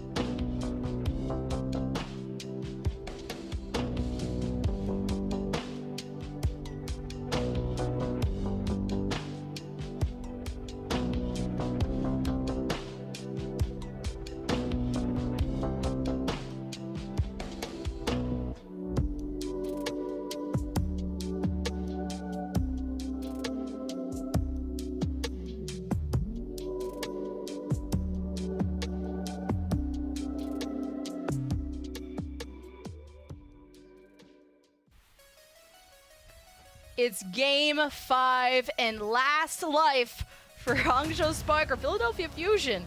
But their opportunity to go up against the Apex Slayers of Atlanta Reign in the next round. Fusion, I mean, they had the 80-meter push on New Queen Street and then gate kept girl boss Spark until Oblivion. What a map that was. Only one team from APAC Lemon will be coming out alive of the next 20 minutes. They've been forced to fight each other, but that's just the way the bracket crumbles. Guangzhou has returned once more, the main tank extraordinaire to lead the troops from the front. This crown must be earned, it will not be given. Let's bring up our map set in a little bit so that you guys can see where Hangzhou Spark have decided to bring us on our final control. with Guangzhou coming in, you could probably take an informed guess, but it's going to be Lijiang Tower. Because Guangzhou, he's got himself one heck of a Rhine, as well as a top-tier Winston. Yeah, when it comes to Lijiang Tower, we saw Hangzhou play this against the Philadelphia Fusion. Hey, guess what? In their first match, their first meetup, and it was 2-1 for Hangzhou at that point. So Spark going back to what they know best. When it comes to Fusion, though, they're no strangers to love or Lijiang Tower. They defeated the Florida Mayhem just yesterday in their final Game 5 on Lijiang Tower, where that also went the distance. That was crazy. They had Uber shaken over that round. So I'm excited to see how this final battle is going to be decided. I think it's going to be all about the order of the maps. I feel like with Belosria in, yes, there's going to be the main tank in the back pocket for Philadelphia Fusion. Do they want to try and mirror some kind of rush here? Do Hangzhou Spark want to try and attempt that as well? Thus far, Shai has been putting on a clinic on the hit scans. He almost has a deadlift over the entirety of the entire series here, Lemon. I believe he has 65 out of 138 total Spark final blows, which is 47% going into map number 5. That is almost uncanny, considering that he's sharing final blows with people like Guangzhou and Alpha Yi. Wow. I mean, we really have... wow. We really have some of the best. Like, at this point, there are no weak players on any teams anymore. It is Stardom versus Stardom. We're going to go to Lijiang Tower and see what round we end up on first. When it comes to at least the Fusion, again, a lot of Ball, Tracer with Zest, some Ashe, and Sojourn for MN3, and then they kind of hover around the Zen Brig or the Zen Bab, especially the Bab when you have more of a poke phase on Control Center. Speaking of Control Center, here we are. I got to guess it just off the scenery. Oh yes, map expert Lemon reporting in. Do we see the Reinhardt? Is the question. Do Hangzhou Spark wish to engage in a touch of brawling? No, instead. Bringing in Guangzhou and having him play Doomfist would be an interesting angle, considering that they just had Burnos up over on Svat here, and Burnos been playing a considerable amount of Doomfist. Philadelphia Fusion, I'd be surprised to see Belosria stick to this Wrecking Ball, as Wrecking Ball does suffer from the lack of high ceilings in the server room, which means that engaging into one of the most potent areas for a support to hang out means you have very limited options to try and make your pile driver work. But hey, if anyone can make it work, Borlosria can. Well, Fusion tried the rush last time they faced the Spark on this, and let's just say it didn't work out. It was 199 though. But what did work for the Spark is this very comp. They did have Alpha on the Genji, Lucio, Ana, and everything. So quick rotations for the Spark. And there's an engage from Guangzhou on the coast side, the right, and has already punched out. Aim gone cold, and MN3 booped off. So Spark around this Lucio Ana are just coalescing together, and it's working out. MGod got booped off as well, playing on the edge. They did not expect Guangzhou to be on the Doomfist. They probably thought the same as me, that he was going to be on the Rhine. That's why they went up and around the outside. But here's the engagement from Guangzhou. The pace there, unbelievable. And guess what? Guangzhou fell off as well. Okay, 3 environmental kills in our starting battle. How else could it end here in our APAC Battle Royale? Shai already so low as Hangzhou Spark have got themselves the first cap. Do they dare contest here? Yeah, it's kind of a big reason why you don't hold that coast side. You're so vulnerable to boops, and Belosria got slept and anti. Good job by Irony once again. I felt like Belosria just lived a little too long on New Queen Street, so I'm glad he could get to know what dying is like a bit. But LPE has already killed 2, and he wants the dash fixes so bad without, running into the shield bash and all that. He is going to harass Zest some more, get a bunch of blinks out of him, and now dance around, because remember, it's Spark that have control of the points, so they can play this ring around the Rosie, this cat and mouse forever, and benefit from it. And now, because of the Lucio Super Ridge, reinforcements are back from the Spark, so they're almost at full force. And Alfie also heavily outpacing these defensive ultimates when it comes to the blade. He's been hitting so many shurikens that if he uses it in a good amount of pace, then it could easily confound the Philadelphia Fusion. Losing Guangzhou means that space is going to be hard to come by, and Alfie gets nanoed here for a big old... He's dead. He's dead. Wow, he just got one clipped and dove on by Belosaria. That was disgusting. The guy was like ready to whip out his blade and everything, and he just got sat on. So Spark don't have any DPS. So it's a go next, and Belosaria is just killing everything. Okay, he has mines. I wonder, I don't know if you want to hold choke, but we'll see how the mines will be used. Was that a Belosaria ace on the bowl? Not only was that potentially a Belosaria ace, but that also stopped the Nano Blade. And now the window for the blade's effectiveness is closing for Alpha Yi. Aim God's getting closer and closer to that trans, and Fixer is also going to have the rally, which will give enough space during the knockback to get the additional health. Oh, the sleep on the sense of how he's alive though, but the blade from Alfie comes out. He's got the sound beer of Super Rich to supplement him, but he had such a hard time closing the gap with him in the fusion. At least he doesn't extend too much. He conserves his life, but the blade got a total of 0 kills. So Sparkdom has Super Rich. Advantage is starting to go away. Guangzhou got so eager because he thought he had the meteor strike, but he was still 3% away. And the punish from Fusion is so nasty. The disengage against Alpha Yi, so smart. The Fusion are now back on the point, and they can chill for now. In the end, it was more Dragon Bait than Dragon Blade trying to get Zest to chase them in. Alpha Yi so low. Guangzhou finally has this Meteor Strike, and it can't be forced out early by a Pulse Bomb from Zest, so instead you can use it to make a much more aggressive dive and then try and finish off one of those low supports, potentially even force out a Transcendence from Aim God in a suboptimal position. Just Hangzhou Spark just want the server control so bad so they can access this backline. Cool strikes from Guangzhou. You scared the heck out of Aim God. He just used Transcendence. Now Fusion really want to take a fight, and they MN3 got isolated. So Spark forced a Transcendence and then jump immediately on MN3. It's a 5-on-4. And Fusion, they have control of the point, so they can probably just die on it, get to 99 and head on out unless MN3 gets back soon. Pile drive from Belosaria. Spark dodged the pulse bomb from Zest. And now Spark don't really have any ultimates. And they got to get away from these mines. It's 99% from the Fusion. Fusion never even reset through losing Aim God, through losing MN3. And now that he's back, he can shoot away. And the Spark ain't looking too good without Guangzhou, without Shy. What could possibly pull out a win here? You got to use the rally. Super Rich used it immediately on acquiring it. Guangzhou will be back soon on the Hammond.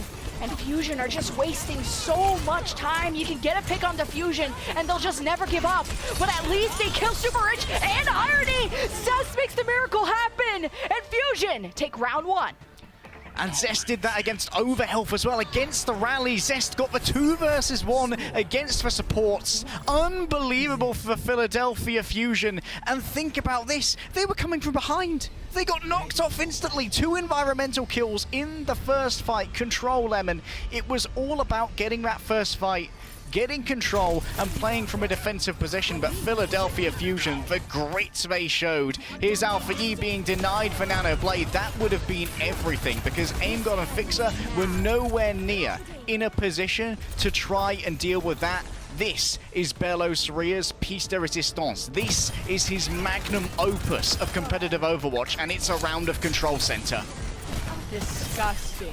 I mean, the last time Spark and Fusion went to Control Center, it was Spark that won it. Fusion had to change their strat, and Belosaria, this speed is just so much to handle. And he gets out too, so you can't even kill him half the time. So now Spark, we go over to Gardens. And Fusion won this 194, and of course that was when MN3 even brought the Sombra out. A little bit too much creativity sometimes. But now he's on the Ash. Point unlocked. Belosaria wants to prevent it, gets involved, tries to stop the cap, but no one else is there. No contest from Zest because he's dead. He got booped to death by Super Rich. So Spark gets the first cap, and now they have the supports of Aim God and Fix trapped. What synergy from the Spark in the moments that matter the most.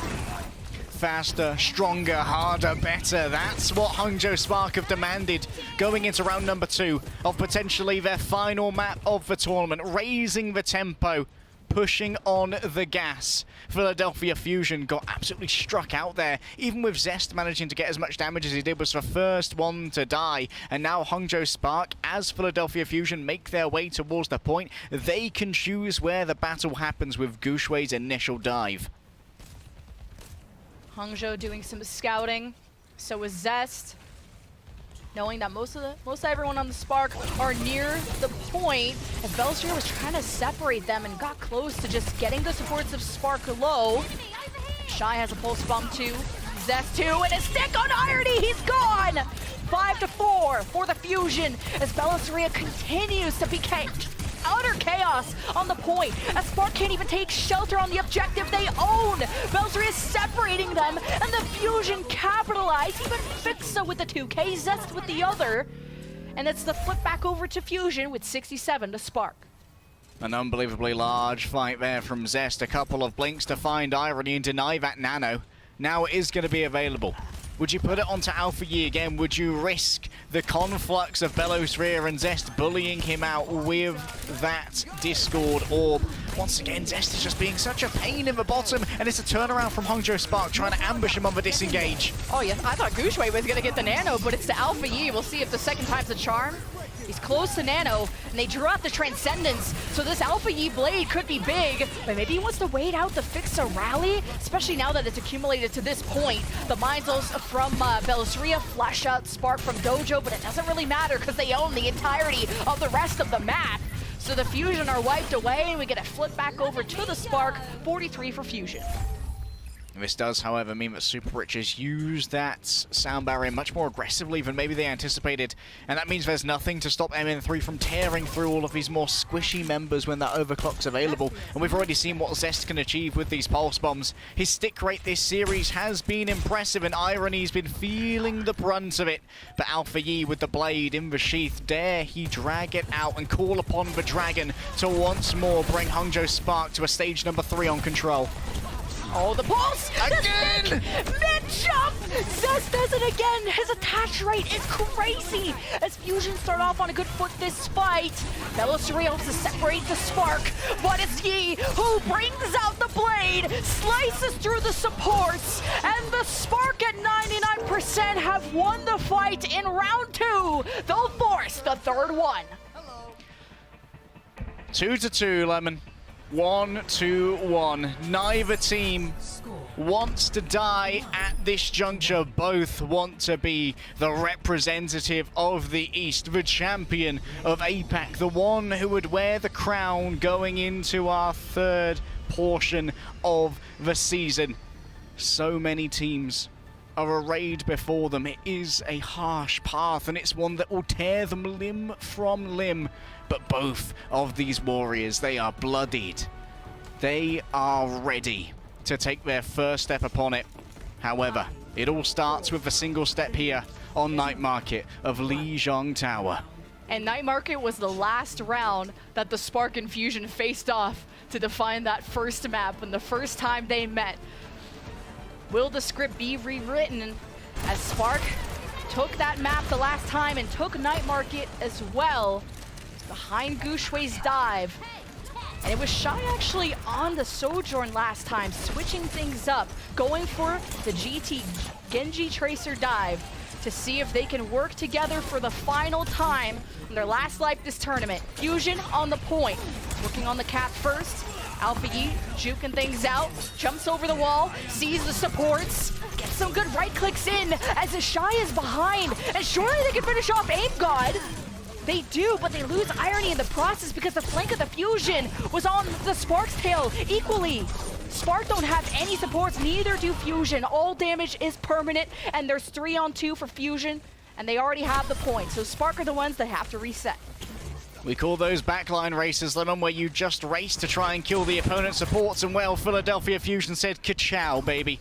Philadelphia Fusion now have Zest with another pulse bomb, and well, we know what that means for Irony. Luckily, this time it's survival, as Irony clings to life with his little grippers, and now Philadelphia Fusion are going to have to retreat back to a point and wait for Hangzhou Spark to come to them, potentially. Oh, MN3's already dead. Shy can throw a pulse, sees a bunch of supports. I mean, it's just a blur at this point. That's all Fix is seeing too is dark. as Hangzhou Spark hope to just flip this point back over. There's still the DPS and Velociria hanging around, but they don't have much to say after that. So Spark get to farm them up a little bit and flip it over, 58 for Fusion. And critically, Hangzhou Spark are now going to be in a defensive position once more, almost with access to that Nano Blade. They've enjoyed giving a Nano over to Alpha Yi when he doesn't have a Blade in hand to see if they can force any defensive countermeasures out of Philadelphia Fusion. The problem with that currently is that Philadelphia Fusion don't have the defensive countermeasures. If Hangzhou Spark get too aggressive here, though, Velociria can roll in behind them, put the minefield on the point, and try and exploit Hangzhou Spark's disengage. See, Velociria wants Spark to play on the point to drop these mines. He's already found Super Ridge, he's found Irony, but Super Ridge boops him, and now Spark head for the middle of the map. They've already nanoed Gushue. Velociria focuses on the flip, and it's not even successful at doing that. But Shy, I guess, accidentally runs into the mines as he returns to the point to contest. Now Alpha Yi on the hunt, slices through Zest. Velociria is pretty low, but Alpha Yi's not feeling it. Would rather stay safe on the objective, and Spark hold on for now. Aim God. He needs an Iron Will when it comes to this Transcendence. If he uses it too early, if Gushue can force it out with a Primal Rage, then Alpha Yi will have himself a clear landing strip to bring Hangzhou Spark to the next match later today against the Atlanta Reign. Velociria plays Distraction, but this simply means that Alpha Yi has a clear path to victory.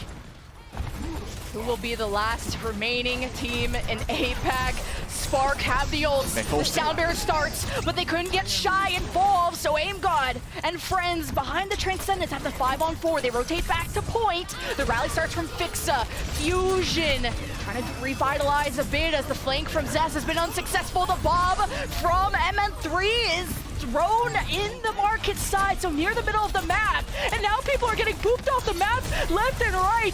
Fusion working to hold on to this objective to get the lead back. And Alpha Yi gets his butt shut down. Are you serious?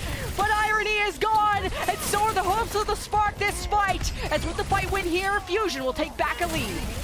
It was messy, but with a blade from behind, simply could not find the purchase. It was not sharp enough, nor with a Hangzhou Spark as a holistic group. Look at this. Irony, once more, the only ult available for Nano. If he gets stuck here, it is over. Philadelphia Fusion will go and face Atlanta Reign later on, Lemon. This is the last battle. The Nano available from Irony. Shy heading for mini pack. And it's the battle in the middle of the map. Gushue received the Nano from Irony, making the space, working with Alpha Yi. They head into the support line. MN3 is separated from the flock. Couldn't get any healing from Aim God in time. Spark had the numbers, but Velociria has the space. The mines! The double kill! Alpha Yi and Gushue removed. Irony gone. Fusion at 99% off of a tank who's grown from a caterpillar to a butterfly. That Fusion have done it further than any other APAC team in Game 5. They are top 4. Dallas Fuel, they could not stop them. The Hangzhou Spark, they could not stop them. COVID-19, it could not stop them. The power of the sun in the palm of their hand.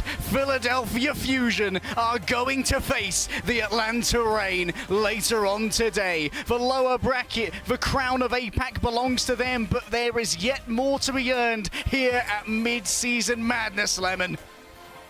Only Fusion can make the fans cry and get frustrated the way they do, but only Fusion makes my voice go like that. I'm gonna feel that in the morning. What a heckin' series. This tournament has presented some of the best, most exciting Overwatch we have seen this year, and the Fusion will get top 4 minimum of $75,000, go up against the Atlanta Reign, the Western team that has slain the Seoul Dynasty, and the Shanghai, and we're gonna find out if they can do it again. But before we head that way, of course, we're gonna have the winner's bracket, because the Shock and the Gladiators is gonna be crazy enough. If you guys thought this match was entertaining, wait for the ultimate battle of top 1 and top 2 in the West.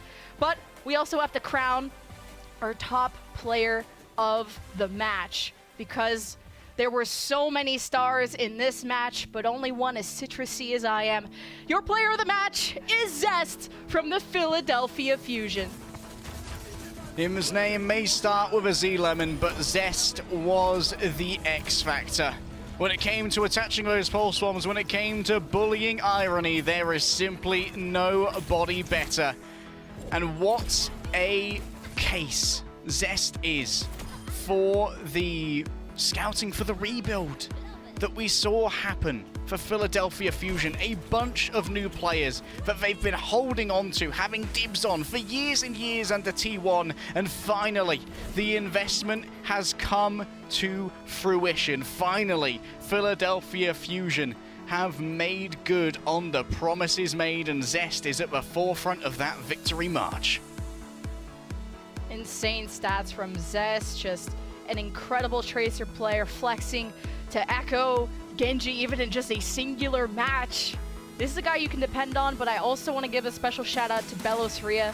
I've even talked in the past how I felt like this was the weaker pillar of Fusion at the start of the regular season. I don't think too many people can argue with that, but the amount of work that Belos Ria has done to improve as a player, improve as a tank that can actually initiate and take the space.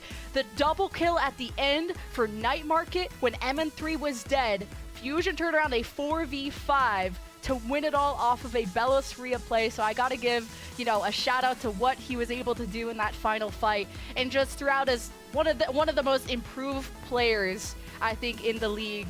So shout out to the Philadelphia Fusion fans. You can at least rejoice because they haven't let you down in the lower bracket yet. But on the other side of things, in the upper side, we have the ultimate battle of Gladiators and Shock, number 1 and number 2 in the West. That's going to be insane. Joss and Necker are going to get on the mic because, we sound like dying cats at this point because we're done. We're done. So Gladiators and Shock are next. We'll see you guys later.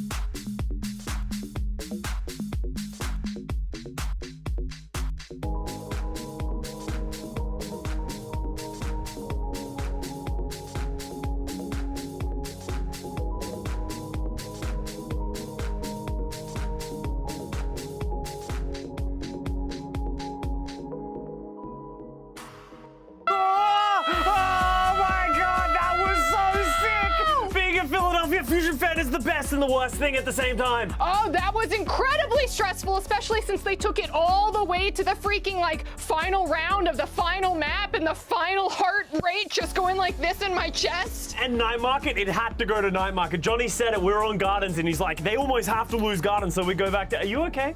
You good there, Johnny? Yes. You got your little It's okay? emotional support hamster? Does he remind you of Belozria smacking off the spark from the stage right there and potentially just being the best staying player we've ever seen in our whole lives? Am I a Fusion fan now? Oh! Did we get it? Yeah! Okay, think about it. It's so fun. Belozria is like the best wrecking ball that we have in the league right now. His ability to move around the map and just the sheer amount of stuff that he did in that match, like that clip on Lijiang Control Center in the first round was crazy. Like he gets the Nano Genji, he gets everyone. It was so good. Honestly, everyone on the Philadelphia Fusion really pulled their weight. Like, you know, Zest was crazy. His pulse bomb attach rate was high, as, you know, Leg Day and Lemon Key were saying. But the big thing about it was he wasn't just pulse bombing the tanks and getting that high percentage. He was hitting high impact targets time and time again. The number of times he stuck Irony in this match was nuts. And then you have MN3, who, I'm not going to say he was the better hit scan in the server, but he was holding his own. And I think as a team, you saw that dive come together a little bit.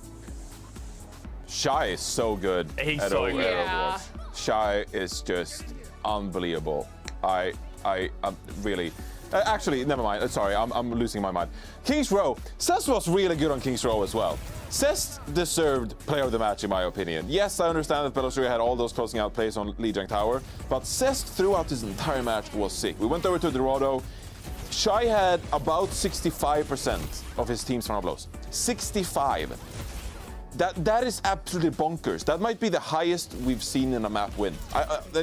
Don't quote me on that, because The sleep. This sleep. Oh my gosh. This was meant to be Fusion's way, okay? There's been a few matches in Overwatch history where things just fall into place, and like you go back and watch like the VODs, and it doesn't make sense how things turned out, but it was just meant to be, okay? You can't give Fixa credit for that sleep, but it was just meant to be, and that's just, you just gotta accept that. It just fell Fusion's way. Now, Lijiang Tower, as you said, like Belozria was amazing. His mine placement and discipline with pulling out the mines, the boops, both here on Control Center, but also the boops on Night Market, were phenomenal. And I think Belozria is making a name for himself as one of the best wrecking balls in the entire league.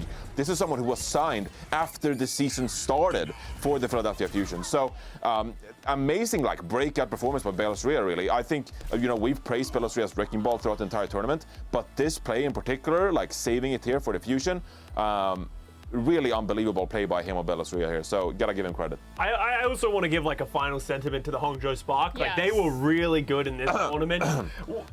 The Hangzhou Spark. The Hangzhou Spark. Yeah, honestly, it's felt like but I want to give a little bit of credit to the supporting cast. Like, they were good. Like, they did their jobs. Like, Alpha Yi had some good moments, and they were pretty solid. But it is the Shy show, and they can't even deny it. Their strategy on Dorado was, we're gonna nano Shy. He's going to press the overclock, and he's going to kill 3, which seems like a bad strategy. It is a bad strategy. It should never be, but it worked for them. He got multi-kills consistently, so, They broke the game.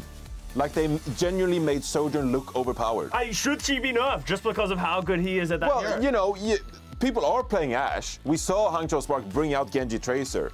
So it's not that other heroes aren't viable. Like, Sojourn's not broken in that she's like a high percentage pick, even though she's just really good on some maps. And then on some maps, you can just like nano and rally and armor pack, and it just breaks the game. I think you have to give Hangzhou Spark some credit, because not all teams can do that. And I think that's a testament to how good Shy is.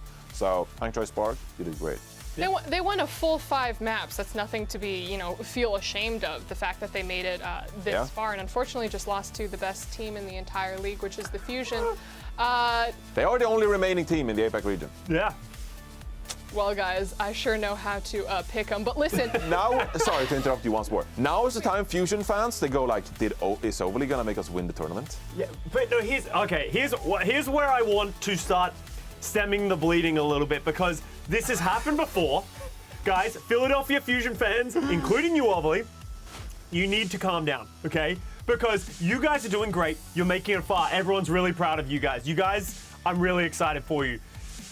don't assume you're gonna win, because this is what happens. You guys get your hopes up. Remember, Who are you saying this for? Everyone. No one on Reddit is gonna be like, oh, Costa. Yeah, he really spoke out there. Common sense, love that. Yeah. Think of the seconds graphic, you know, with all the seconds. Just be careful with your hopium. Well, then let's say this, because for the Fusion, their action is not, or rather, their journey is not complete with this game, especially for today, because they have to face the Atlanta Reign. And we could talk about this match as we take a look at the lower bracket, because again, Fusion, moving on, they're going to be taking on the Reign today. And how do we see this match going? Because right now, Atlanta is just on the same lower bracket run that Fusion is on. Honestly, flip a coin. Yeah, flip a coin? They both have these like playoff moments where they just go crazy. Both have been incredibly inconsistent so far throughout the entire like qualifying, but when they get to the playoffs, when push comes to shove, Atlanta Reign and the Philadelphia Fusion, they're just on a different level. So as Johnny said, flip a coin, who shows up in the server. Yeah.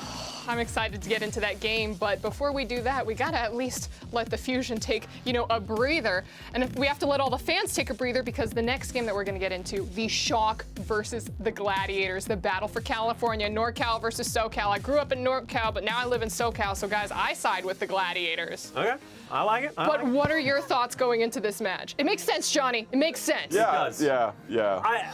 Love objectiveness. A favorite trait. I put my faith in the Gladiators. I think overall they are the kickoff clash winners. I think they've been dominant throughout the entirety of the tournament. But the San Francisco Shock, they have just been on an absolute tear recently. Yes. I highlighted in the pre-show that Kev's the verse proper head-to-head on the Tracer. I think that's going to be really awesome to see those two go head-to-head, because it's been almost 2 months since we saw those guys go. So honestly, any pick is valid. NorCal versus SouthCal, whatever you said, that's a completely valid guess. But yeah, Johnny, it's going to be interesting to see what the LA Gladiators do here, because they relied a lot on Skewed and Shu, of course, to get them through so many of these matches this season. But Funny Astro, he had an incredible performance on Lucio just the other day that like came in super sub on the 4th map, and then they won the 2 remaining maps, right? This minute on Ilios was absolutely incredible from him. Here the boop, and then Paripan gets Alpha Yi out of the duplicate, so the like few frames, he just fell down the pit. And then, survives this moment as well. Funny Astro just absolutely went crazy. So this was a strategy that worked really well against the Hangzhou Spark. I mean, Costa like dreams of this stuff. Yeah, so it's hard to like state, like, if you aren't a Lucio player, how difficult what he is doing and how he is staying alive against the best players in the world. Like, it's so crazy. And this is, so, interestingly, going on to Ilios, this is something that the San Francisco Shock don't want to do. They do not want to move Violet over to that Lucio. If they do, they're gonna get dipped. Yeah, they are. And so I'm excited to see how this is going to play out, just because, these are the 2 best teams. And then we talk about the tank matchup that you highlighted in the pre-show, Reiner versus Kaluj. They have a history of playing together. Now they're against each other in, one of the penultimate matches in the winners' final. Yeah, so there are 2 ways I could really see this going for the Shock. Either you commit to the Zen and Ana, and you have Finn and Violet. Like, Violet was like a top 3 MVP candidate in 2020 because of his Zenyatta, and Finn is like an amazing Ana player as well.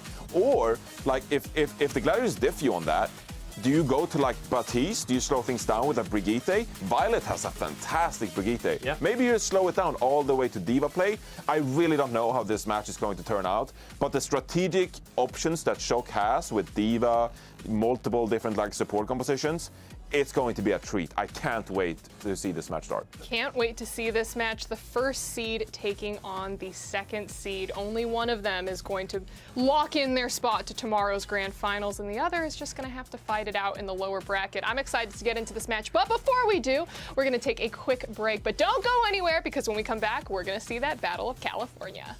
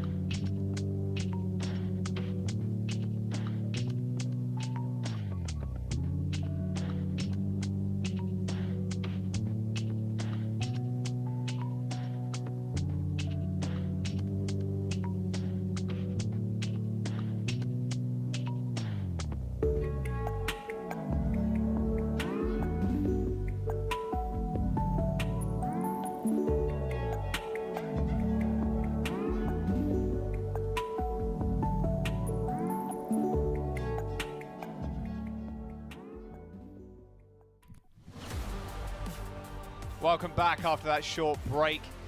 This single match stands between either the Glads or the Shock, making it to the Mid-Season Madness Finals. The other one will jump down to the losers bracket, where they will have to continue to fight for that place. The Glads and the Shock, well, they've both been exceptional throughout the start of the tournament. Both of them find their way through the upper bracket, and they meet right here in the upper bracket grand finals. And Rose, the Shock still on a massive win streak, by the way. They are still undefeated, 8 matches in a row. It's insane. And in those 8 matches, by the way, they've only lost 4 maps.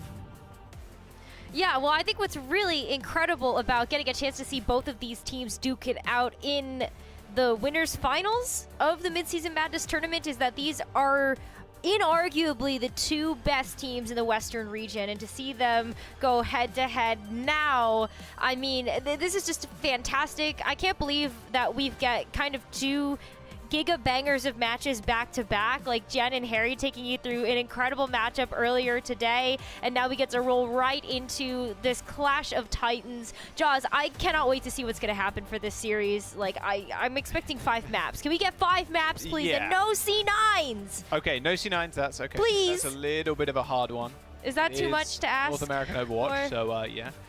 Let's have a look at the Gladiators, though. I mean, look, the Gladiators, they had a tough game yesterday against the Hangzhou Spark. It went to 5 games. In fact, a lot of our ridiculous games or matches recently have gone to 5, and that was no exception.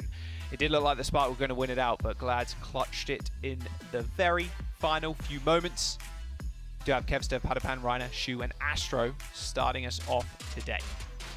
Yeah, we do, and so this definitely tells me that they want to go fast and they want to hit hard. Funny, Astro got subbed in for the final 2 maps of the Gladiator series versus Hangzhou yesterday, and you could feel the impact that that particular player had on the roster. It's not to say, obviously, that Skewed wasn't doing a fantastic job throughout the rest of the series, but Funny Astro just provides something so different in that Lucio pick, and it makes it very aggressive. God.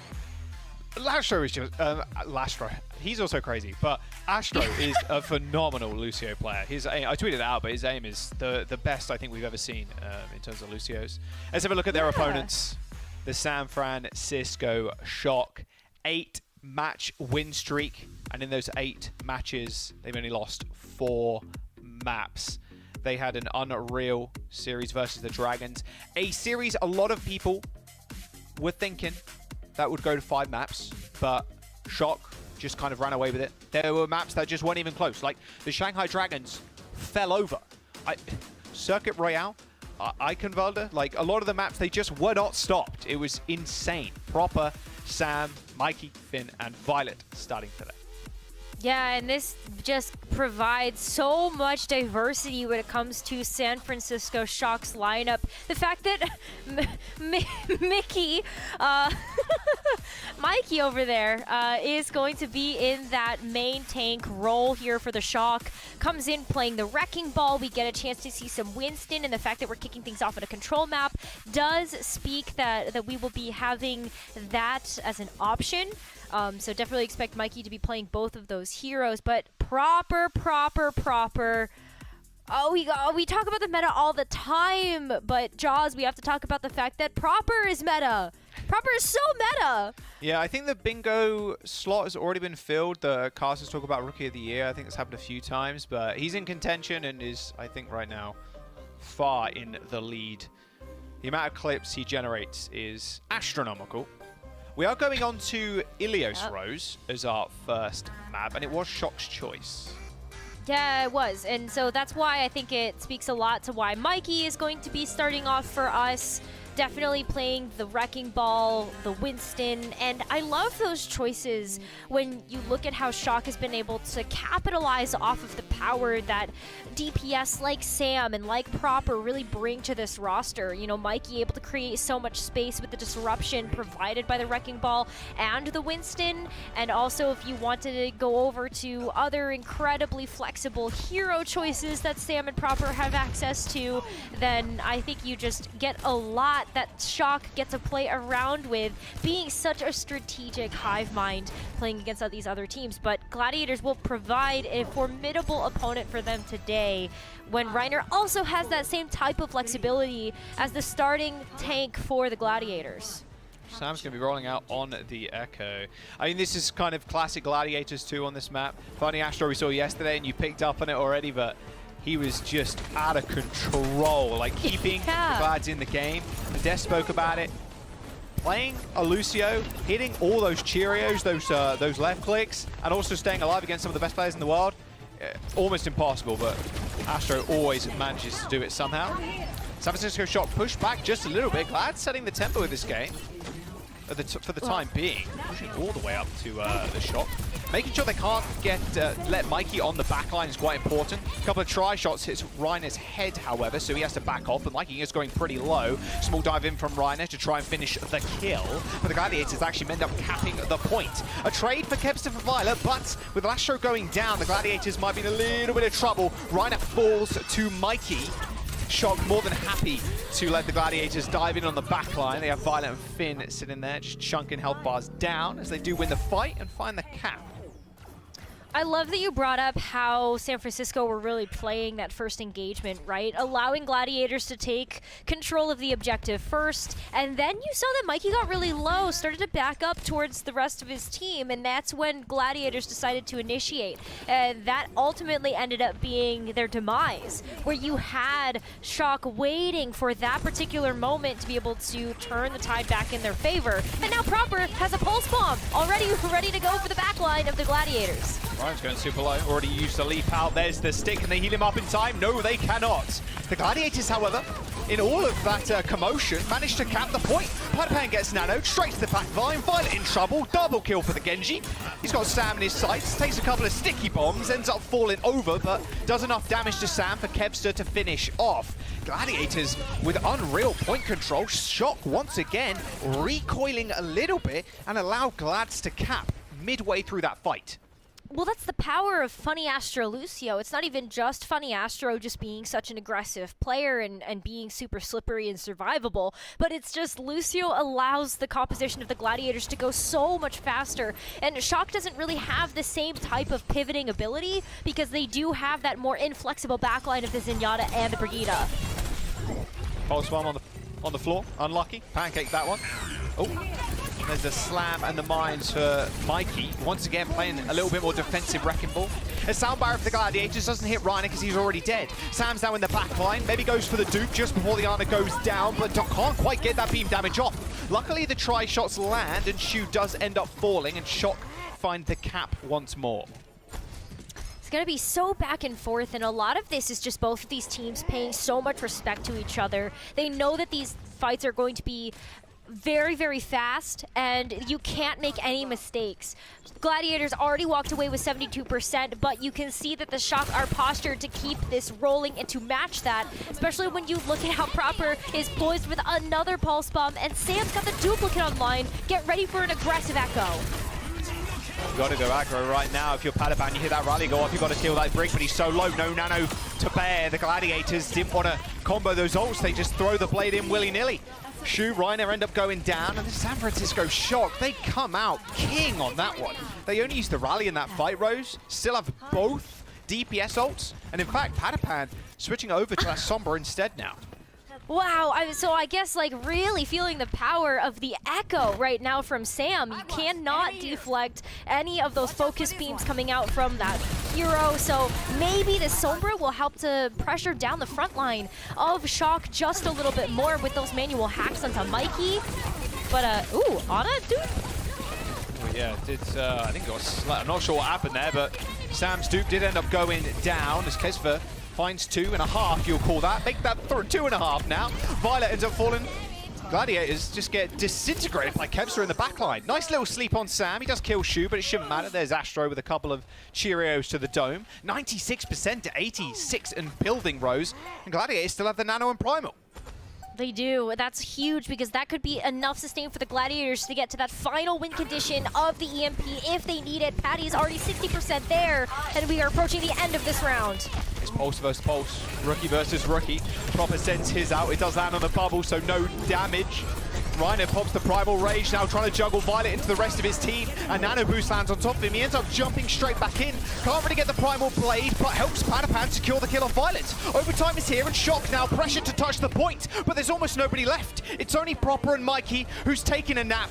Proper is 1 HP, struggling to find a health pack to pick up. Wasn't quick enough to get back to the point in time. The Gladiators claim the first round. Well, an exceptional example of these two teams going head-to-head already in that first round and how quickly they are to adjust to each other. Gladiators didn't get any value from any of the Dragon Blades that came out from Patapan, immediately switched them over to the Sombra and started to go ahead and take the round. But Shock also playing that so well to deny the Gladiators the aggressive stance that they wanted to take with the Lucio for so long. But boy, oh boy, this is going to be so back and forth, and I cannot believe we already got such a treat for that first round. That was an unbelievably well-executed dive by Reiner and Kevston. Yeah. All right, so we're going on to Ruins. Reiner's now on the Doom. A little bit easier to counter the Wrecking Ball, of course. Can just kind of boot the Wrecking Ball around. Oh, okay. Patapan just gets logged. All right, that's a good way to start if you're Shocked. Nice sleep on Reiner. Shouldn't result in all too much, though. Gets anti, but it's whatever. Yeah. All right, go again, maybe. Maybe a little bit of poke, but with Sam setting up like this, Rose, Gladiators have got to watch their heads. Yes, they do. We have seen many a player recently get surprised, maybe, by some of these dome shots. And Hangzhou definitely provides that utility. Quick capture for the Shock, though. Yeah, Reiner's getting rolled in the front line. He put out the power block, but he was already antied, and if you shoot him from behind, it doesn't really matter. Oh, Astro, yeah, okay. Can't do any funny business, son. You have to sit down. However, Patapan and Shu still end up finding kills, but with Mikey on the back line and the health bars dwindling for the Gladiators, it's a pretty easy win here. Yeah, that's just going to allow San Francisco Shop to keep the ball rolling, and we might start to see some adjustments coming in from the Gladiators. I mean, already we're going to see Reiner switch from the Doomfist to the Winston, and that should help to initiate on some of these dives onto the backline just a little bit better. Violet this time around is going to be playing the Ana instead of the Brigitte, but it's still a pretty stationary backline when you take a look at things. That's a huge pick. Not much of a log, maybe a digital log, but it still hit Violet's head and he ends up dying. Good start. Paddy finds 2. Gladiator is happy to walk this one home. Maybe Proper comes back with the pulse bomb, but rather unlikely. I think they just want to go again. I mean, you take that 50+%. Okay, well, Vin's trying to kick Patapan to death, but it ain't going to work out. Well, you gotta try, right? You walk away with as much alt charge as you can. So at least Finn will be even closer towards that Transcendence heading into these next rounds. Sam, though, switching off the Hangzhou now onto the Sojourn, a little bit more mobility afforded, and you still have a lot of that one-shot potential with those charged up railgun shots, but you also just have more consistent damage, it feels like, when you have such mobile pieces of the Gladiators on the other side. Kevster just blinked through the Ana, like, sure, why not? Vin does get nanoed, and Violet somehow still alive. Proper kills Shu, so Gladiator's just kind of falling over. What happened there?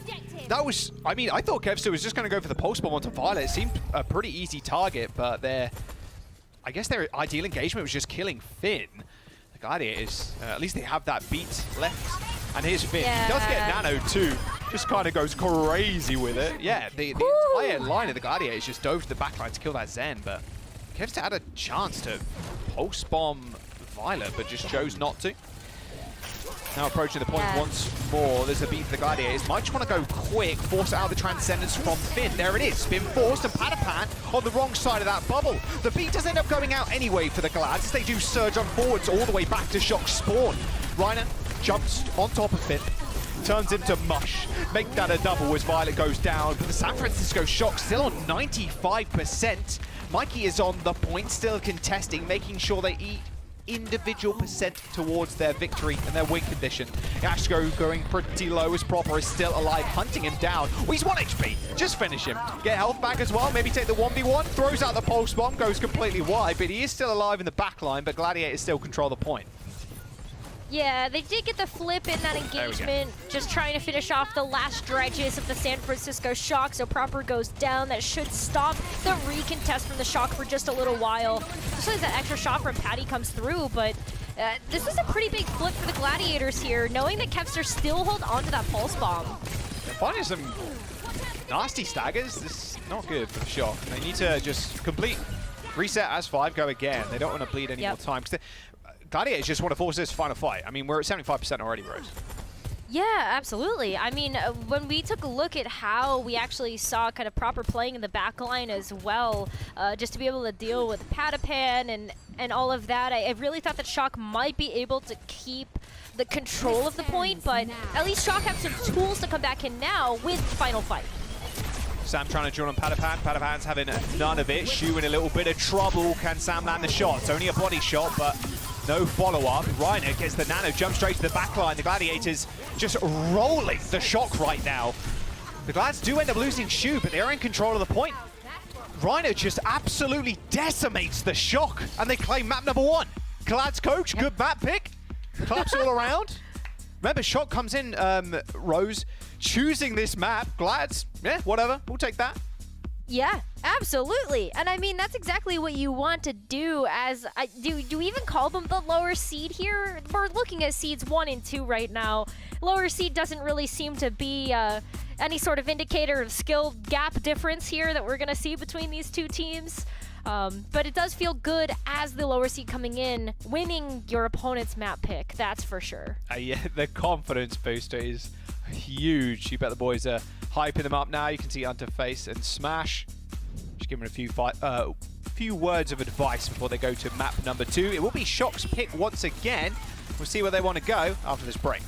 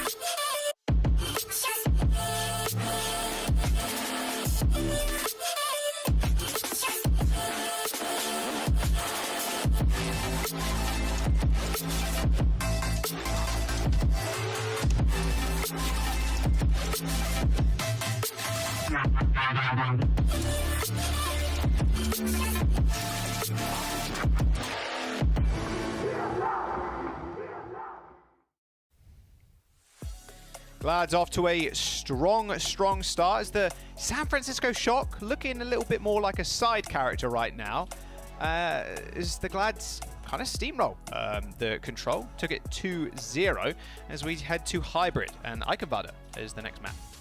Yeah, and that's not really a surprise. I would love to call up something that the Watchpoint desk talked about during the pre-show, and that is the hybrid map records for both of these teams coming into the mid-season Madness tournament. I mean, Eichenwalde is Shock's strongest record, and when you take a look at the fact that the Gladiators don't have much official experience on this map, and they also don't have a positive map record on it, I think that speaks volumes to why Shock would want to take us here. Not only that, but during the mid-season Madness tournament, San Francisco Shock have pulled out a Kaluge Diva, which I think has been a surprise to a lot of people. But speaking of that, well, let's talk about some of the substitutions we're seeing for this map. Yeah, Kaluge is coming in, which is good stuff. It's kind of, yeah, you'd expect it.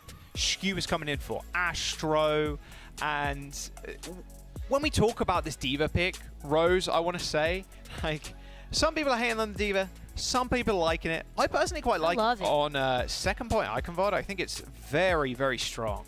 Just because you can get up to the high ground so quickly and so often, but with Diva, more often than not, right now in the meta, you're playing more of a defensive style of things. But we'll have to see how that ends up going down. Maybe they picked that up, or they got something else they're saving. Yeah. I think the Shock tweeted out something a little bit earlier on as well. You know, we got a lot of traffic on this side of the break. I mean, look at that. When two Chads meet. Wait, you know what's really impressive about this, though, too, Jaws? I think we all know how tall Kaluge is. Yeah. Is there some weird camera angle thing going on here? I don't know. Are they both this tall? Ryan is also pretty ginormous, I will say. Just a little peck on the cheek before you start the game. That's how two Chads. Okay, there you go. Well, there you go. Okay. Who can crack first? Ryan has already lost. Oh. Okay, this is a Peggy 12 stream. Peggy 12 stream, by the way. Okay. I love it, though. No, definitely two Chads. I mean, you saw that, and you're going to see that throughout the remainder of this series, how important that tank role is for both of these teams, and how much they're going to be playing around that heading into these future maps. I mean, I think the fact that it looked like San Francisco got folded over like deck chairs on a warm summer's day there is because Reiner became the unbeatable raid boss. Did you see how many resources the Gladiators were putting into this man to take out the Shock? Look, at the end of the day, if one player's popping off, you just continue throwing resources at them to make sure they can pop off. Yeah, just nano just nano shy every single fight. If you don't have nano and you don't have shy's not alive, then it may be GG. I mean, hey, if it works, it works. Okay. Oh, it's too soon. It's too soon, Jaws. You can't say GG yet. All right. Anyway.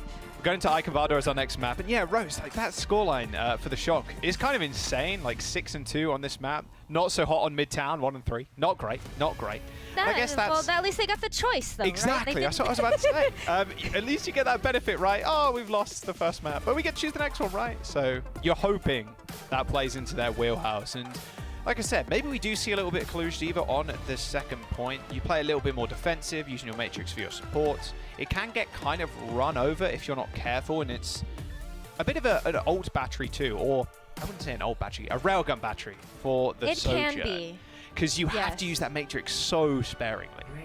Yes. No, you're absolutely right. And I think that's why there's this love-hate relationship right now with seeing Diva as a part of this meta, and San Francisco Shock relying on this particular hero choice for a lot of their team comps. It's a great boon when it works for your team, and if it's in the right hands, like Kaluge piloting the mech, I think you're going to be fine. But depending on the team that you're playing against, it can also be a detriment, and I feel like if you've got a Sojourn with Patty behind the wheel, that might be a detriment. We'll see. We'll see. How do you get gapped, flippin'? Okay. Anyway. It's when two Chads meet. That's the title of their love story. I love it. All right. San Francisco Shock. They are going the Diva, but it's on first point. Gladiators, I think, are more than happy with this. They can obviously switch if they need to, but Reiner running the Zarya. typically the Zarya rolls the D.Va. Beam goes through Matrix. Very nice. Micro missiles charge up the bubble, charge up from the bubbles super easily. That was a nice little sleep on to Paddy. Doesn't result in anything, but it's up to Reiner here to make the space. But when you don't have those bubbles, Rose, very tough to do so.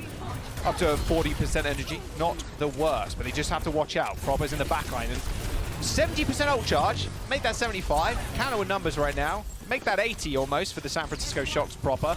He's close to pulse, and it hasn't been like a minute yet. Nope. Nope. That's Proper for you. Proper's meta. He's gonna get it. Proper's meta, and the Pulse Bomb will come online very quickly. Will they expect it? Not sure. Valiant's already dead. Proper needs to do something with his Pulse, but already hit him with the recall. They do trade 1-for-1 as Skew goes pretty low. He's getting perma-pocketed by Shu right now, who's earned the nano off of all of that damage that Proper's been doing. Skew DMX, Kaluge, kills Finn. What? Easy game. There's the point. The Gladiators end up unlocking the payload. Yeah, wait, what? Shock just got 2 picks. At the very end, that's but unfortunate. You can't tell me they weren't close enough. Yeah. Throw their bodies on the point real fast. I don't know. It's hard to tell. We'll go back and check the tape in a little bit. Regardless, Shocker set up on the second point where we expect to see the D.Va perform just a little bit better. Especially when you know that, hey, there's still a Pulse Bomb that could, Kaluge isn't going to block his own team's Pulse Bomb, but you've got other things that could be coming your way. Like, Reiner's actually working up to a Graviton Surge very quickly here. The defense matrix could be very important. Yeah, you got to eat it. This is one of the better points for the D.Va to be on. Reiner going pretty low. Kevster trying to disrupt the high ground here. And it's all up to Kaluge to touch this payload. Like, he's the one that has the permis in on it. But against that Zarya, it's a little bit harder than you might think. Reiner got the grab online. Kaluge has to escape to the high ground. Kev's still trying to build up towards that blade. Proper still holding on to this pulse bomb, but the rest of the Glads catching up with the ultimates. Sam's going to get nano, dive straight to the back line. Kaluge in a little bit of trouble. Perfect defense matrix there from Kaluge, stopping all the healing, landing onto Reiner. The blade's been pulled from Kevster. He does find 2. Both supports now dead for the Shock. Sam transforms into the Sojourn to try and keep his team in this. A nice slide headshot kill onto Skewed, and the San Francisco Shock, even without support, managed to hold on. Wow, look at that. Yeah, I mean, you had to use quite a few resources there. Sam using duplicate, that did help keep the defense alive for the Shock, but now you are looking at the fact that you've got a bomb and you got 2 bombs. Is that enough? You got a bomb in Kevster too. Hasn't got the blade, but doesn't need it. Transcendence actually from Skewed, potentially forced. Not sure what happened there. Violet's in a little bit of trouble. Does anti-Kevster, deflects up though. Padapan finishes up with the clean. And the San Francisco Shock with a sleeping Proper. Yeah, it's about over. The Gladiators on a good little push here. 3 minutes to go as they cross this bridge. Oh, look at this. I love that we're seeing this change from Violet. Violet's actually going to go ahead and play the Batiste. Sam also switching off of the Echo. Wow. Finding not the right type of value that we would have hoped to see from those hero picks, and Shock kind of just forced here to stop at the door. He almost easiest grab of his life there, but Sam just slides out of it. Self-destruct gets launched into the stratosphere, still manages to kill Padapan. Perma-pocket onto Kevster now. He's got no nano, but he's got the blade. 2 kills with 1 slash. Violet does end his life quick, sharp, but the San Francisco Shock will hold. The Skewed, doesn't win that duel versus Finn. The Violet with the Batiste, very big brain play. That lamp saved them a whole heap of damage and made sure they could kill Reiner on the Zarya. Well, that's the biggest problem. And that's why you're seeing Gladiators start to also make some adjustments of their own. Reiner's off the Zarya now onto the Wrecking Ball. A bit more mobility, plus you're playing around that bridge, which means you might get some sweet environmental kills. But this is just the strategic minds of both of these teams. They're making these mid-map adjustments to play against the meta of the other team. And that's absolutely big. You can see that Gladiators are constantly trying to think about what is going to get them one step further towards their goal of going to the finals here. Shock just trying to get back in this one. Proper is flirting with the idea of just blinking onto the back line. Padapan used the overclock, spotting Kaluge, but he's eating most of those rails. Perfect use of the Matrix. He's just looking at him permanently. Proper does a miracle stick. How does he get those? lobs it in, kills Skewed. Kevster ends up going down, and Proper is still destroying the backline of the Gladiators. It's a tough ask to push onto this this second point, especially with how close the spawns are for the defense. The Shock are holding firm for now, but Glads, they got a minute to play with. Yeah, I mean, I think that's why Gladiators are really hoping that they might be able to get something else done here with the Patapan Sombra switch. Just it worked out for them last time on the very first map of this series. Is this last second pick going to work here as well? May not be enough time to actually get an EMP up, but the manual hack to be able to remove something like the defense matrix from the Shock could prove huge to busting open these castle doors. Got a problem on their hands though. Rose, double support ultimate for the Shock. Like, okay, Paddy is just scouting, knows where Violet is, can go for the hack if they can set up the dive, but everybody's super far away. Does get the hack from Kaluj, but it's more of an interrupt now, so the Matrix comes back online rather quickly. Sam's already killed Kevster. There's 15 seconds to go as the Gladiators are getting actually wrecked by Sam. There's a nano on the Sojourn. He's got the overclock. And the Shock, well, they're still sitting on 2 ults. The Gladiators need to be able to touch, but I don't think they're going to get there. Well, I guess Patapan is, but he's quickly put to sleep by Violet. The payload is going to end here, unless Kevster can get back to the point in time, but looking quite unlikely. The San Francisco Shock backline looking like a Gordian knot right now. Unbreakable. The payload just before that second point, Rose. It's so tough. You're sitting on 2 support ultimates, you're golden. Oh yeah, that was, I mean, Finn just used the Transcendence there celebratory. Didn't even need it for the rest of that last fight. It was great to have as an insurance policy though, especially with the Paddy switch over to the Sombra. Maybe you get the hack, maybe you force out the Transcendence. But there wasn't really anything else the Gladiators could have followed up with that either. And unfortunately, when we did see those swaps come through, it felt late. Yeah. But Shock definitely have they know where the goalpost is here to get another map win under their belt on Eichenwalde. And this Sombra didn't end up really working out for Paddy. And then you look at the other side, Sam has 12 out of the 24 kills for the Shock right now, like the final blows. Yep. It's pretty remarkable. Like, Patapan's just not having that same kind of impact. We'll have to see how they do on their defense. They're going to roll out with Reiner again on the Zarya. I think the Zarya is still a smart choice. I think Gladiators will find out, though, that as Shock start to move some of those other pieces around, like maybe Sam gets off of the Echo as we see them progress into the second point, and then Violet also decides to switch back over to something like the Baptiste, it will become a little bit more difficult, I think, for something like the Zarya to work. However, there's no Diva this time around. It's a last-second switch from Kaluj will bring us to Winston to kick off this attack push for them, as Sam already starts to take a decent chunk of damage here, tussling with Kevster over there on the left. His bubbles are so valuable. Oh, you can't bubble that. You can't bubble a big right-click from Finn. That's rather unfortunate. Patapan just, again, not quite having the same impact right now as Sam. Good anti. A swift kick from Finn sends Kevster flying, and even a little bit of defensive sticky bombs. Reiner does end up finishing the kill, but with Kevster down and Patapan only just coming back from the spawn, the San Francisco Shock, they swarm the point. Proper is also pretty low, but with Violet and Finn in a very defensible position, they're good to take 2 ticks. The Gladiators are able to contest now, but have no ults to really spare. Luckily, Shu, with all the damage that his team's been taking, he's going to have that nano online pretty soon. Yeah, that nano will definitely be helpful. I mean, you can see how much pressure Shock has been putting onto this backline as well, whether it's been sending Proper after those 2 supports, or it's just been the pressure of the Discord orb. Yeah, gotta take some cover. Oh, Kevster, no recall, maybe? Proper pulse bomb. He's got Shu in his sights. Skewed is right around the corner. There's the stick. There's the double kill for Proper. That'll open this wide open. However, people are still alive on the Gladiator side, but not for long. Skewed trying to get as much as he possibly could done, but it wasn't quite enough. The Shock, they unlock the payload. A respectable amount of time. 4 minutes and 40 seconds. so much, and they just have to get to the castle doors. Somehow Kevster also goes down. Where was that on the map? I think that was over by somewhere. The castle. I think Kevster was trying to back up, and then Proper was like, I don't think so.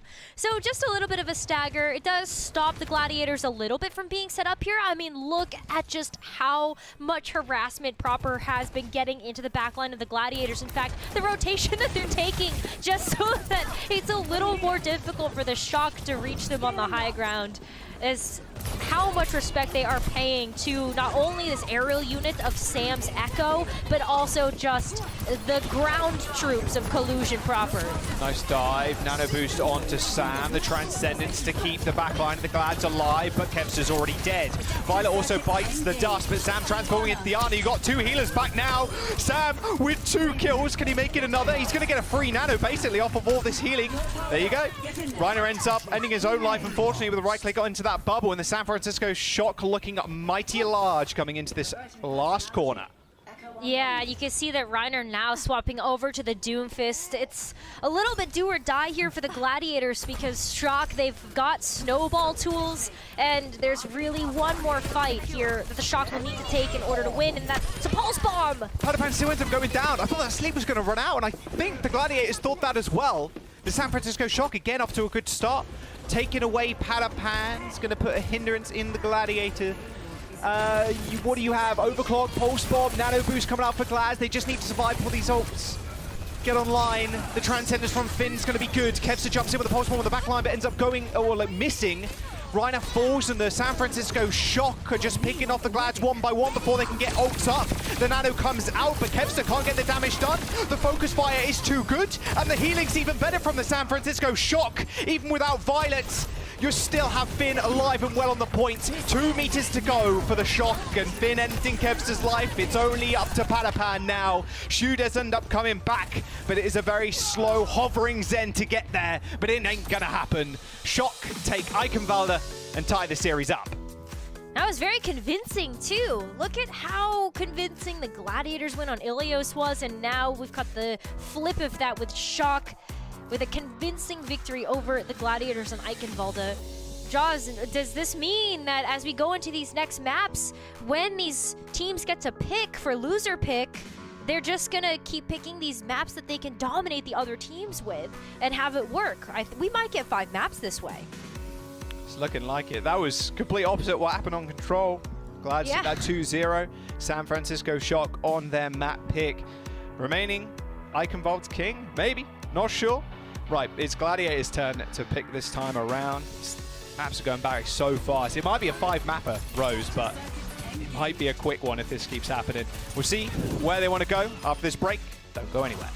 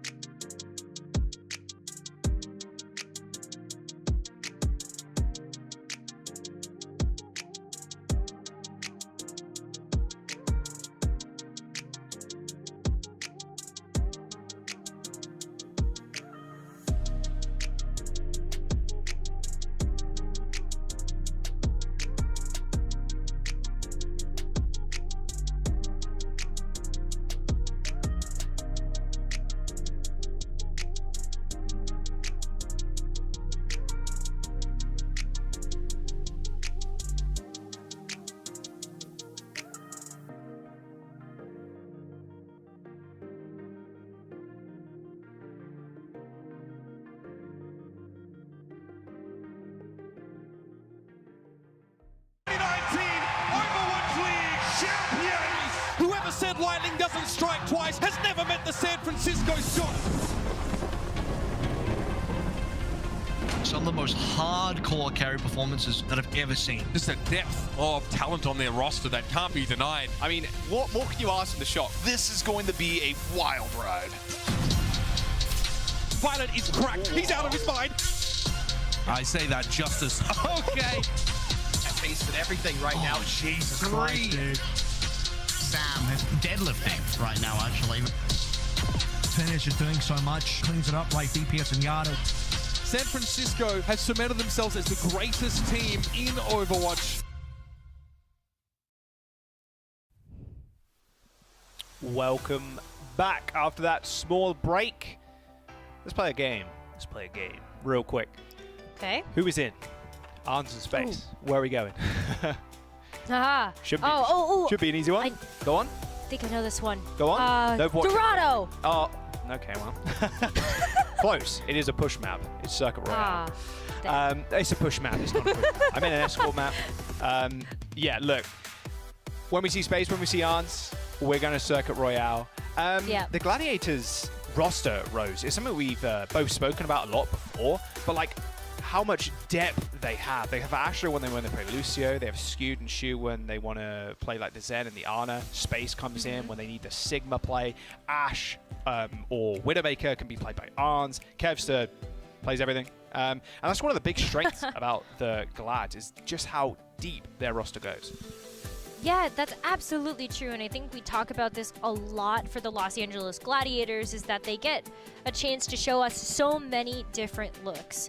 I mean, the fact that you can go to Circuit Royale and bring in your experts at the Widowmaker and the Sigma to give yourselves the best chance possible speaks volumes to just the flexibility of the roster. But not only that, just the mid-map adaptations that we've been seeing as well when it comes to the Zarya to the Doomfist or the Wrecking Ball that we saw on just Ike and Valda alone from Reiner.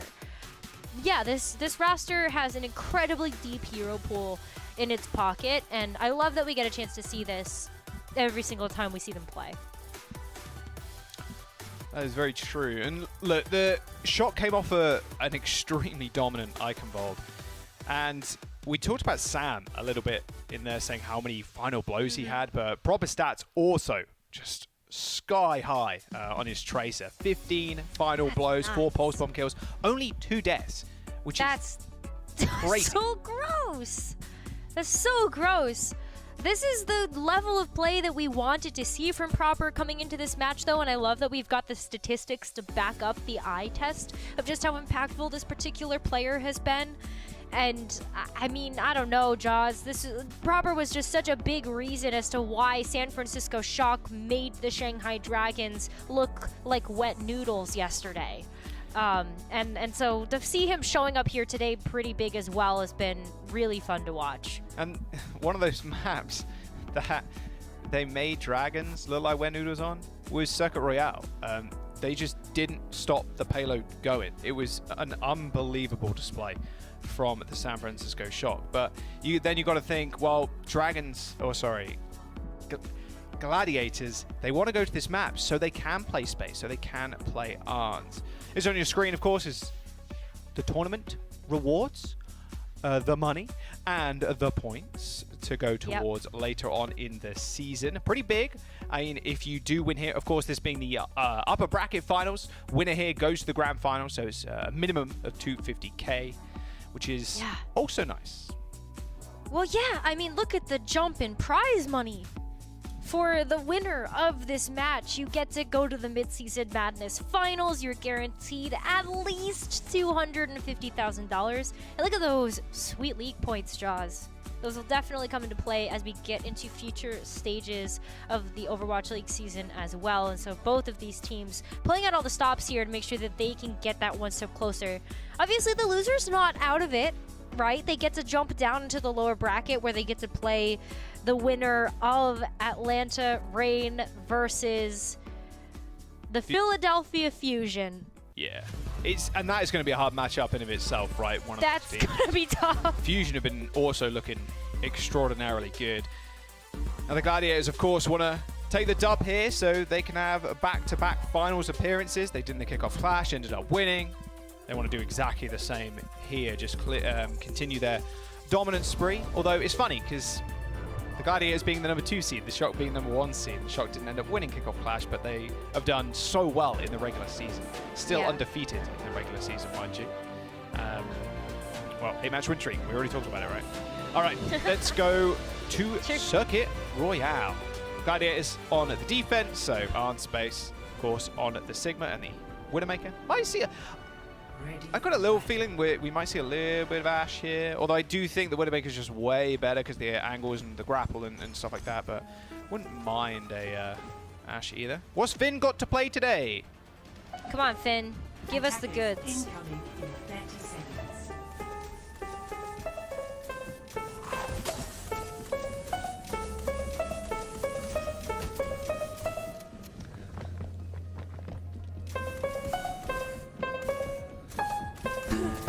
Oh. Would you like Spark? That's so pretty. I love it. Now I feel refreshed. Yeah. I feel refreshed and ready to go. Revitalized. Apparently, so do the rest of the Shock. You know, before we get into like the heavy-hitting action of this match, Jaws, the question that I have in my mind is, you're just subbing in Kilo and Ons. Are they warm and are they ready? Like, as the Gladiators, you are under the impression that these two players can slot in and take you into the next map, no problem. But remains to be seen whether or not that actually ends up happening. Is Widowmaker, after all. Kind of tough. Jump shot. It is, yeah. Kilo's aim is just phenomenal. When I was watching him before the season started on Soldier when they were playing that, I'm just blown away by how clean his tracking is. A little bit different on the Widowmaker. It's a bit more flick orientated with the aim, but still, he is quite nutty. Arns is all the way back. You can see on the ramp already. Rose, they're just getting pushed in. They really need a pick from Arns right now. He does end up taking a body shot. No one's healing him right now, so he can't really take another one before he ends up going down. Yeah, good Kilo as well. Woohoo! I mean, tagging a Widowmaker like that, Rose, is super good because you stop them from really doing much. He tags Arns again, but it's through the small little like sign things. There's a very, very small gap where you can hit people. If you hit a headshot there, it looks unbelievable. Early window from the Gladiators, and Space doing an unreal amount of damage. Same with Kaluge. Lamp's been used by the Shock already. Both fluxes up in the air, but the Immortality Field's going to save the Shock's life for the time being. Arns loses the duel to Kilo, who now has a free line of sight on the back line of the Gladiators. A swift team kill, and the Shock used the Lamp early, and they still come out on top, which is a miracle more often than not. Well, I mean, that was just a huge opening pick there for Kilo as well, to be able to take out that pressure of Ons. And then that was just like, yeah, we're comfortable and we're confident. We're the Shock, and we're just going to go ahead and do Shock things.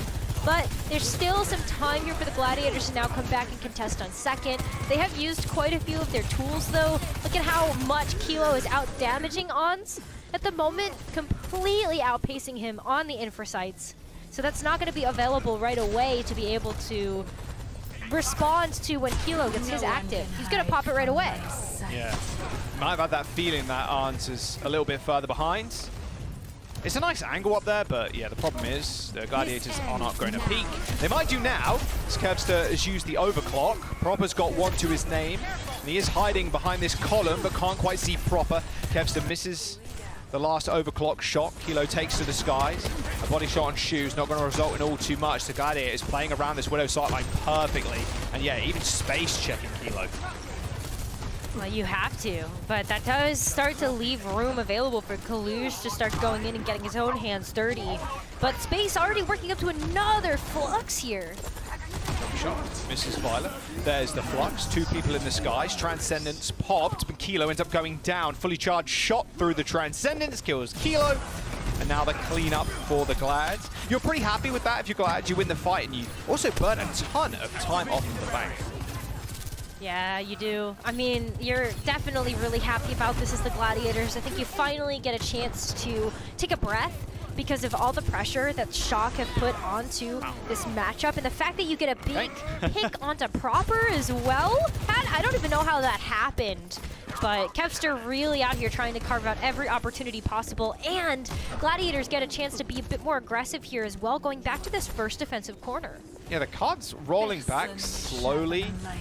Oh, you hit a shot like that. Like I said, it's a bit wicked, that is for sure. Yeah. Whoa.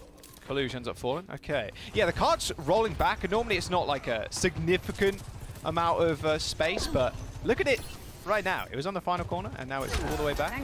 The Glads need to be able to touch, but obviously impossible at this point. Oh, sorry, Shock need to touch, but almost impossible at this point. Just rolling back down. They have a lot of time, though. They're like 2 minutes. So that's still a lot of time for the Shock to come back in and do something with. And you're at this point, as the Shock, trying to make sure that you get the economy out of the Gladiators, get this Transcendence, get this Ant Matrix. Perfect lamp. Transcendence comes out with both DPS and the Shock already dead. Kilo tries for a grapple shot into the back line, but doesn't really find all of anything. The rest of his team are doing the heavy lifting. Nice headshot onto Shu. They get a lot of card progression here, but it's card progression that they already made, but the stagger kill onto Skewed's gonna be good. Should be able to cap. Maybe Space can juggle this. Shu's behind him, so he can give him the orb, but that's about it. So it looks like Gladiators are just gonna let them cap, and they're gonna take a more advantageous spot on the high ground here. Well, it'd be so bad if the Gladiators aren't all together there and they lose somebody going into that recontest. But then Shock just snowball all the way to the end of third point. And especially when they've got ultimates to spare as well, that would just be absolutely disastrous, and what an int on their part. But Gladiators get to hold on to these tools for the defense on third. You can see the flux that Space is going to be getting ready to use. Finn doesn't have the Transcendence quite yet to use that as an insurance policy if the Immortality field isn't enough. But at this point, I don't know if Space can even use it here. Kevster's down. Good start for the Shock. Lamp for Shock. Yep, there you go. And Flux doesn't really get anything. The entirety of the Shock around the corner. Overclock coming out through the window. Insta-kill on Shu. And now Arn's in a little bit of trouble. I don't think you win these, but maybe you do. His aim's cracked, but Proper is better. The San Francisco Shock, they got Transcendence, they got the Flux. Kevster has popped the overclock, but needs to come up massive. He misses one shot, looking to the back line. Kilo's there, but finally takes him out with the help of Proper. 1 minute and 40 seconds to go. The Flux to send Space's health bar down and out of the mech. Goodbye, Gladiators. The Shock have capped 1 minute and 37 seconds in the time bank. And they're looking also good. Space's Flux didn't really get anything on that second to last corner there, Rose. Or on the last corner, sorry. No, it didn't. And it was just because of some really nicely timed Immortality fields from Violet. You don't really have a whole lot of pressure from the rest of the composition of the Gladiators to force out those Immortality fields early, or even the Transcendence early. And despite the fact that Finn didn't have the Transcendence, it's always nice to have just in case. But yeah, just clinical play coming through from the Shock there to be able to deal with each and every ultimate that Gladiators was throwing at them. And this was the map that they toppled the Dragons on, the last map of the series, and it was a cakewalk for them. All right, we'll see how they do on their defense. Finn on Lucio. I mean, what? I don't think he's rolling out. That would be too ridiculous. Yeah, What I was like, no way. that work? Yeah. I was like, yeah, no way. He goes back to Zen. All right, we'll see how Glads end up doing, because the Kilo versus Arn's duel. Arn's looking a little bit cold right now. Just jumping into the server, not having as much impact. To be fair, Kilo's not finding crazy picks. It's more been on Proper and Collusion's positioning over Space that's winning them out a lot of these fights. Yeah, but you have to also pay attention that we just saw one push where the Widowmaker on the attacking side does seem slightly favored on most of the places where you would want to take these fights. And so it can be tough as the Sigma to make sure that you are covering for all of your angles. So I'd like to see if the Gladiators can start to use some of those attack angles to their own advantage moving into their second round here.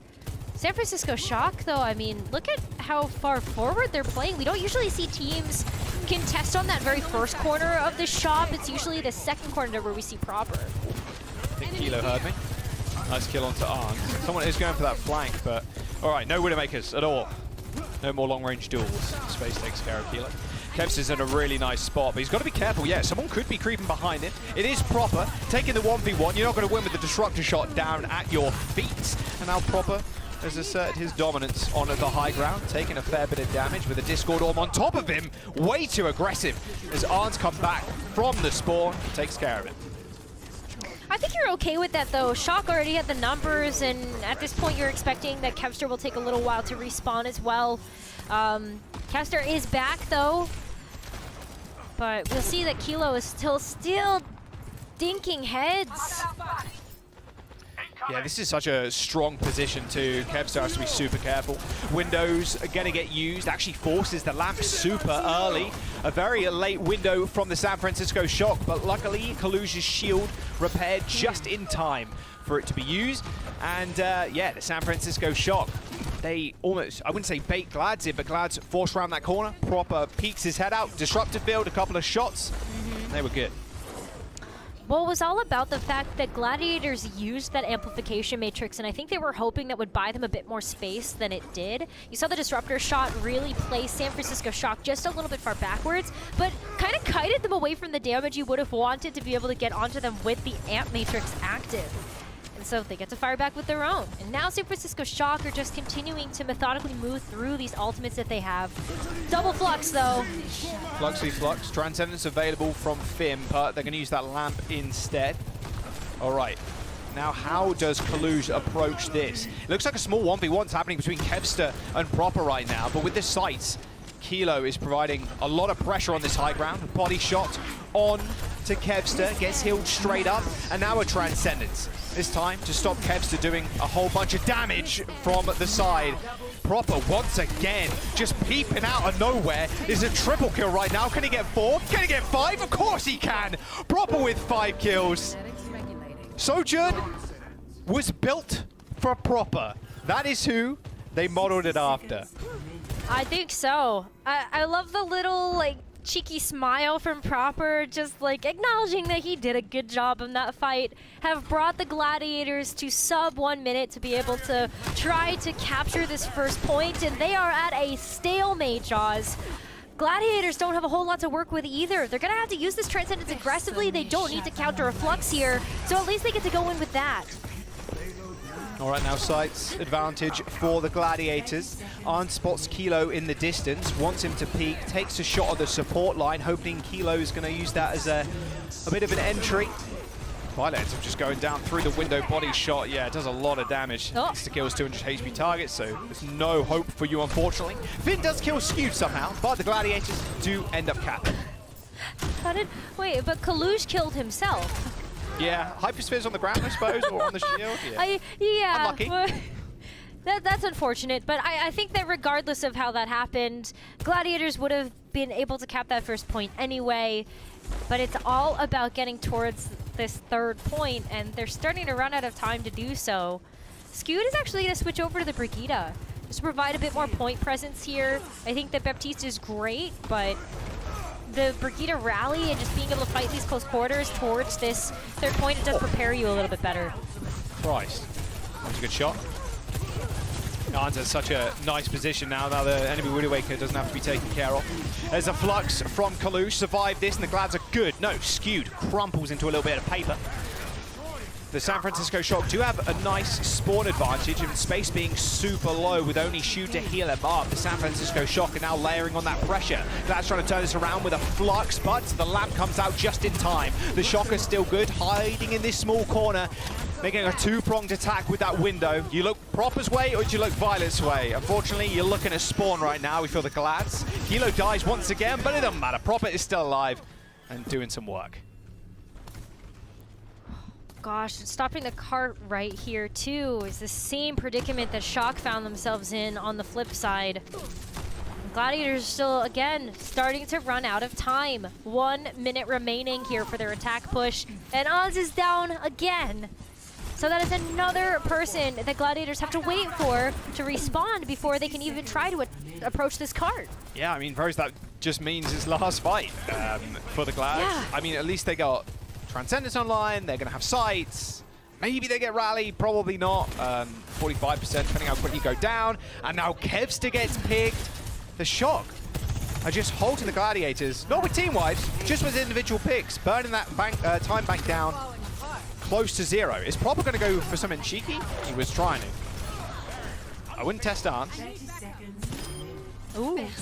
Finds the Widowman.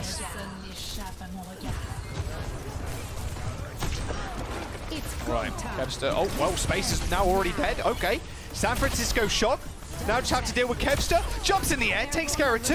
Both DPS now dead for the Shock. He's trying to get a couple of collapse while putting himself on the payload. There are 10 seconds to go with Glad still having a Transcendence in their back pocket. He has to use it for Kalush's Flux, but actually they're going to use it early to try and keep themselves in engagement.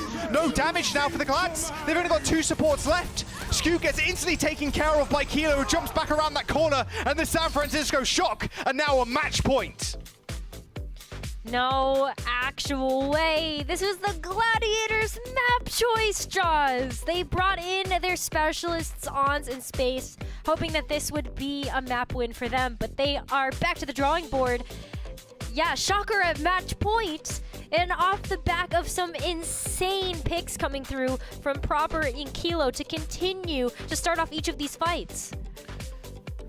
I mean, Proper's on 21 of 40 final blows for Shock.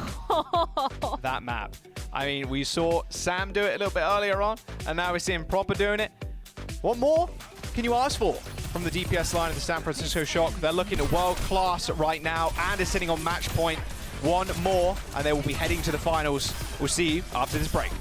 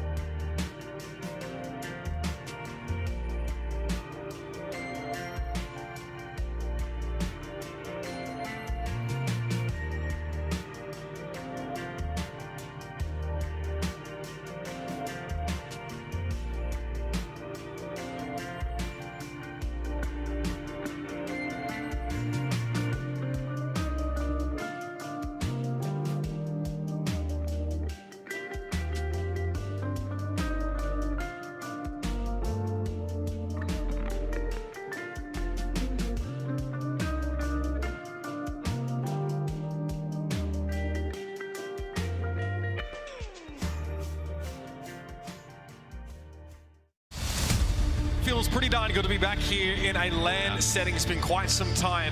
The Overwatch League's most decorated franchise here in a new era. The pulse on the mag! Another from Proper! Sparkle on a Genji meta. Sparkle found an opening. There's one, there's two.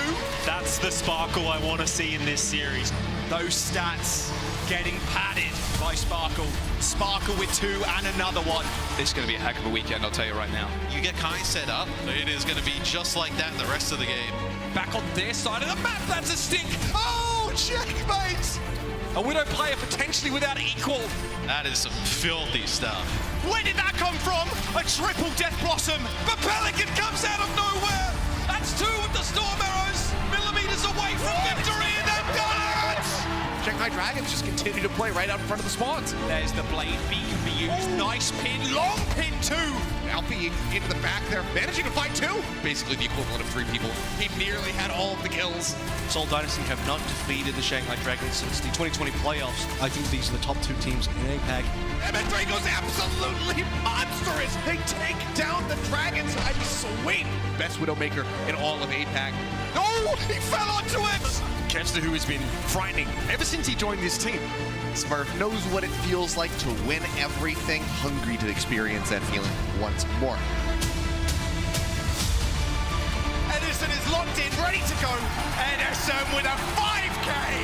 That's what you want to see. They might just pull the trigger here. They do, but an unreal wall from Shanghai.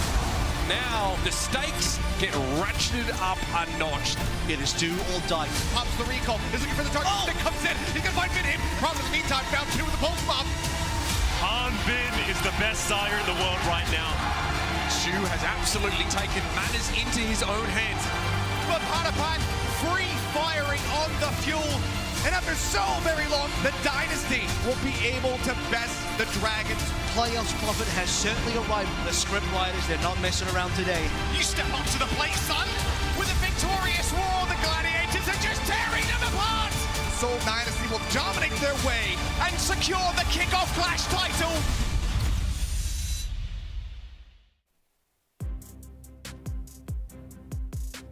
God, man, Overwatch is, I'm not going to say a swear, but it is a beautiful game when you have clips like that. It honestly just showcases the very best in the world, and that's, of course, right now, what they're fighting for, that trophy, the Midseason Madness one. The little, I think it's the Total Mayhem logo from Junkrat. I think it's very, it's very sick. It looks really nice. Look, the Shock are 1 map away from make it to the grand finals, Rose. When you looked at that kickoff Clash performance, they did not step up at all. And it was a shock, I think, to a lot. Haha, it was a shock.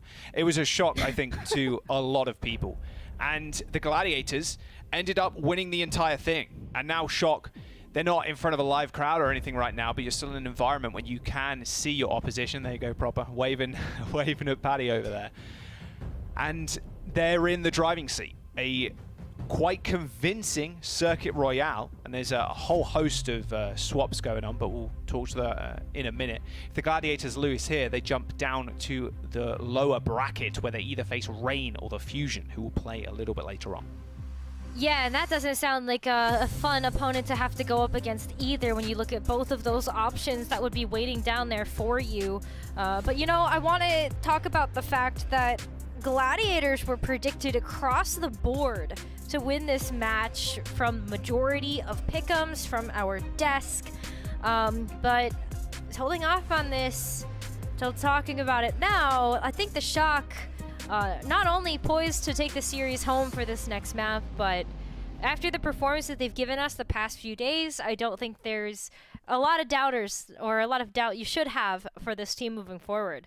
I mean, Proper having yet another match of his life. Sam had an incredible performance on Eichenwalde before getting switched out for Kilo on Circuit Royale. He will be coming back in to the match, but yeah, I mean, what the heck? Bro, we looked at Proper's, we've been checking in on Proper stats every map. Like, we looked at them after Eichenwalde, we're looking at them after Circuit Royale. I think they just got better. I actually think they got better. Yeah. It's weird how that happens. Sometimes Proper just kills people. And there you go, you can tell. Final blows, 22 out of the 28 limbs. Looking unreal. We're going to Colosseo, Rose. And this was Glad's map pick. And what's funny about Push with the San Francisco Shock, they've only actually lost one Push map out of the 10 that they've played. And the funny thing is, it is Colosseo that they did lose. So, I mean, picking the highest percentage play there, if you're the Gladiators, you have Reiner back in, Padapan, swapping out for Arns, and yeah, I mean, at the end of the day, you're going to swap out space. You don't really want to play the Sigma here. Arns, Widowmaker, Ash, etc., but you want Padapan back in so Kevs can play Tracer and Padapan can play the Sojourn. So that makes a whole bunch of sense here. Yeah, and especially the Lucio as well to help you zoom around the map. So we're seeing Funny Astro as well in for Skewed. As we saw Funny Astro on Ilios, and that was a win. That was a win for the Gladiators on Ilios, 2-0 over the Shock in a very convincing manner. And so the fact that we're starting things back out for the Gladiators with their starting lineup on Colosseo does speak to me. They're going to try to hit fast, hit hard, the Lucio, the Doomfist, all of the works. But San Francisco Shock really finally started to find their groove with the Winston composition, and so we will start to see them go back to that for a little bit here with the Sojourn and the Tracer. So Sam, Proper, having great games today, but can the Gladiators keep with the team synergy? Will that be able to take them over the top and tie up this series? That's what we're looking at here for Colosseo. Rather slow approach for the Shock right now. I guess they were making sure the Glads didn't go for this big flank. The Glads sniffed that out. They were like, okay, we'll just go to main. Just take a little bit of a better position than the Shock. You can see them kind of huddling around this miniature health pack room. Mikey takes a big ante and actually has to back off. Proper in a duel versus Kevster. Good speed boost from Astro, but I mean, he kind of sped boosted him away and Mikey got punched into the back line and then Sam sniped Padapan. It was too much damage. It was a nice idea from Funny Astro there, but punching Mikey back into the rest of the team, not great. Guys do have the smallest lead in the world, but it should be the cleanup for the Shock. Not crazy amount of staggers though. Unless they kill Reiner. Yeah. No, Reiner, stay alive, please. No, Proper double blink straight inside. Yeah, there you go. Okay, that's fairly large, and the bot has been booming this whole time. Yeah, Finn just on perma bot duty right now, just to be able to keep that thing rolling. And I mean, you just want to get to the checkpoint. If you get to the checkpoint, I think you're feeling pretty good about the lead that you have. But man, Proper going after Patty again. Yeah, Padapan leave the man's alone. No, not going to happen. Nano boost for Mikey as he jumps the backline. Super early ults from the San Francisco Shock. Just showing you how much damage they did in that first fight and how much healing.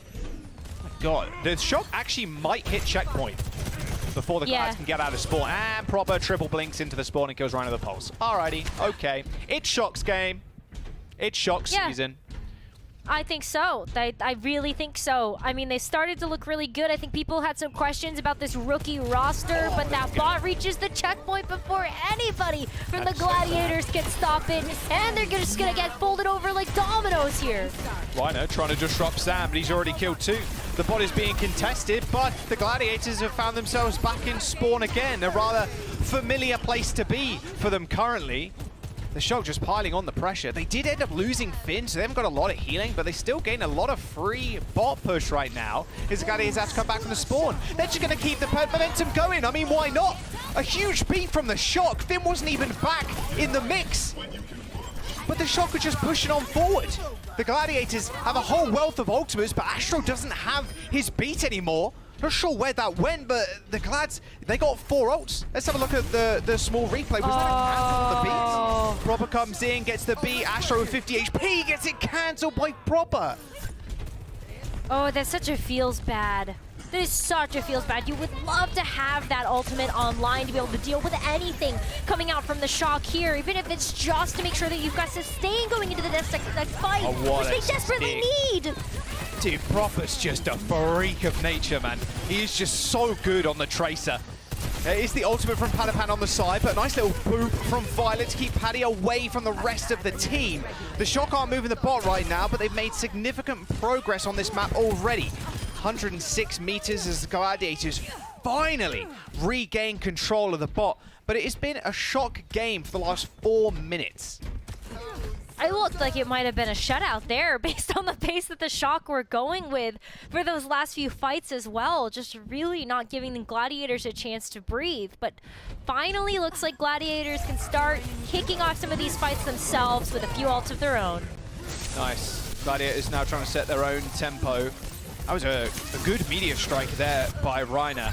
They do end up killing Shu with the help of that nano onto Mikey, but shouldn't matter all too much. You can get Astro to taxi back, but getting the bot back, pushing the block there, that's what you need. Oh, look at that. Actually, Proper's trying to spawn camp, spots Astro. Okay, knows he can't tussle with it.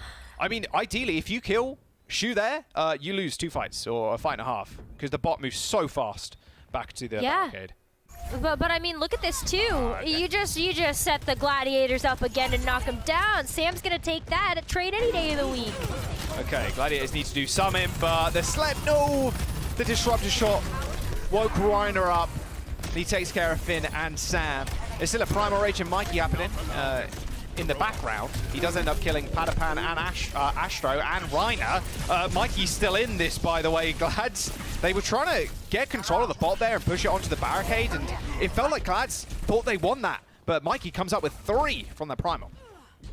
Yeah, well, the thing about Shock too is like they're just kind of individually player hero carrying right now. Just watch how much value each of them gets when they use any of their ults. Oh my god! Oh, you're still 180, okay. Oh, Kev's is gonna feel that tomorrow. Beat for the Glads. Only hits 2. Padapan and Reiner don't receive that at all. Proper gets headshot by Padapan, keeps him in the fight and stops that pulse bomb from going off. Astro doing his best to escort Shu around the map, stopping him from getting jumped on and instantly killed. The Gladiators do win that fight, regardless of the 2-man beat. The Shock's still trying to set that tempo, but they're burning a lot of time off the bank.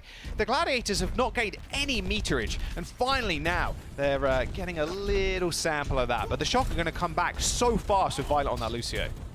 Yeah, we spent over 2 minutes in the neutral. That's a lot of time. I mean, the fact that we're sub 4 minutes now, San Francisco Shock coming back with ults. Sam through the windows, can't quite find much, and now Reiner's in a whole heap of trouble. Got the Meteor Strike, but he's 1 HP when he comes back down. He's going to have to retreat to the rest of his team. Goes straight to the Mega Health Pack. It's good enough for the time being, but now has to follow up on Mikey. An unreal sleep from Shu. He's actually got an nano of his own. Kevster gets a double pulse bomb from somewhere. So much is happening right now, but the Glads are in control, and that's what counts. 50 meters and counting now. Look at this as well. I think Gladiators have finally found their footing, but I want to take a look at this double pulse from Kevster. You got to stick onto Sam. It looks like... Oh! Seemed far too... That's unfortunate. Many of those. Ouch. Not mid-slide, though, when he got stuck. But we'll let it slide. Going back to the neutral now, San Francisco Shock have a little bit of control, but looking for more territory as Kevster's also trying to get after the back line. Yeah, the pace still a little bit unbelievable from both teams right now. Finally gets stunned by Reiner, pushed into that wall. Nano does so much. If you stun someone and you're nanoed, you almost insta-kill a squishy target. Mikey in a whole lot of trouble, gets antied, had the primal, so he was good for the time. And now the Gladiators trying to gain some meterage. Good kill onto Finn, who's way too far up without the help of Violet. And now Ryan's in a little bit of trouble. Scurries back to the rest of his supports, and they're trying so hard to get this checkpoint. They eventually do it as they kill off Proper. This is huge, though. I mean, Gladiators have made up for so much lost meterage here. They are almost going to be able to live up to what the Shock have already accomplished on the other side of the map. And they still have ultimates to rotate through in order to match that progress. Kevster up to bat. Nice beat from the Gladiators. They know they got to win the fight here with 1 minute and 50 seconds to go. Shu puts his name on the board, killing 2 of the Shock. Now the Shock know. The win condition right now is just stopping that bot from going. If they win a fight here, they should be good to play all the way up. And actually, Shu ends up going down. Somehow, Finn manages to get the snipe. Reiner is super low. It's up to Padapan with the overclock to try and waylay the Shock for some sort of time before their supports end up getting back. But a beat from the Shock surges them forward. Reiner's up in the sky, but he's so low when he comes back down to earth. He does manage to kill Finn, but now Sam is nanoed with the overclock going off. It does end up fading away, but look at that. With 1 minute to go, they've managed to win the fight here. The bot's gonna just travel so fast around these corners rows. The Glads need to come up with something big, otherwise they will be going down to the lower bracket. Well, it's going to have to be that nano from Shu. That's the thing that the Gladiators have to rely on right now to get something over the top. Maybe it's a pop-up performance, but this is it. We're back in the neutral where we have seen the Gladiators stop for most of this map so far. Well, Shu's got the nano in a couple of percent. Recall from Kevster. Didn't want to go down to Sam this early. Okay, there's the nano. Reiner trying to get on the back line. He's spotted Finn, doesn't quite get the punch into the wall. He's just taken so much damage. Every single member of the Shock right now is trying to protect Finn, and they've done so successfully. Sam going pretty low. He is antied, and somehow Reiner gets the last final kill on him. 92 meters and counting. The Gladiators with 20 seconds to go now need to just gain over 10 meters, and they should be good to keep them in the series. A late kill onto Finn is fantastic. Can they get Violet? Not quite, but they're still in this, Rose. Oh my gosh, and look at this though too. Gladiators, they might be able to go ahead and match that progress. Nice Can anybody punch get there? from Reiner. Does send Mikey hurtling backwards. 2 meters to go. The stick from Kevster is good. 1 DPS down now from the Shock. He's got his eyes set on Finn in the backline, who's so pretty low. Violet needs to be able to save him. If Finn falls, they've got so little healing left. Kevster's done the hero play. Violet ends up going down. 2.85 meters to go, and the Gladiators send out a beat to try and make this the final fight. Padapan is so healthy right now as the Shock are all back in spawn apart from Proper with no recall. It's no problem for the Gladiators. Overtime is here, but the Glads keep them in the series. What a comeback from the Gladiators. Shock were running away with Coliseo as we kicked it off in those first few minutes, but then finally Gladiators got their act together. It took a little while, but they did get it together, Jaws. That is the only push map the Shock have lost. Out of the 11 push maps they've played now, it's been a loss twice on Coliseo, and you can see why the Glads wanted to go there. What a godlike turnaround from the Glads. 106 meters the Shock gained on that push. Yeah. Some people would have called it, but the Gladiators, no. They hung up that phone. They knew they could come back. It was overtime, but they managed to do it. We're going all the way. Map number 5 right after this break.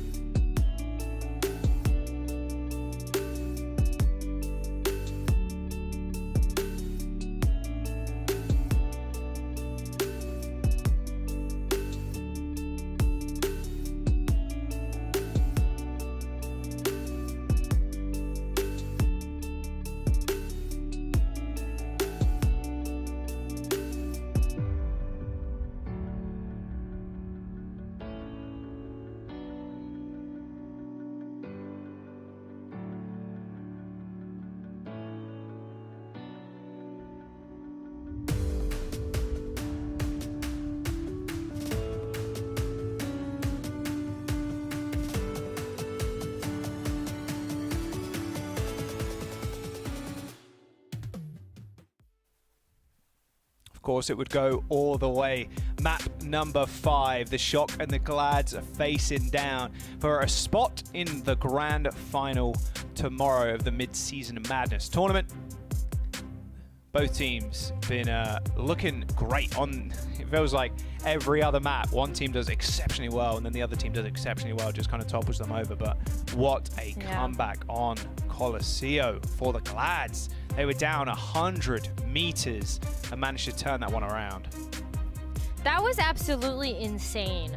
I think, you know, you just look at that and you look at the insurmountable lead sometimes that some of these teams can accumulate over the course of a push map and you go, that's very difficult to come back from. But as Avali likes to say, it is comebackable. True. So Glads fans should be very excited that we get a chance to go into a 5th and final map here. Shock still, it is their choice because they just lost that last map. So I wonder if that's going to do them any favors going into this 5th and final one. Yeah, we are going on to Oasis. And, well, Oasis is a bit of an interesting one. I think it's 50% roughly right now for the Shock win-loss on Oasis. Might be a little bit more tipped in the way of winning, but it was just the push line as a stat line was just crazy. I can't believe the only map they lose on push is Colosseo, and they do end up losing that one. A bit ridiculous. I remember the Gladiators, they got here through the upper bracket semi-finals, battling the Hangzhou Spark, and that was an incredibly close 5-map series. So of course this one would go to 5. I mean, these are the 2 best teams in North America right now. You could argue one of them is the best team in the Overwatch League right now. Have to wait and see. Of course, Mid-Season Madness Finals is tomorrow, and one of their teams is booking their ticket to that after this series, and it all comes down to this. Hey, they're holding hands though. First seed, second seed, right at the winners finals together. And it's all coming together. It's all coming together. But we are heading over to University to kick off our first round of Oasis. And here's something interesting. We're seeing Kaluge in the lineup for a control map, when typically we've been seeing Mikey to be able to provide that flexibility of playing the Wrecking Ball and the Winston. But I believe that this Doomfist will stick from Kaluge. Yeah, the ball isn't. The ball's like okay, I think, on University. I'd still rather have the Doomfist. There's so many more walls you can kind of punch people into. So that's true. It's a little bit of okay. So what kind of maps are we going to? We don't know because it's control and it's like randomly selected. What map? What round? So yeah, like do we get City Center at all? Exactly. If we are gonna get it. It's definitely a tough one, but putting Collusion does feel like the right play. No Sojourn, by the way, for the Shock. They're actually going to have Kilo on the Ashe. He's going to sit all the way at the back with his supports, but the Ashe can be dove quite easily. You only have one, well, not anymore. Thank you, Kilo. Not if you kill the diver first. Yeah, exactly.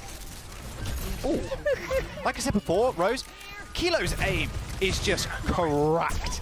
Like, it's ridiculous. Speaking of cracked as well, proper 2 kills on Rhino and Padapan. His tracking on the Soldier when I was watching him pre-season, oh my god, it was absurd. And a Shock that came into 2022 with a new roster of all rookies apart from Violet, which is unbelievable. And they're still carrying on that legacy of the Shock being one of the more dominant teams in North America.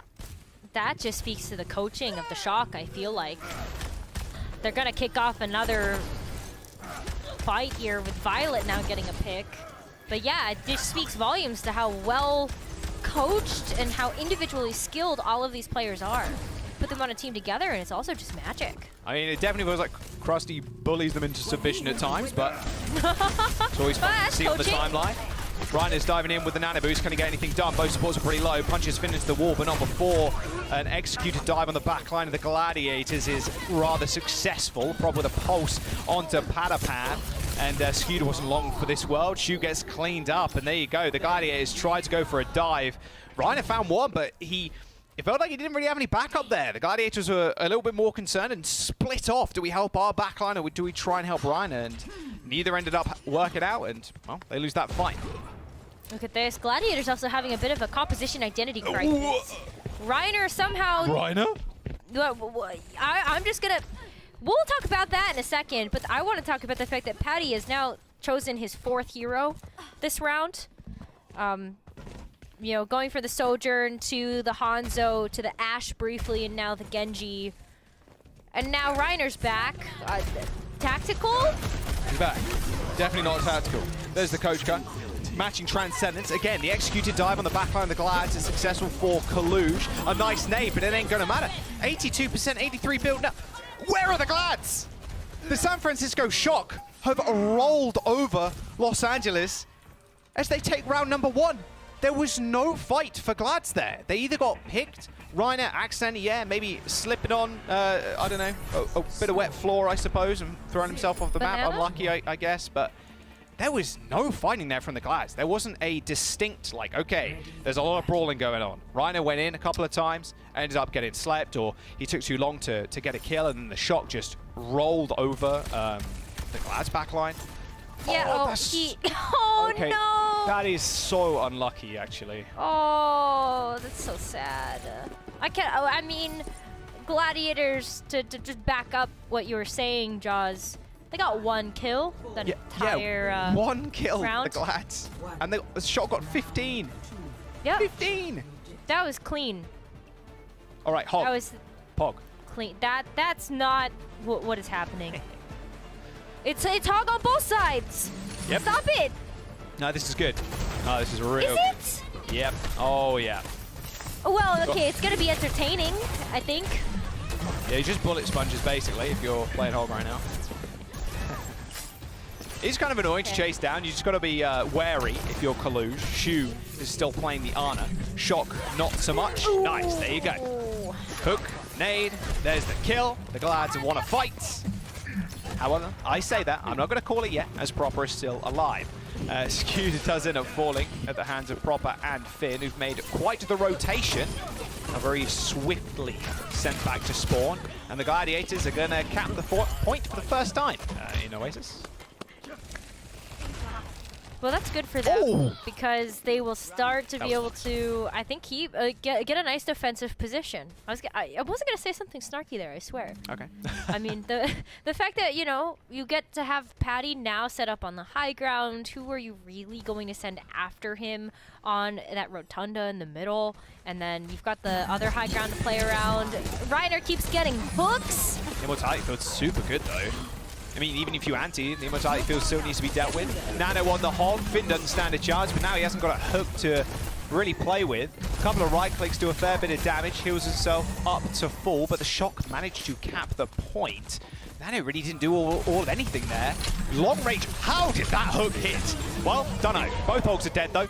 Proper's got a pulse bomb, and that's what counts. The San Francisco Shock do end up capping. And the Gladiators have to go again. I wonder if they're going to stop hooking first. Normally, in the Hog duel, if you hook last, you do end up winning, I will say. So it's a bit awkward for Reiner there. Unfortunately, there's no lamp on the side of the Glad, so you can't just insta-put lamp down when you get the hook first. So yeah. Well, the other part about that, too, is you've seen how Shu follows up a lot of the times with the Bionade as well after Reiner secures a hook. So it's just a really quick takedown of whoever Reiner decides to get at the end of that bait. But still control over the Shock here. Yeah, they can jostle on this point forever. Mr. Bob comes out to play. Kilo with a very clutch Kosh gun does save himself from the Dragons. Kev still lands a pulse onto the Immortality field that time. Violet not quite so lucky to help the rest of his team. Ends up getting taken out. Kills Reiner in the meantime. But the Gladiators seem to want to invest a little bit more into this fight. The Transcendence comes out just to secure. I mean, 65%, you don't really want to have the fight go on for any longer. Otherwise, you're in one-fight territory there. Yeah, and especially when you see Kaluj also switch over to the Diva. And so that'll be helpful to try to stop any of those one-shot combos coming in from Reiner on the Roadhog, or maybe even some of these Storm Arrows that'll be coming through from Patapan still on the Hangzhou. So I like the defense matrix choice here, just to kind of change things up a little bit as we see Shock posture to try to take back control. Proper looking for a target. God, Proper again, starting the fight out, killing 2 people with the help of Finn's Discord. 68% for the Glad. They've only just managed to match the shot, but Shock find the flip. Late transcendence from Finn as Proper finds his 3rd kill of the fight. Reiner is on the run, but not for long as he gets chased down, uses the breather, but he is discorded. Nice matrix by Kaluj to help them finish the kill onto Reiner. 81% in building for the shock now, as this could very well be it. Glads need to come back, and they need to come back now. Yeah, look at that. I mean, Reiner doesn't even have the chance. Yeah, he can't use the ultimate here. He's got to give it up, go to the Wrecking Ball. He's got to get back in time to make sure that this is a fair 5v5 fight. Kiddo can sit all the way at the back. Hasn't really got too much to worry about. Nice bit of dynamite damage, but overtime is here.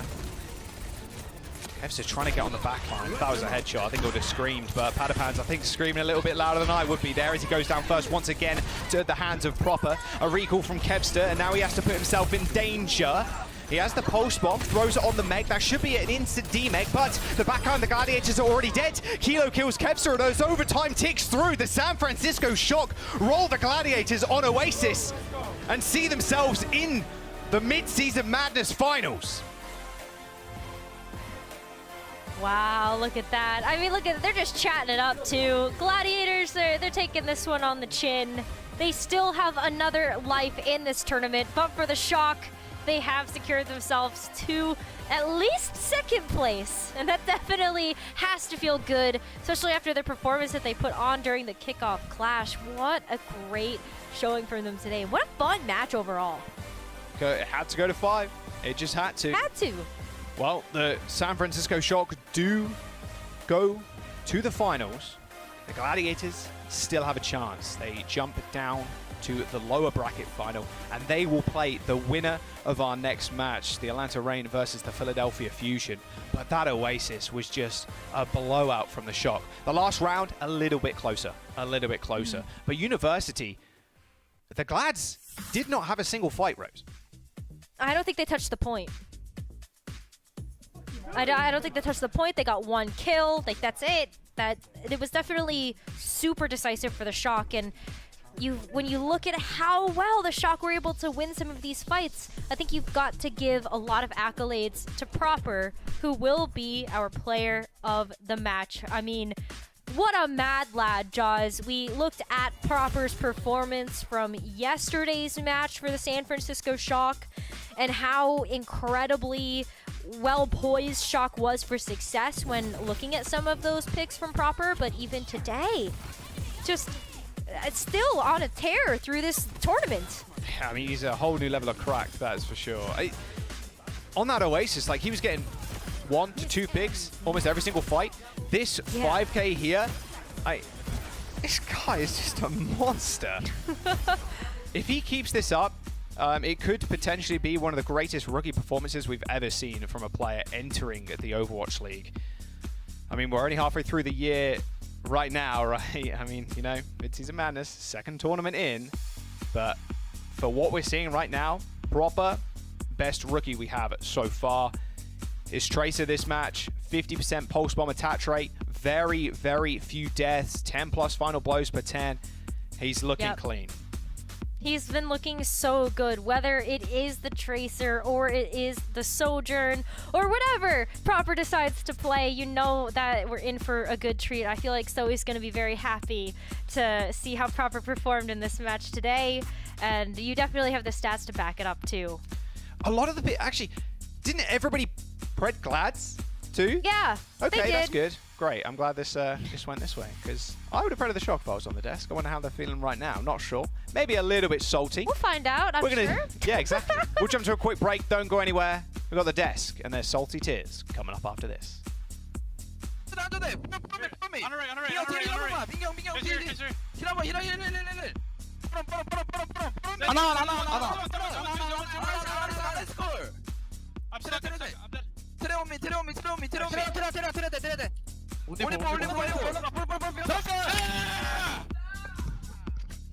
The Overwatch League is brought to you by the University of Hawaii at Manoa. Go to takemetomanoa.org today.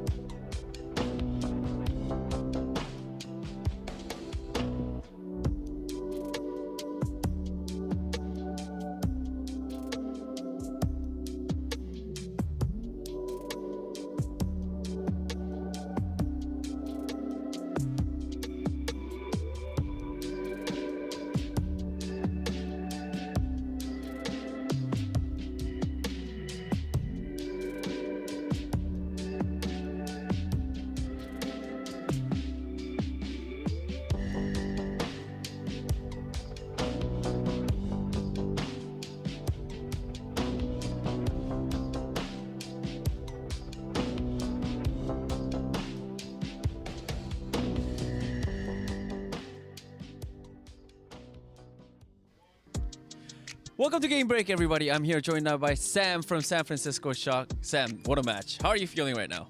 Pretty good. Pretty good? Yeah. I mean, so I want to ask you, I actually overheard you talking to Hunter from Gladiators, and like you guys were talking and you said, oh, this is like the best match. I'm having so much fun. What about the match were you so like hyped about?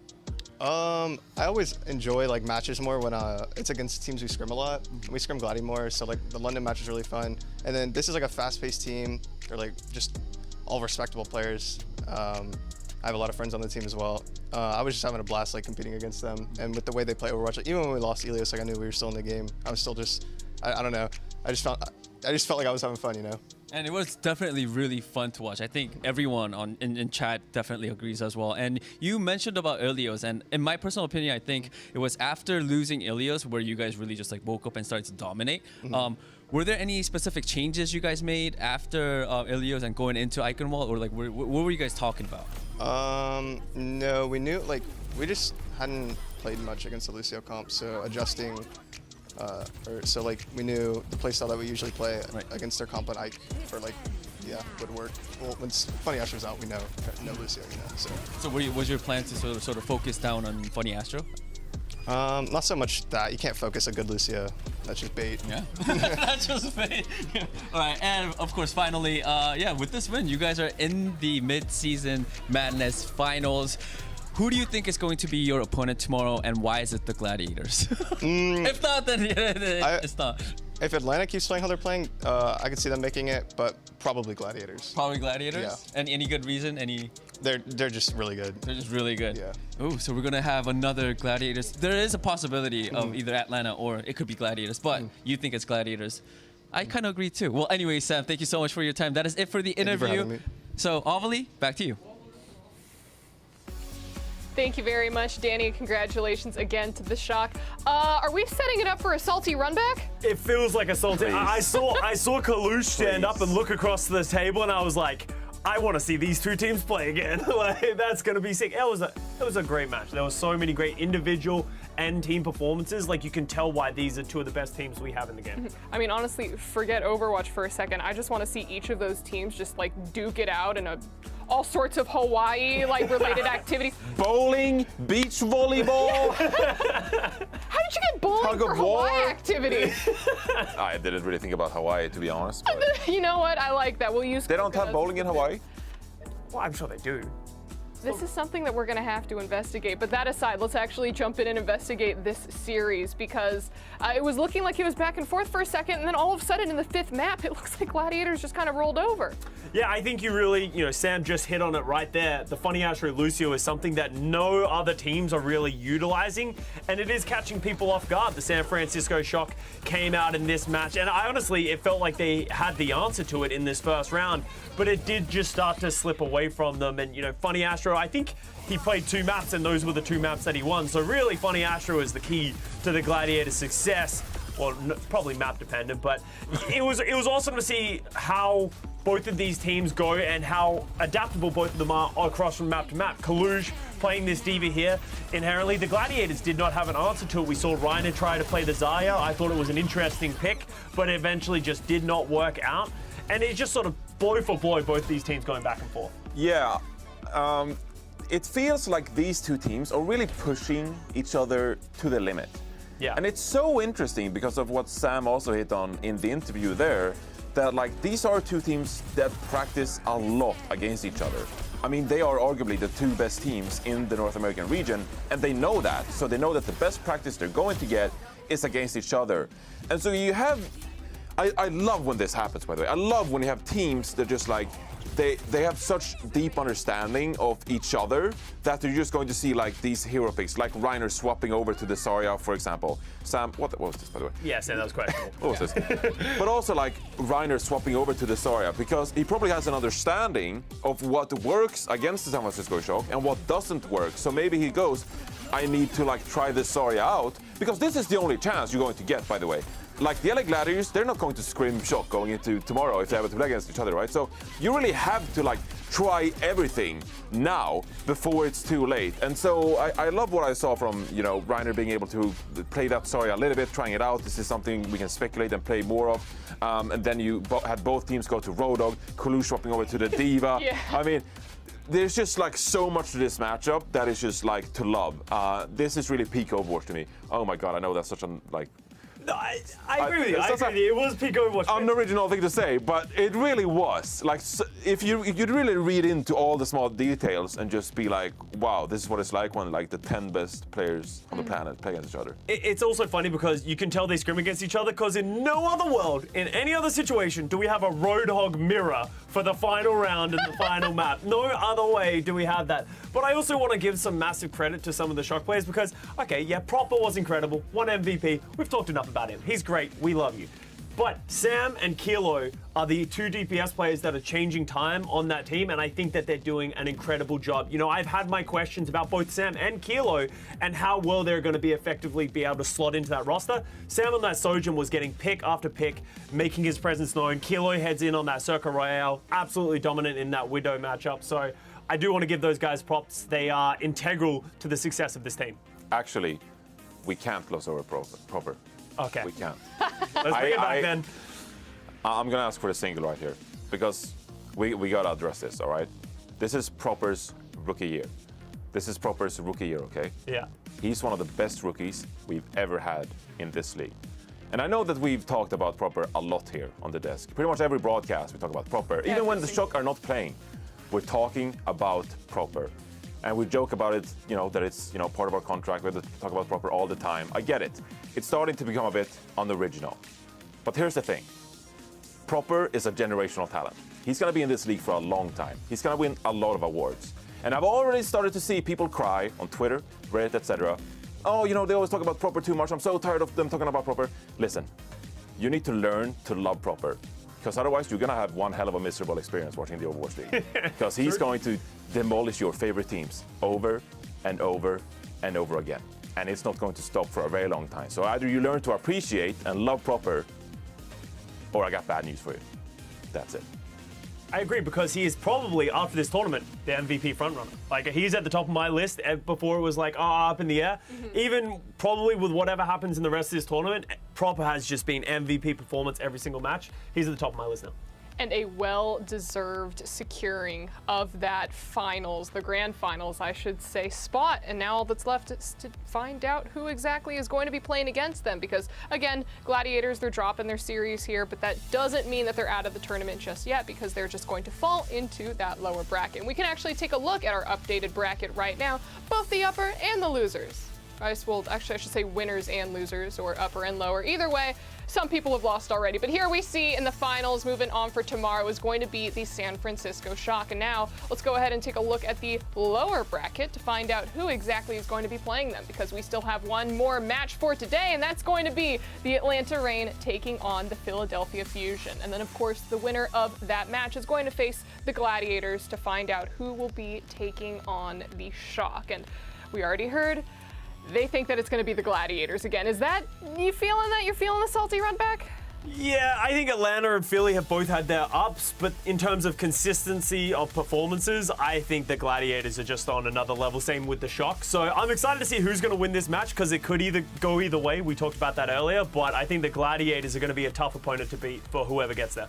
That was a test, and you failed. Oh, I mean, oh no. You're supposed to be loyal to the Fusion.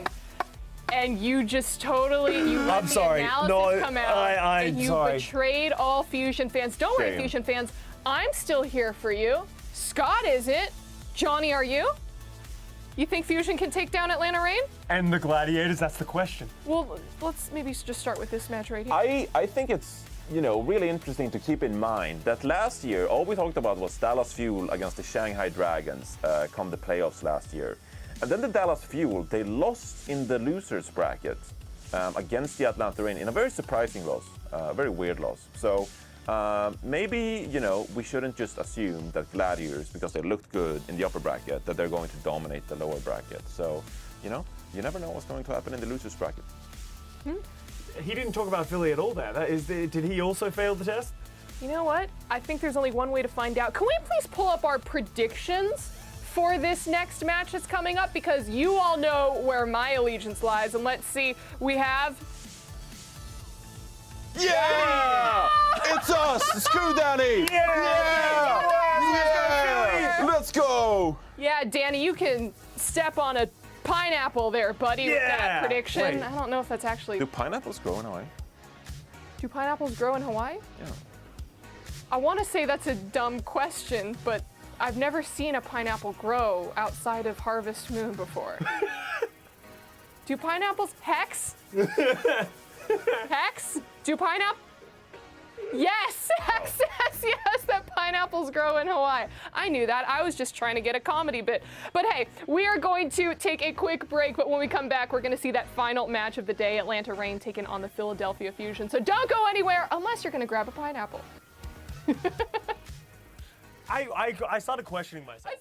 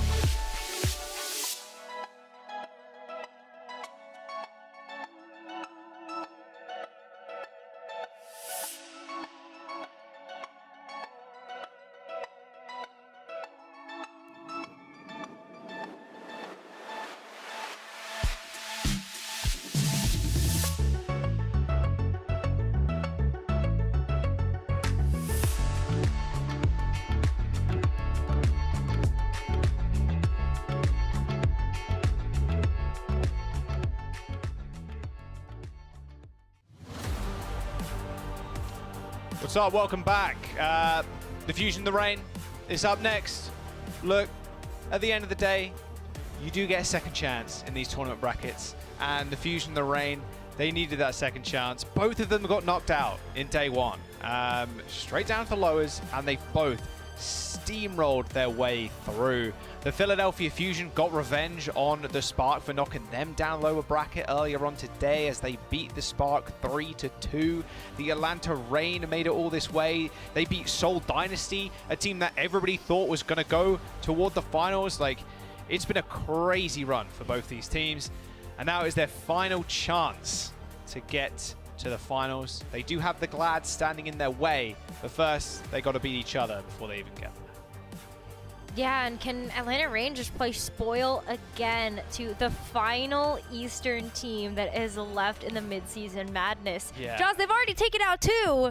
There's a third one knocked up, lined up, ready to go for them, and that's the Philadelphia Fusion. You can see their starting roster here. Yeah, man. Oh, the Philly Fusion looked so clean today against the Spark. It was a close game, but I'm just thinking back to Bellis Rhea on the Wrecking Ball. He was so good. And not to mention that MN3 and Zest also had games of their lives. Like Zest's Tracer and his pulse bomb attach rate and just his efficiency with the pulses is next to none. They are performing to a level that they've not performed to this season. And they do have to face against the Reign, and then they will have to face against the Glads, and then they might have to lose in the finals because that's how Philadelphia Fusion roll. They always end up in second, right? But I mean, the Reign can kind of break that curse, kind of, by knocking them out here. Kai, Venom, Hawk, Ultraviolet OG. One of the teams is going to face the Glads tomorrow. Very shortly, we're going to find out who that is. Well, either Fusion are destined for second place, or they're going to just get knocked out here. And we're going to save all the Fusion fans the disappointment of them getting to the finals. Look, I know Bad Pachimari has already made like 17 memes tailing the Fusion's journey through the lower bracket. He's probably got an extra 5 lined up for if they win. Oh, I'm sure. If they win, lose against Glads, if they win, lose against Shock in the finals. Like, look, at the end of the day, people are prepared. Bad Pachimari most prepared. I think so. Fortunately for the timeline, it's looking hostile out there. But the Fusion, they have been performing extremely well. But people you can't speak Count out. Yeah, it's like Kai in these clutch scenarios, in these clutch situations. His Sojourn coming into the tournament was said to be one of the best in the world that we have. And I think this tournament specifically has just shown how much all DPS players can level up in these high pressure situations. I love that you bring that up, because in this tournament, I feel like we have seen the ceilings go even taller for a lot of these DPS players. They're one-upping themselves. I don't even know how that's possible sometimes, Jaws, especially when you look at Sojourn players like Kai that already had deep accolades before they even got into the tournament, and they're topping that, and I don't know how. But it goes to show you that, yeah, there's a lot that each of these teams and players individually are doing to keep getting themselves further in these tournaments. So let's go ahead and kick off our final match of the night on Lijiang. Yeah, that's what I want to see. I want to see Bellis Rhea on the Wrecking Ball. Me too. Did kind of go crazy. Like some of the team fights, he was just carrying himself, which is insane. Exactly what you want from your Wrecking Ball player. But Wrecking Ball is like so easy to reset on as a character. Doomfist is a little less so. You're a lot more like cooldown reliant. Of course, you kind of are with the Wrecking Ball, but your guns still do a fair bit of damage. All right, let's have a look what they're rolling out with. Looks like Reign, surprise, surprise, is gonna have Kai on the Sojourn. Wow, look at how quickly Bellis Rhea already made it to point, even with the symmetric teleporters. Yeah, OG attempted to get a couple of boops. Luckily, Zest doesn't really know where he is. Could have shot him. Taking this high ground is pretty important, having Kai up there just to deny space. However, a very quick dive from the Atlanta Reign, taking out key threats in MN3. They just trade Hawk for it, which is pretty bad if you are the Atlanta Reign. You lose all that space-making potential, and Bellis Rhea is now just playing a little bit of pinball. Whoa, strikes 2 people there, and ends up getting away almost scot-free. Problem is with the Wrecking Ball, you get farmed for ult charge. Look at Venom's ult charge right now. 75%. Couldn't get back to his team in time. And I said it was bad for the Reign that lost their tank. It's even worse now for the Fusion. Yeah, look at that. I mean, the Fusion are just going to go ahead and fall over too, and they didn't even get control of the point yet either. That first capture going over to the Atlanta Reign. We even already saw a swap up here from the Fusion strategy. They have now switched MN3 off the Ashen onto the Sombra. Just seeing how quickly and aggressively Reign want to go with the Moira Lucio backline and that Doomfist in the front. Venom's already got pulse. I mean, Zesh used his last fight. Venom can just go straight to the back. Oh, flick of the wrist. Ends up missing. Fixer. Hawk does end up getting hacked. Perfect target to go for that. At the end of the day, if you don't have follow-up, that's a problem. Zest did take out Hawk, but losing Zest, that's a whole lot of damage now missing for the Philadelphia Fusion. They're going to have to supplement it with something. Atlanta Reign end up throwing out the Cole. They've still got the beat to rely on, but this looks pretty good for the Atlanta Reign. In fact, they're going to throw in the beat on top of that, and in fact, more ultimates. All right, okay, wow. Just keep going in. Tempo's being set for the Reign. All the way back to spawn go the Fusion. Bellis Rhea came back, and now he's 1 HP. Has to scurry to Atlanta Reign's side of the map. A lot invested for Atlanta. Yeah, now you don't have that sound barrier either for MN3 coming back into this one with the EMP. So I think maybe if you're the Reign, you're kind of expecting to just lose out that fight if you do fall victim to like a 5-man EMP coming out from MN3. But, ooh. Kept at bay for now. Yeah, already been checked. All right, Zest got another pulse. Who's his target? Probably OG, but good luck sticking to Lucio. Ideally OG, probably it's going to be Hawk. Everybody else has a lot of mobility. Hawk, pretty low. Venom sends out a pulse of his own. And now Hawk's high in the sky. No point for Zest to track him down. The rally is going to be good for the Philly Fusion. However, Zest can't really get too much stuff done. The Hawk had the power block available to him, so the pulse bomb got almost no damage.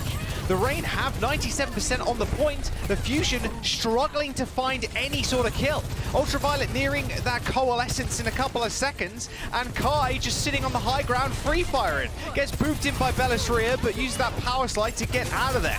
Finally, the Philadelphia Fusion find a kill in Hawk, but the Atlanta Reign is still willing to contest the point. Maybe they just go again, give Philly Fusion the point control here, and go with Beat and Coalescence. Does look like that's actually what they want to do, as the Philly Fusion end up finding the cap. Yeah, they may as well. The Coalescence, now you get to use it as an engagement tool. There's nothing really to stop you. They're going to force out that Transcendence. Unfortunately, that Coalescence isn't going to do too much apart from heal the rest of your team. They're actually going to invest the beat on top of that after the Cole has ran out. And now Fixer is the target for Venom. And God does end up falling with OG diving into the back. But the Atlanta Reign lose their main healer in Ultraviolet, so they're going to have to be a little bit more careful. Hawk gets hacked, punches back to the point, but still his health bar is falling, and is falling rapidly. Bellis Rhea took the Mega Pack away from Hawk. And the Philadelphia Fusion more than happy with that fight, getting both support ultimates out of the Atlanta Reign. Yeah, now they have another EMP to try again. That first one, really unimpactful. That didn't do anything. In fact, Hawk got super low from it, still got saved.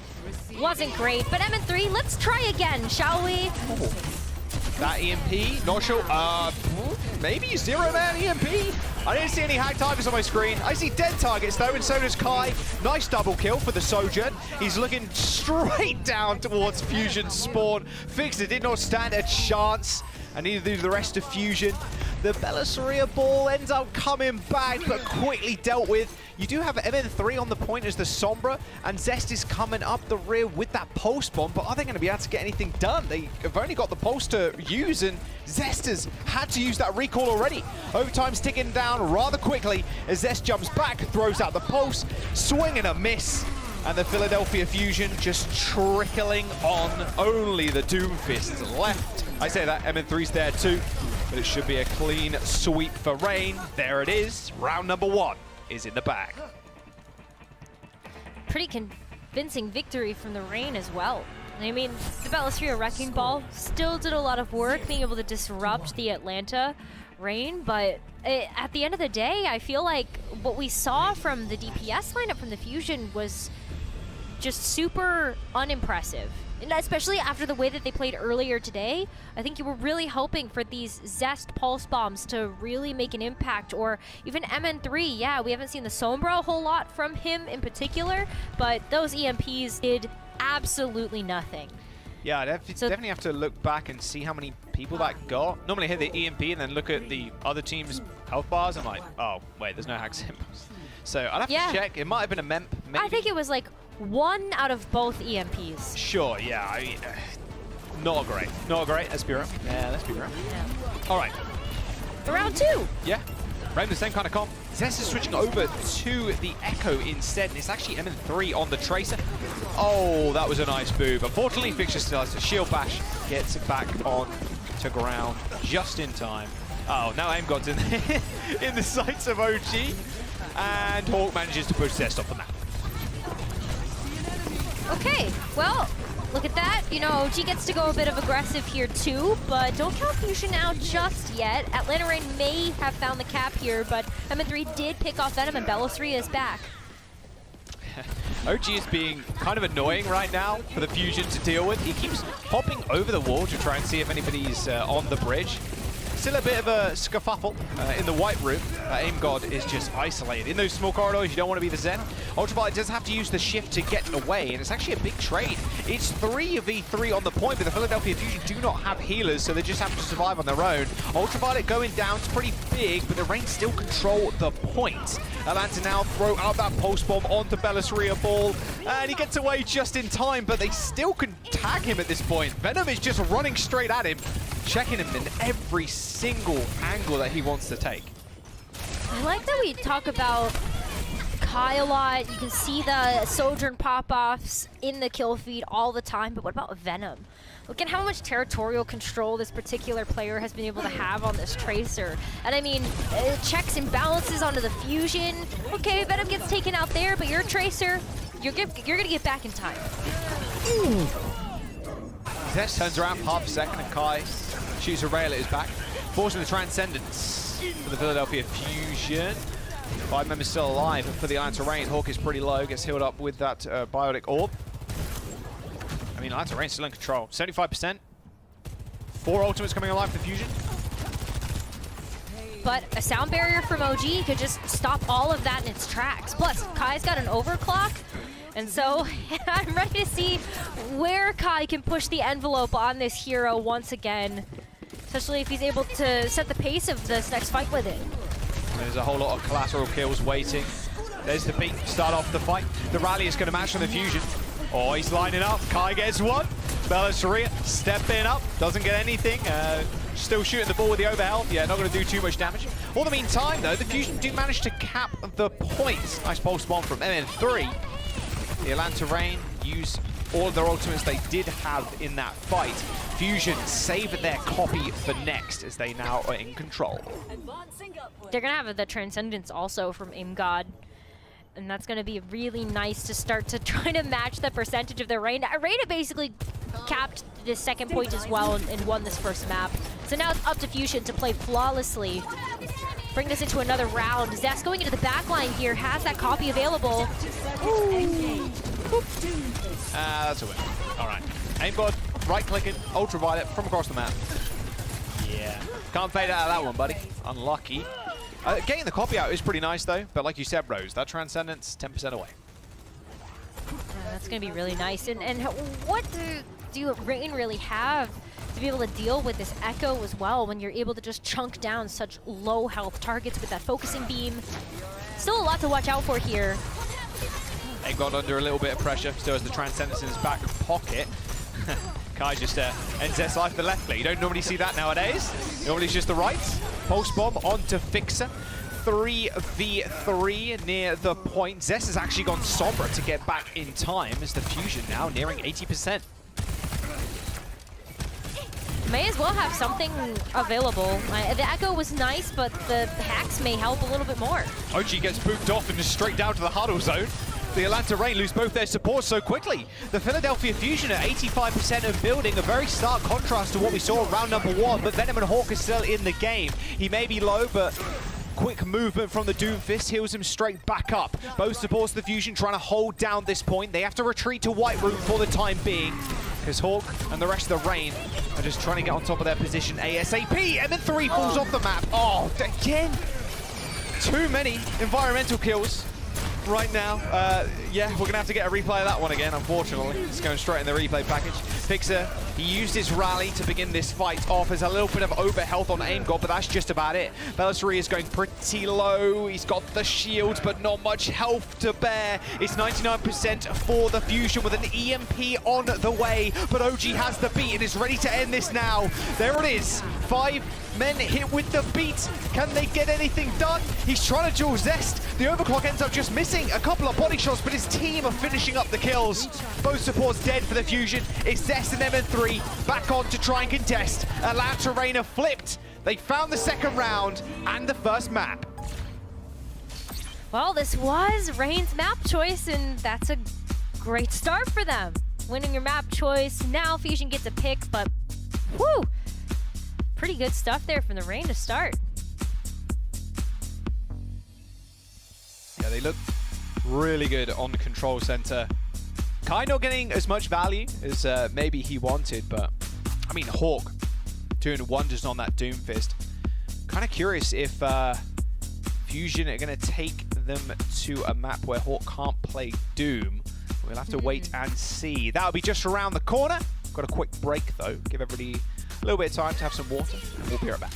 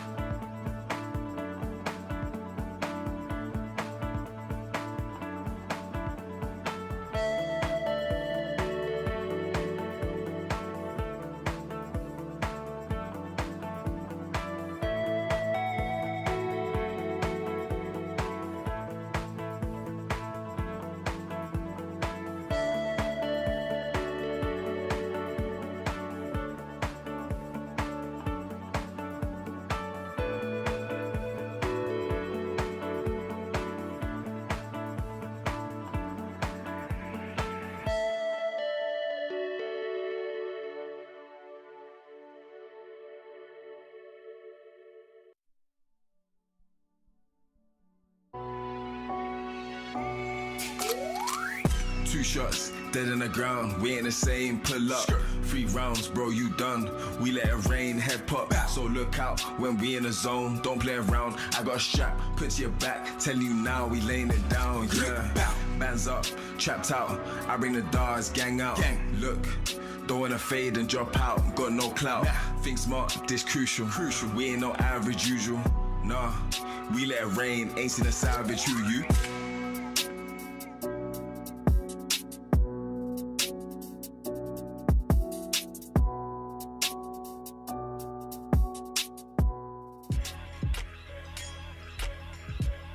All right, okay. All right, Rain. Off to a good start against the Fusion. They want to knock out another Eastern team. And they've already done it to the Dragons. Can they do it again? We'll have to wait and see. Well, they've done it to Seoul Dynasty as well, actually, saying that. 3 teams potentially knocked out for the Atlanta Reign. Still have to get to the finals, have to beat the Glads after this. But the Philadelphia Fusion not out of this just yet. We are going to Kings Row as our next map, and that was Fusion's choice. Yeah, it is, and we don't have any subs either. So both of these teams sticking with what they feel has worked for them so far, and I think that Kings Row for Philadelphia Fusion does set them up for some success. I think Rain, that does force them into a bit of an awkward position when it comes to the Doomfist. I think it's a bit more predictive with the rollouts that you can have if they are trying to make sure that Hawk can't play that like you were talking about before we went to break. But then Bellas Rhea as well, I think also just, this is a comfort pick for Fusion, for sure. Very much is. I mean, I just want to see more out of MN3 as well. Like, most of the time, it felt like he was dead before the fights even started, or he had little to no impact. Bellas Rhea's Wrecking Ball was looking decent, but there weren't many too bright spots, it felt like, on that map. He got a couple of points, though, which was cool. I like that. So, Sombra, though, Jaws, like, Sombra?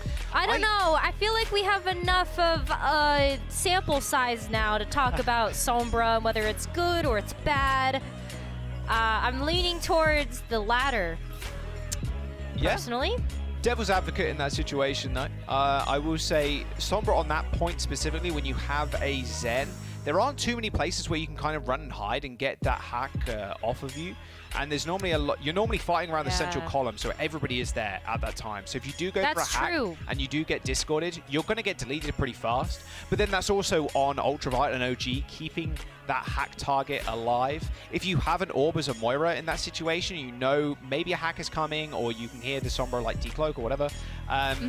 You can save the healing orb, then throw it out so that target doesn't get blown up. It is pretty tough, and it's a lot of ifs, ands, or buts, but yeah, the Sombra didn't end up working out for the Fusion. Can't imagine we're going to see it here. Rain are on the attack and Fusion on the defense. No, I don't think we're going to see the Sombra. I really don't want to see the Sombra again. It just feels like it's too much high investment for the value output right now that we really are getting from some of these teams. But man, let's see some MN3 Ashe. Like, that's what I'm here for as a Philly fan, is to watch MN3 perform again on the Ashe. Yes, please. Okay, well, you're going to get your wish, luckily, on the defense. Let's go. With Bellas Rhea sitting up on the high ground. Like, that's pretty disgusting. We'll have to see how they end up playing it.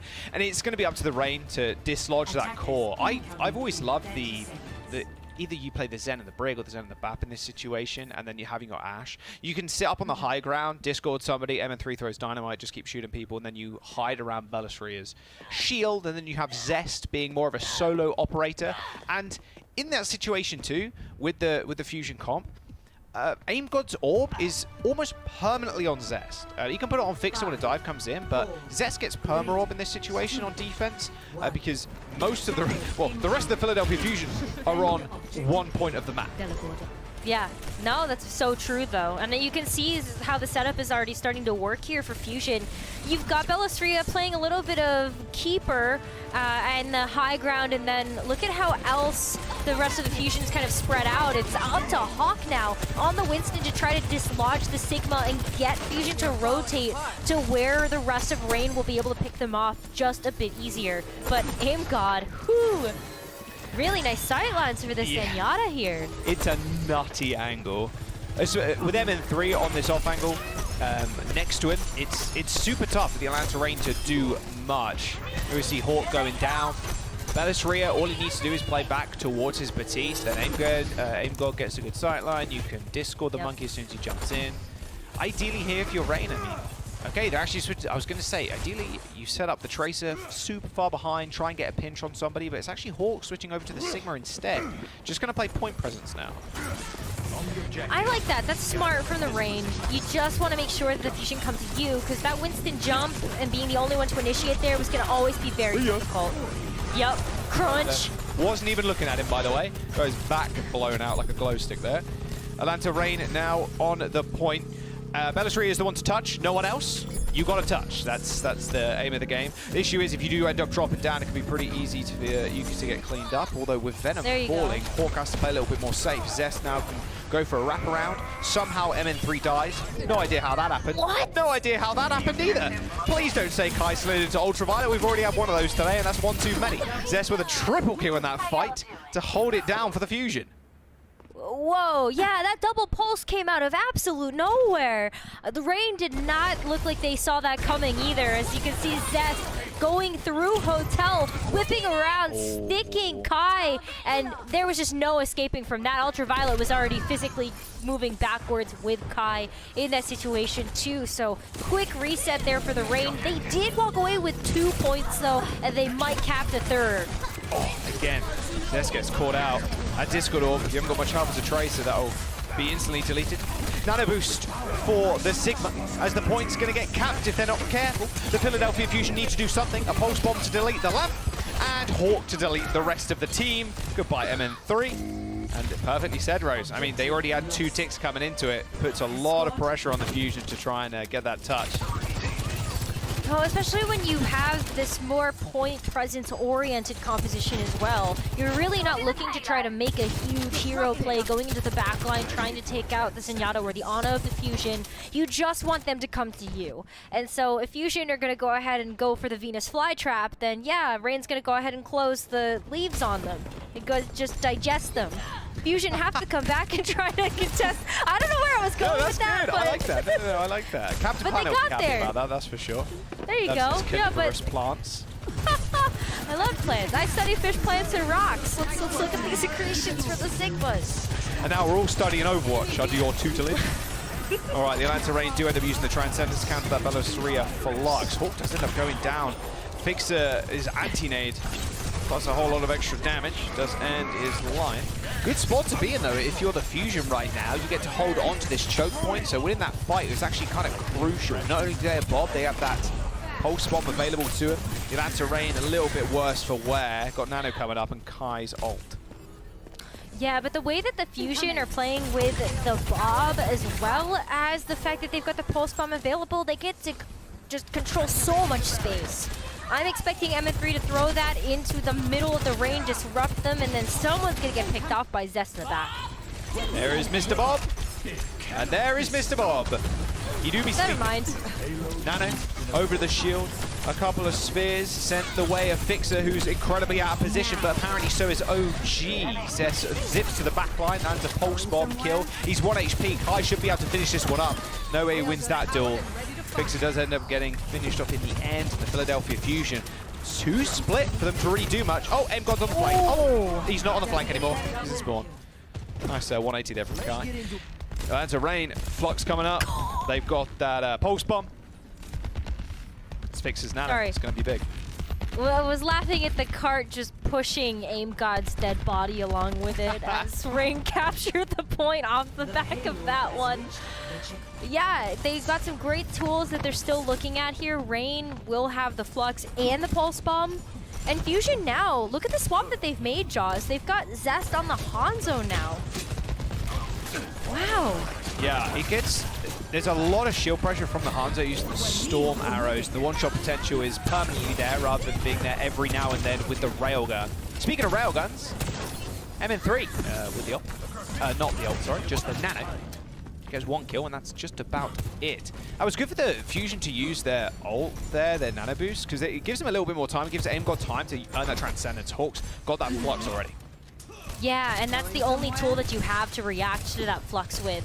But if Hawk goes in and uses it now and Rain can sniff out that they don't have that Transcendence available, then that's a great way for them to open up the floodgates here.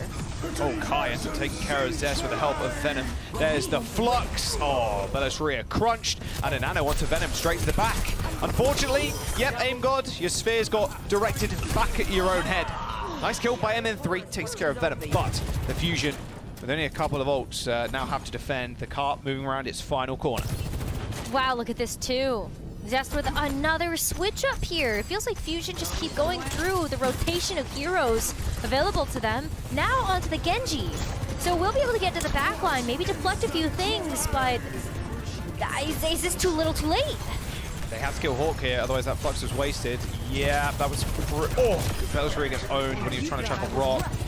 That was their one big tool to stop the Rain from doing anything. They knew OG used his Transcendence like 1.5 fights ago. Zest, oh, Kai shot a couple of bullets in the Ultraviolet. I think he got the Reflect on the nade too. The Transcendence for the Fusion. This is an incredibly split fight, but Zest is kind of controlling the high ground. It's difficult for Kai to move forward knowing that Zest is behind him, so they end up just losing the fight. And the Fusion gets to defend again. Yeah, well, this is big for the Fusion. They have the Nano, they have the Overclock. MN3 has been working up to that over the last couple of fights. Kai has one also, and I think there's more follow-up coming in from the Rain, but with the time bank that's left, Fusion could just shut things down here. Oh, but not like that. When Venom gets a pick. Oh, Nano, Overclock, you gotta find kills. Oh, Venom! Straight in front of MN3's ult. I mean, how else did you think that was gonna go? The Atlanta Rain, they lose one of their main DPS tools. However, Zest and AimGod dealing with OG and Ultraviolet quite handily. Only the DPS just need a solid backline. 24 seconds to go for the Atlanta Rain. They've used their blade. They've got Nano, maybe a Flux for this last fight, but someone's got a touch. Looks like Venom's going to switch to Tracer to do just that. Yeah, that will at least get the touch to come through for the overtime, but Rain have got to get something done with this Nano and this Flux if they want to complete this map. Okay, touch, found, recalled. Okay, Nano online. Venom dies to AimGod. He actually just got kicked off the map. There is no way AimGod just kicked Venom off the map. AimGod killed 2. Make that a 3rd AimGod, please. The Atlanta Rain, they used their Nano. Hawk didn't use his ult. Zesh just flinging around his blade. It don't matter because the Atlanta Rain just fell over in that last fight. Hawk didn't get in a position to use his Flux. AimGod just kind of clapped at the very end. Yeah, wow. I mean, you wanted to see Rain get something done with those ults, but hey, it feels pretty good if you're Fusion to just not let them use them in the first place, right? I mean, that's the protein powder difference right there. AimGod's muscles are jacked in-game and out of game. Man, that's true. I just heard the Tracer voice line of like her falling off the map, and I'm like, there's no way. We've seen a few like silly plays on that point of the map before. Was it earlier today? I think it was, where the Echo just did not have the flight back up, the shift, and you just kind of descend into the dark. It is a pretty sad state of affairs. Yeah, we've seen a few unfortunate self-eliminations off the side of the map. So, unlucky, but good for the Fusion to finally get a chance to hold their own. It took them a little while to figure out what they wanted to roll with to get that defense. You know, they started off on the Ashe, the Tracer, with the Sigma, and then eventually started to rotate over to something a little bit more high-octane with the Sojourn, the Genji, and the Doomfist. They also had the Ana as well, but no, Venom! Oh, he blinked underneath. Oh, so he must have... Wow, how did AimGod get that with the melee? Must have meleeed him to drop him down below the stage, and then the blink just secured the pick. Yeah, why do I feel think... like that's how that happened. I think you're right. or like he triple blink. I think because he touched payload, he triple blinked, right? And AIM God meleeed him, so that counted as the kill when he hit the recall, and then he was already off the edge, so he didn't touch, so it counted as a melee kill. Anyway, AIM God got the credit, and they end up defending. Here is the offense of the Fusion now. The Atlanta Reign doing the same kind of thing, setting up on the high ground. Kai is playing the Sojourn instead of the Ashe this time. It's all about point presence. Venom playing this rather sneaky. Yeah, Discord Orb on Belisria gets a lot of free ult charge, up to 40% already. Yeah, that's huge. I mean, Venom's been building up with these pulse bombs really quickly, but this could be big, being able to get something like the Immortality Field out of Fixa early on before they move in. Goes him with the recall. Okay, both DPS dead for Fusion. This is a go again. Don't even waste time. Yeah. It's fine. Yeah, I mean that's fine. Fixa might get bullied here. Venom's definitely looking for it. Almost to the pulse bomb already, by the way. Zest has switched again off the Hangzhou now to the Genji. I feel like they should just start with that. They should start with Sojourn, Genji, Doomfist. It worked out for them on the defense. We're even seeing the swap over to the Winston now, too. Just get the full dive coming in here for the Fusion. It's pretty tough, though. As soon as that bubble goes down, you're just waiting for those cooldowns to come back up. But it misses the pulse bomb. See, look at that. You got a position with the Winston, but now you have to wait for bubble. You jump, and then you have to deal with the Sigma, who's using the rock, and the other shield. It's really tough as the Winston. Maybe, yeah, play the Doomfist. Not sure. Yep, there's Belisria. Yep. Dead. Oh, they're trying to find Venom, who's used his recall already. I didn't manage to catch that. Can Zest get the kill? Yes, he can. Venom, unfortunately, not getting healed in time. The Atlanta Reign have lost their Tracer, but... Oh, well, now they've lost. Well, that was a yikes. Zest that was a rock killed to him. the He was still head. climbing the wall. Nah, that was just accretion to the top of the dome. That's what it was. It just, as soon as he was climbing up the wall, it's like, I don't think so. That definitely buys some time for Venom to get back on the Tracer. So Reign just holding their own here. 1:20 on the clock for Fusion to get any amount of progress on this first point. That time bank do be going down, though. Flux. Nano boost onto OG to keep him alive, as both Belisria and Zest are trying to deal with the backline of the Reign. And now here comes the pincer maneuver. Zest, though, runs straight into Ultraviolet's bio nade and ends up going down. 60 seconds to go for the Fusion. The Atlanta Reign are in such a powerful position. Not only does Venom have the Pulse Bomb coming up, they have Transcendence, Overclock is available, and it's up to the Philly Fusion DPS to find something. Yeah, well, I mean, OG could save this Transcendence as well. Maybe if you see a Dragon Blade come through, that could be a great way to just respond, but Zest is dead. Fixa was trying to set up with a nano, but OG actually kicked Zest away from the window so he couldn't get LOS by his Ana. That was incredibly huge by OG. 25 seconds to go. Nano Blade is coming up for the Fusion, and Aim God kills Venom. Perfect. Good start. Now get yourself on the payload. Zest is back in the action. Nano Blade is so close from being unlocked, but OG does have that Transcendence if he wants to. They could even try a two-pronged attack with just the Nano.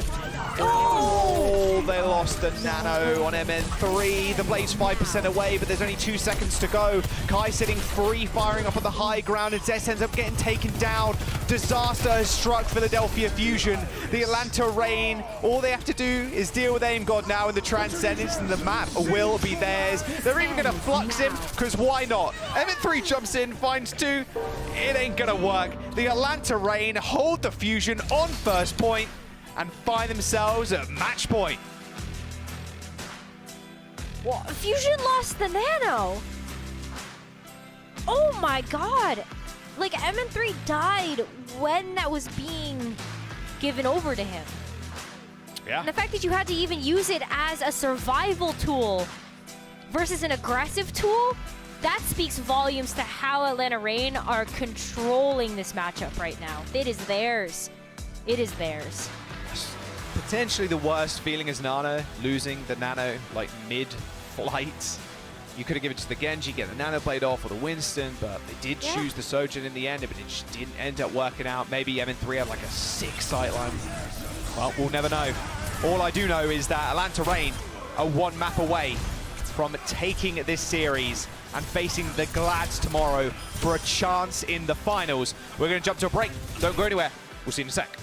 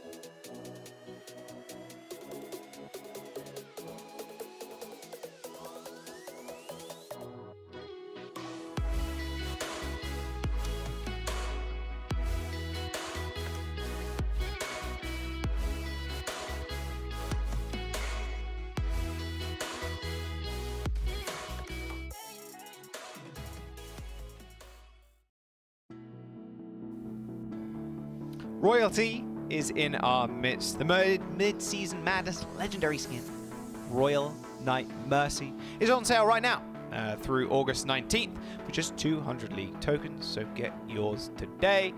It's a good looking skin. You should have enough tokens by now if you've been watching the mid-season madness anyway. So yeah, go pick that one up before it disappears.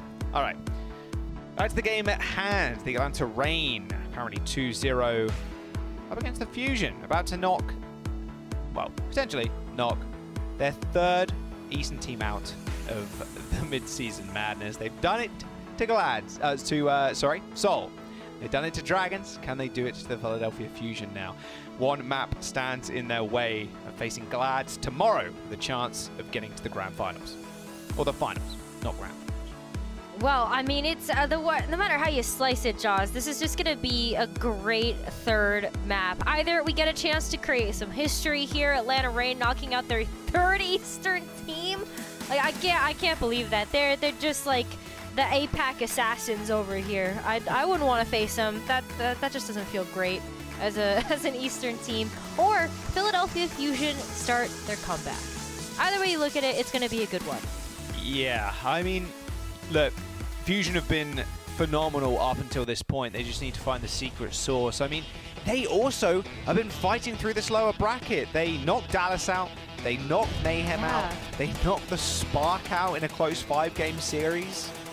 They've got to be able to come back right here, right now. We are going to Route 66, which was, again, their map choice.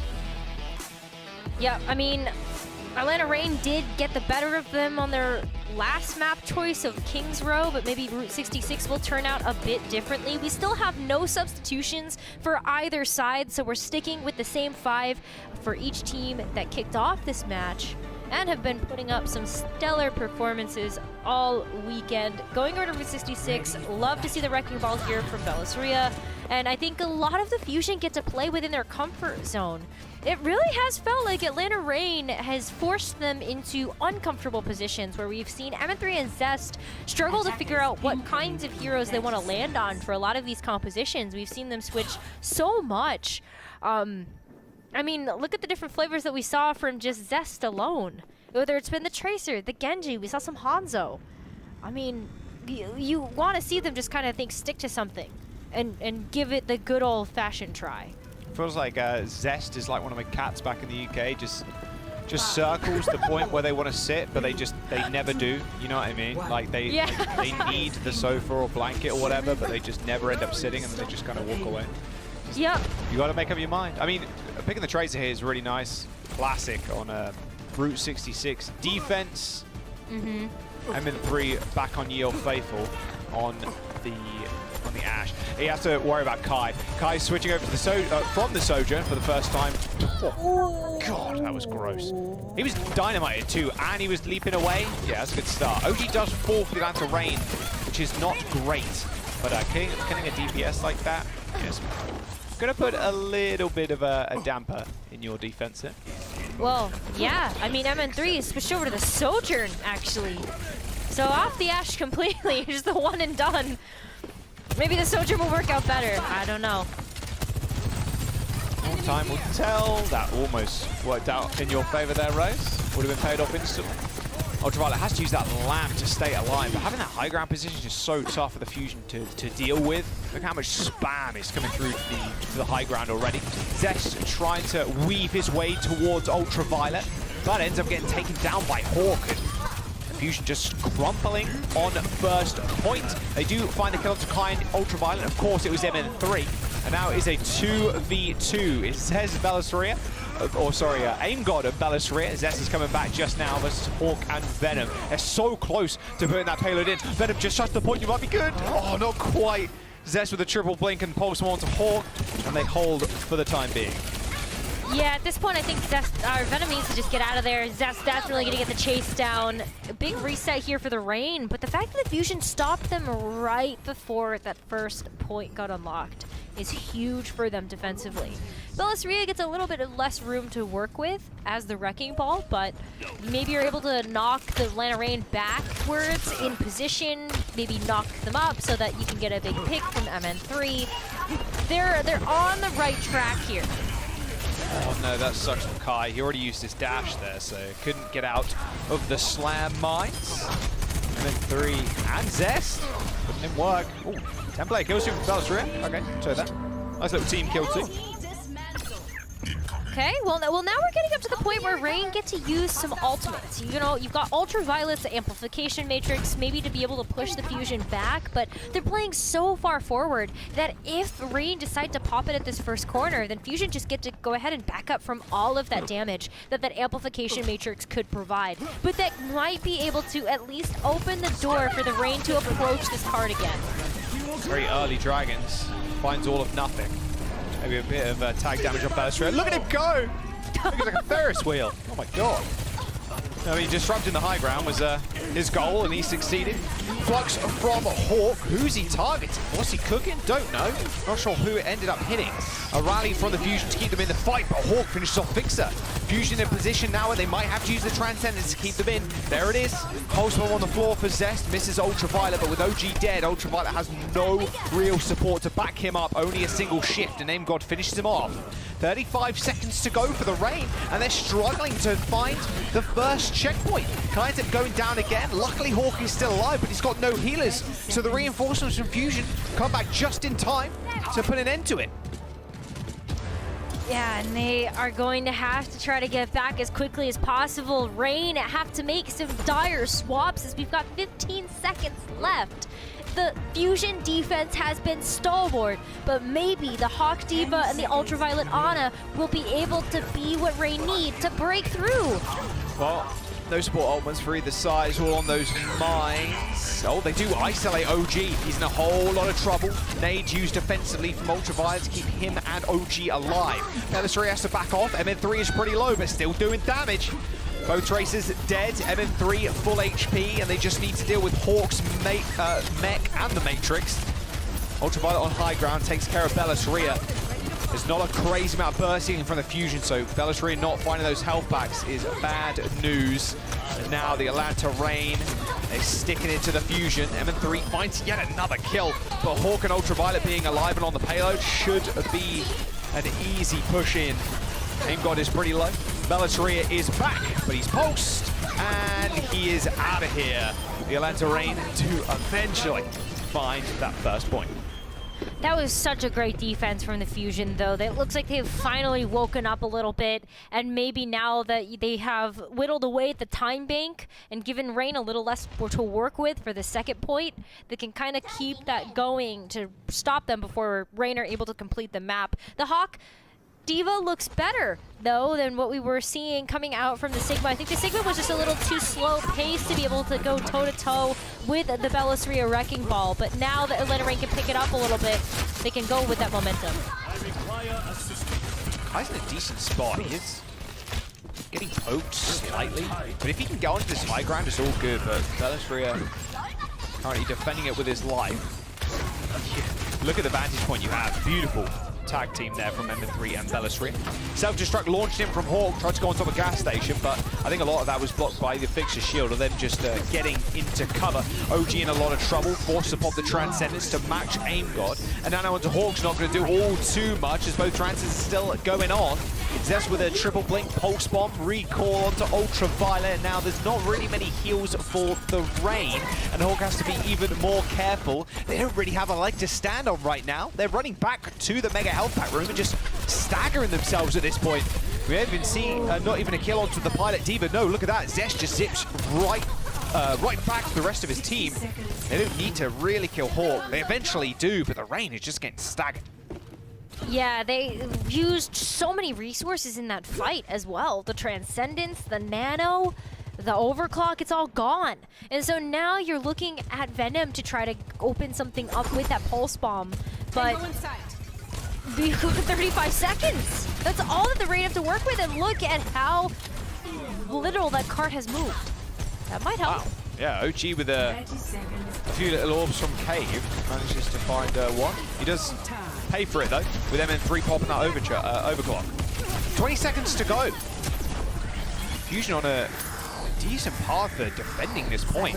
They have Rally, they have that Pulse Bomb and the Mines. MN3 does end up going down though. Didn't expect Hawk to be up in the rafters like that. I missed Pulse Bomb from Hawk, but the backline from the Fusion forced to pop the Rally to keep them in this game. The Atlanta Rain have the high ground and control of the point, but Fix is just running in there, just steamrolling over the Atlanta Rain. The mines end up clearing up Venom.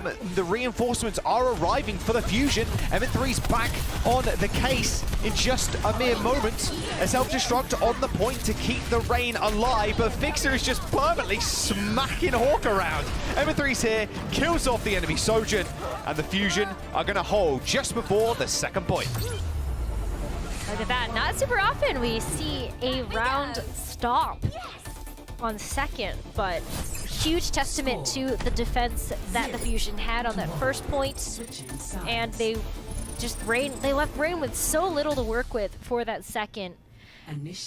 Looking way better for the Fusion. I think they will be able to get a map win here, but who knows? We've seen some fuller holds happen before. I know we're not looking at like a full hold because of first point, but doesn't mean that the Rain are out of this one by any means.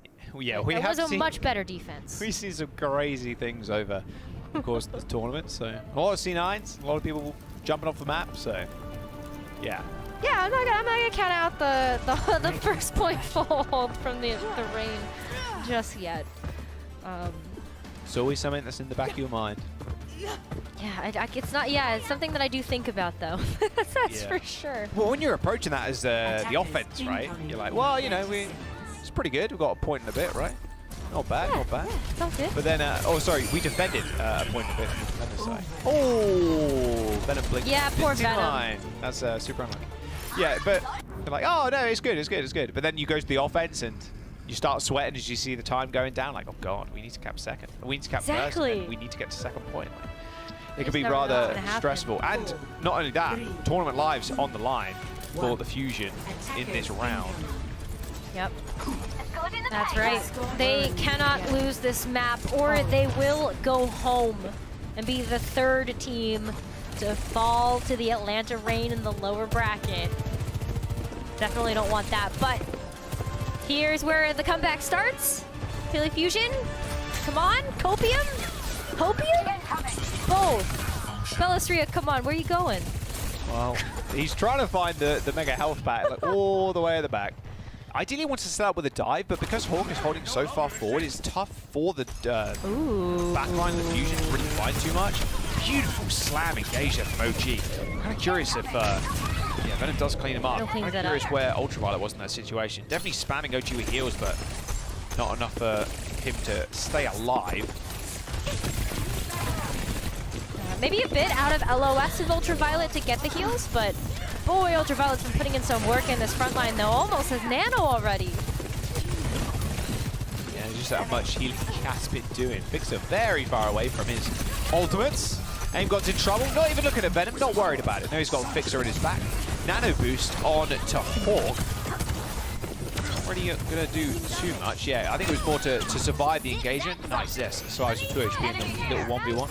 But now Fusion are in an awkward situation where their supports can't really peak with the fear of getting anti-naded. Speaking of which, Kai and OG take care of MN3 and Zest. The Philadelphia Fusion offense here. They're going to have a tough time chunking through these health bars. However, I say that as Aim God just comes up massive again. Aim God, he's been doing absolute numbers for the Fusion over the last couple of maps. Hawk's going to be here to contest for the time being, but in fact gets bowled away by Belastria. Fusion on a good course to take this map. They've got so much time, 4.5 minutes to basically just get the second point. And they've got ultimates to spare right now. Belastria just going to go ahead and play a little bit with the backline of the Atlanta Reign, but Aim God definitely put in the work, earned the Transcendence, outpacing OG. Looking good right now for the Fusion to get them over the finish line and into a fourth map of this series. Watching two Tracers dueled as they get infinitely healed. No, you'll get the one clip one day. Probably not soon. One day. You've both got orbs. Nano. Ultraviolet gives over Nano. Yeah, I mean, that's possible. Yeah. Flux catches MN3. No saving him from that. You don't want to put the Transcendence for one person, considering how much time you have and where the payload is currently. Atlanta Reign with the man advantage right now. Kai with some nice movement, using that power slide to get up onto height, avoiding those mines.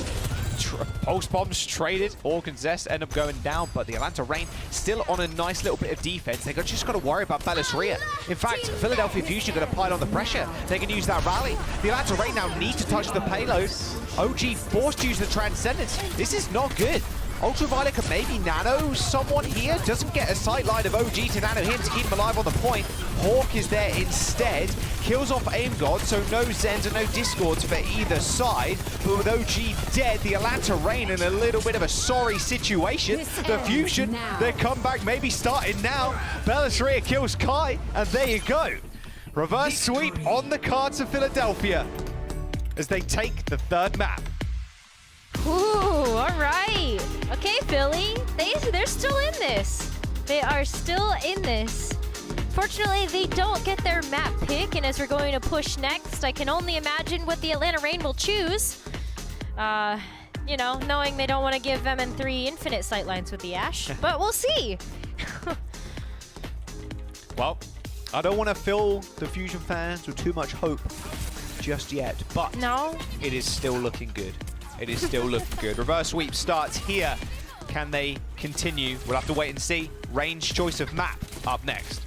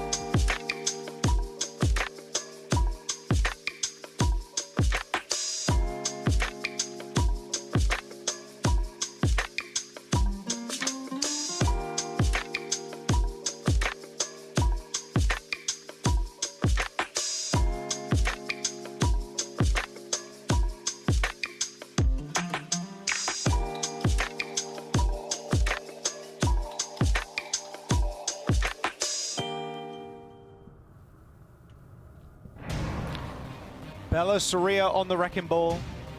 He's been a key to success for the Philadelphia Fusion over the last couple of series. And, well, you know what? It could be a success in this series too, if they reverse sweep the Atlanta Reign. It's very possible. Here is his stats from Route 66. Only 3 deaths, not bad at all. 12 final blows on top of that. Looking great so far. Now the Atlanta Reign did get their map choice, and they decide, well, we want to go to Colosseo, somewhere where you can play the ball, but not ideal for this map. No, that's definitely Reign kind of sticking it to him and going, well, you're going to have to try to play something a little different. Maybe we end up seeing like a Bellisria Doomfist. We've seen a lot of different looks from Bellisria today. The Wrecking Ball definitely his best hero, and that stats card a really nice example of why we ended up seeing that Route 66 map chosen. But also, the choice for Atlanta Reign was twofold. You bring the Fusion to a map where the Bellisria Wrecking Ball is a little less valuable, but also you can't pick New Queen Street. You just can't. You don't do that against the Fusion. You give MN3 infinite sightlines on the Ashe, and that's no fun if you're the Atlanta Reign. So just don't. Yeah, he's no fun if you're anybody, to be fair. That's true. That's where he got a lot of his true. clips from the other day. Yeah, his aim is exceptional. We'll see, though, what ends up going down. Going on to Colosseo, the Atlanta Reign, I think, more than happy to be able to choose this map. Like you said, Rose, for those reasons above.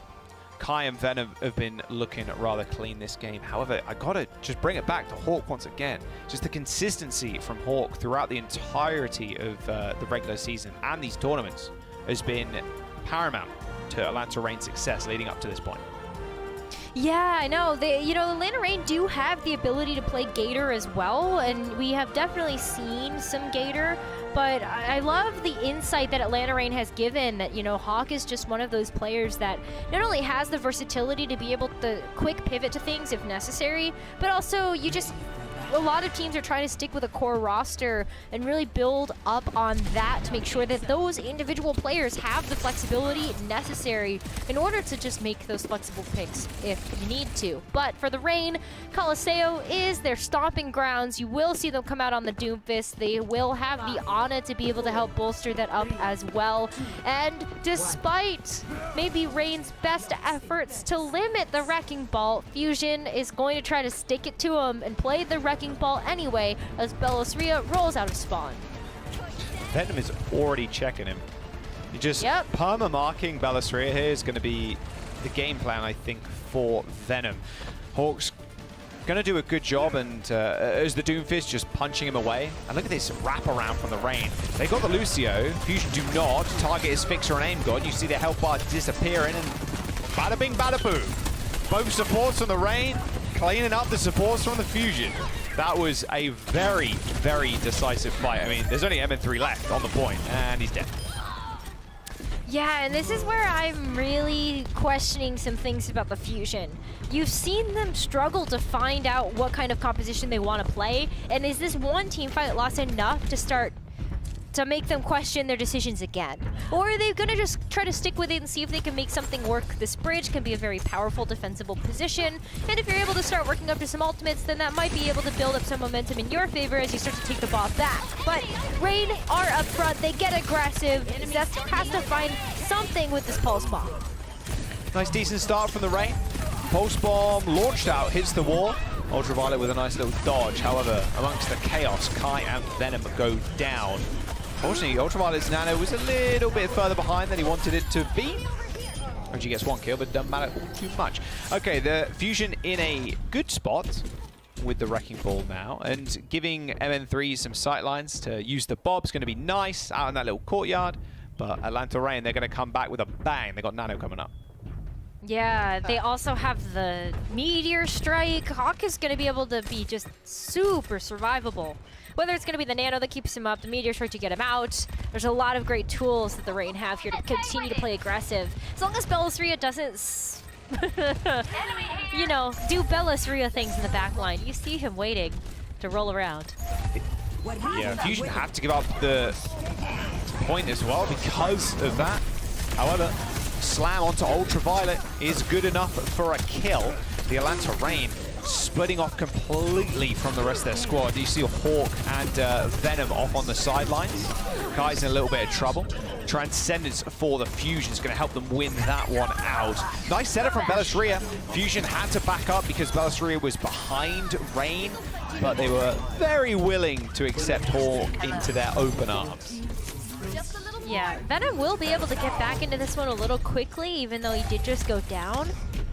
But yeah, there's just going to be so much fighting here. Bellisria just keeping everybody on the Reign busy as he keeps Zest. Oh, just walked into that one. Yeah, Rolgi was already so low. Yeah, any bit of damage would have finished him off for sure. Pulse Bomb just secured it. Oh, nice punch by Hawk. Trace is traded. Oh, it's just, there's like small little fights. This is what these comps are, just like loads of small little fights. Bob ends up launching himself on the point, and it's kind of pushing, kind of.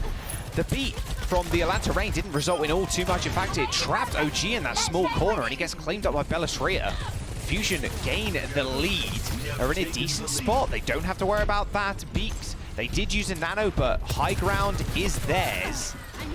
Or it was theirs until Bellisria jumped down from it.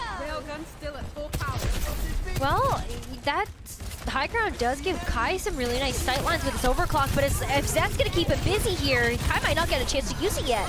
Oh, Zest actually gets naded out of the sky somehow. Overclock has been used, power slide to the back line, and Kai sends the brick pretty low, ends up finishing off Fixer. Fusion in a decent spot, 42 meters to 30. Still just having the lead. You're going to be able to get back in time. You don't have a Lucio, but Bellisria and Zest can contest if needed. Ooh.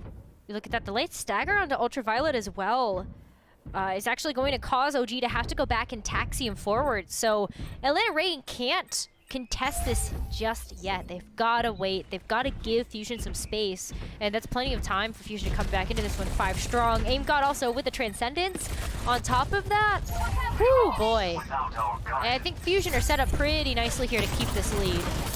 Wow, same setup. Surprised Bellisria didn't go for the slam there, but just a bit of extra damage. Wow. Where'd Zest go? Okay. Where'd he go? No idea. Spawn. Nice nana. Onto Hawk. Just not even using the punch half of that kill onto MN3. Meteor Strike lands on the top of Aim God, who ends up using the Transcendence. They really don't want this to cross that golden line, but it does anyway. Aim God's late Transcendence not helping the Fusion at all as Fixer ends up falling. Pulse Bomb wide for Zest, has to recall to the rest of his team. And the Atlanta Reign now control the high ground. You give high ground to Kai, you're in for a bad time. Now that pick on Zest to open things up was absolutely huge. Yeah, Aim God's going to be able to get a bit of revenge there onto Kai, stop him from building back up to another overclock, but I like Kai with the respect there. Yeah, you got to give the Zen some respect. Oh dear. Aim God is antied, somehow kept alive for a lot longer than he should have been. He did die to just the Hawk punch, but Hawk spent a lot of time trying to actually deal with him. Yeah, Fusion will be able to get the bot control back in their favor. MN3 should be able to open up a lot of space here with the Bob that's ready to go. Fixa also could kick things off with the rally, but they're going to have to wait for Aim God to catch back up. Bellisria, I think, will be able to buy enough time, keeping everybody on the Reign busy in the back line. You can see Kai just having a spy check back there, like, where is the wrecking ball? Oh, Atlanta Reign are going to take that as a go sign. They actually use the beat to try and push on forward and ignore Bellisria as much as possible. Bellisria does find a lot of damage rolling through people and actually earns himself a mines off the back of it. Here's the second engage from the Atlanta Reign. This time it's a nano onto Hawk, who's going oh so low, LOSing his healers completely and ends up just getting shredded by the Discord Orb. Zest and MN3 just turn their attention to the Doomfist, and Hawk has got that damage resist from the nano, but it just does not mean a single damn thing.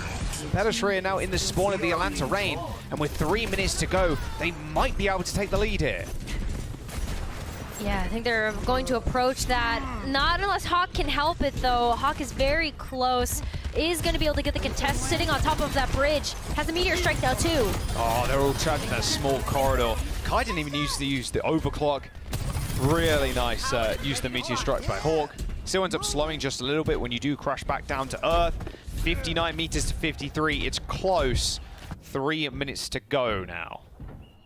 That's really big, though, that Atlanta Reign were able to hold on to the overclock. That's something that they should be able to use as a zoning tool onto the Fusion. Maybe just be able to get that lead back. Because... Or I will keep it. Keep it. Sorry. I can't read. Wait, he's sleeping, but he's standing. How did that work? All right, Kai using that overclock. Bellatrix does end up getting stepped in the backline and dealt with quite easily. Kai up on height, as now it's only 2 minutes to go. Time is ticking, and the Fusion need to find the win here, or the fight to win. Well, they could be out of luck. A nice pulse bomb from Venom, equally nice from Zest. Aimgod once again using the Transcendence to save the Fusion on this point of the map. They've got 2 minutes to go. Only a couple of meters stands in their way of taking this map. Nice little 1v1. Zest ends up winning it. They regain control of the bot. Whew, all right. Well, Atlanta Reign still have the lead, but not by very much. And so Fusion, they get to roll it. I mean, the Transcendence. How does AimGod keep coming in so clutch with these to be able to win Fusion these team fights? I mean, AimGod's been putting in so much work, basically keeping up with the rest of the DPS. That's super impressive as a Zenyatta to have roughly, you know, 20% of the team's overall damage. Definitely keeping up with M3 and Zest here. Fusion trying to do the same thing again. Slam earns himself mines. Is he going to use him? Might not need to, as Ultraviolet already dies, but once again, the Atlanta Reign setting the pace of this fight. Fusion want to be able to set the pace with the ball engaged, but it's just not working out for them at all. They're losing these neutral fights. The Atlanta Reign use Nano on Hawk, send him in. Bellatrix sleeps in the back. And this is a problem now. With a minute to go and Reign in control of the bot, nearing this butt scratch mode and the checkpoint, this is a bad news. The Fusion needs to come up with something big, and Zest tried to contest, but it just gets dealt with. Yeah, that snipe from Kai just to stop Zest from even getting to the payload is absolutely huge. So yeah, you see butt scratch mode, that bot's gonna get right back on its feet and going. And Kai just keeping these long sight lines in check. Bellatrix just has to slam by with the sound barrier. What a stick from Venom. That Riley got used, and it did absolutely nothing. Hawk charges his punch off of the bomb. Meanwhile, the rest of his team are in a little bit of a sorry situation. Violet got taken out by the mines, but it's 16 seconds to go, and the Atlanta Reign have quite a sizable lead. Hawk's going to go down pretty late, but it is now on the Fusion to push over that line. Wait, what? Kai is still alive. What? Wait, Venom's going to come back as well. It's only Fixer and AimGod. AimGod needs to be able to clutch. Only a couple of seconds to go, but no, they can't do it. Kai comes back, and with the help of Venom, just clear the Fusion from the point. Not a sweat, not a bead of sweat on Kai's brow. After that round, the Atlanta Reign knock out a third Eastern team in the lower bracket and see themselves against the Glads tomorrow. Wow, impressive stuff. I think everybody had some Philly Fusion hopium going into this matchup, but the Reign, after their match earlier today, looked so good, and they just keep the ball rolling. They get to move forward here. Jaws, how did they knock out another team? What? They're fighting their way back. They want some of that prize money, and they want a little bit of that trophy, that is for sure. They now have to face the Glads, who just got knocked down to the lower bracket by the San Francisco Shock. They knocked out the Seoul Dynasty, an unbelievably hyped team coming into the Midseason Madness. They knocked out the Dragons, Houston Outlaws. The Atlanta Reign are on an absolute warpath right now. Will they be able to take this one home? It's a question that a lot of people are going to have on their lips. Can they defeat the Gladiators to go to the finals and face the Shock? It's a tough ask, and one that we will have to find out the answer to tomorrow. But let's celebrate the victory of the Reign today and our player of the match. That is Venom. You know, we talk a lot about Kai, we talk a lot about Hawk, Ultraviolet, OG. I think everybody on the Reign has gotten some accolades here, but let's hype up Venom right now, because boy did this Tracer player go on such a tear today, Jaws. Both series today, Venom's really showing up and putting out. Yeah, I mean, look, Zest has been performing out of his mind. and Venom just kind of one-upped him in this series. Stats are looking good, and having a good Tracer player in this meta is paramount. I think going into a Wrecking Ball like that, Venom knew his job really well, checking the Wrecking Ball a lot of the time, just assisting with the dives. When Hawk gets nanoed and he jumps in on the Doomfist. Attach rate's near almost 50%.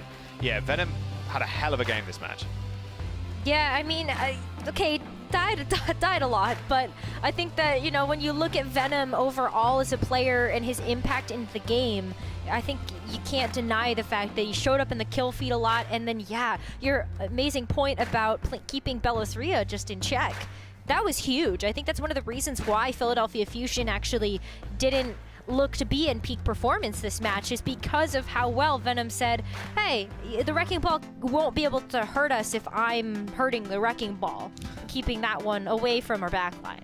Yeah, I mean, you quite clearly saw the Philadelphia Fusion's game plan was just to send Bellis around the back every single time and then go for a slam and engagement, but the Atlanta Rangers set the tempo and said, well, we know Bellis is there, Venom's already scoped him out, like, we know what you're going to go for, so we just beat, engage, Hawk jumps into the back, Venom's either checking Bellis or helping Hawk get kills, like, yeah. The Atlanta Reign, I think they had a read on the Philadelphia Fusion in that last map and ended up taking home the dub.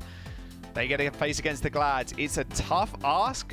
They could do it, but it's one of the toughest opponents out there, like Shock being the toughest in the finals, of course, already. We're going to jump to a quick break. The desk is going to break down the series a little bit more and round out the day. We'll see you in a bit.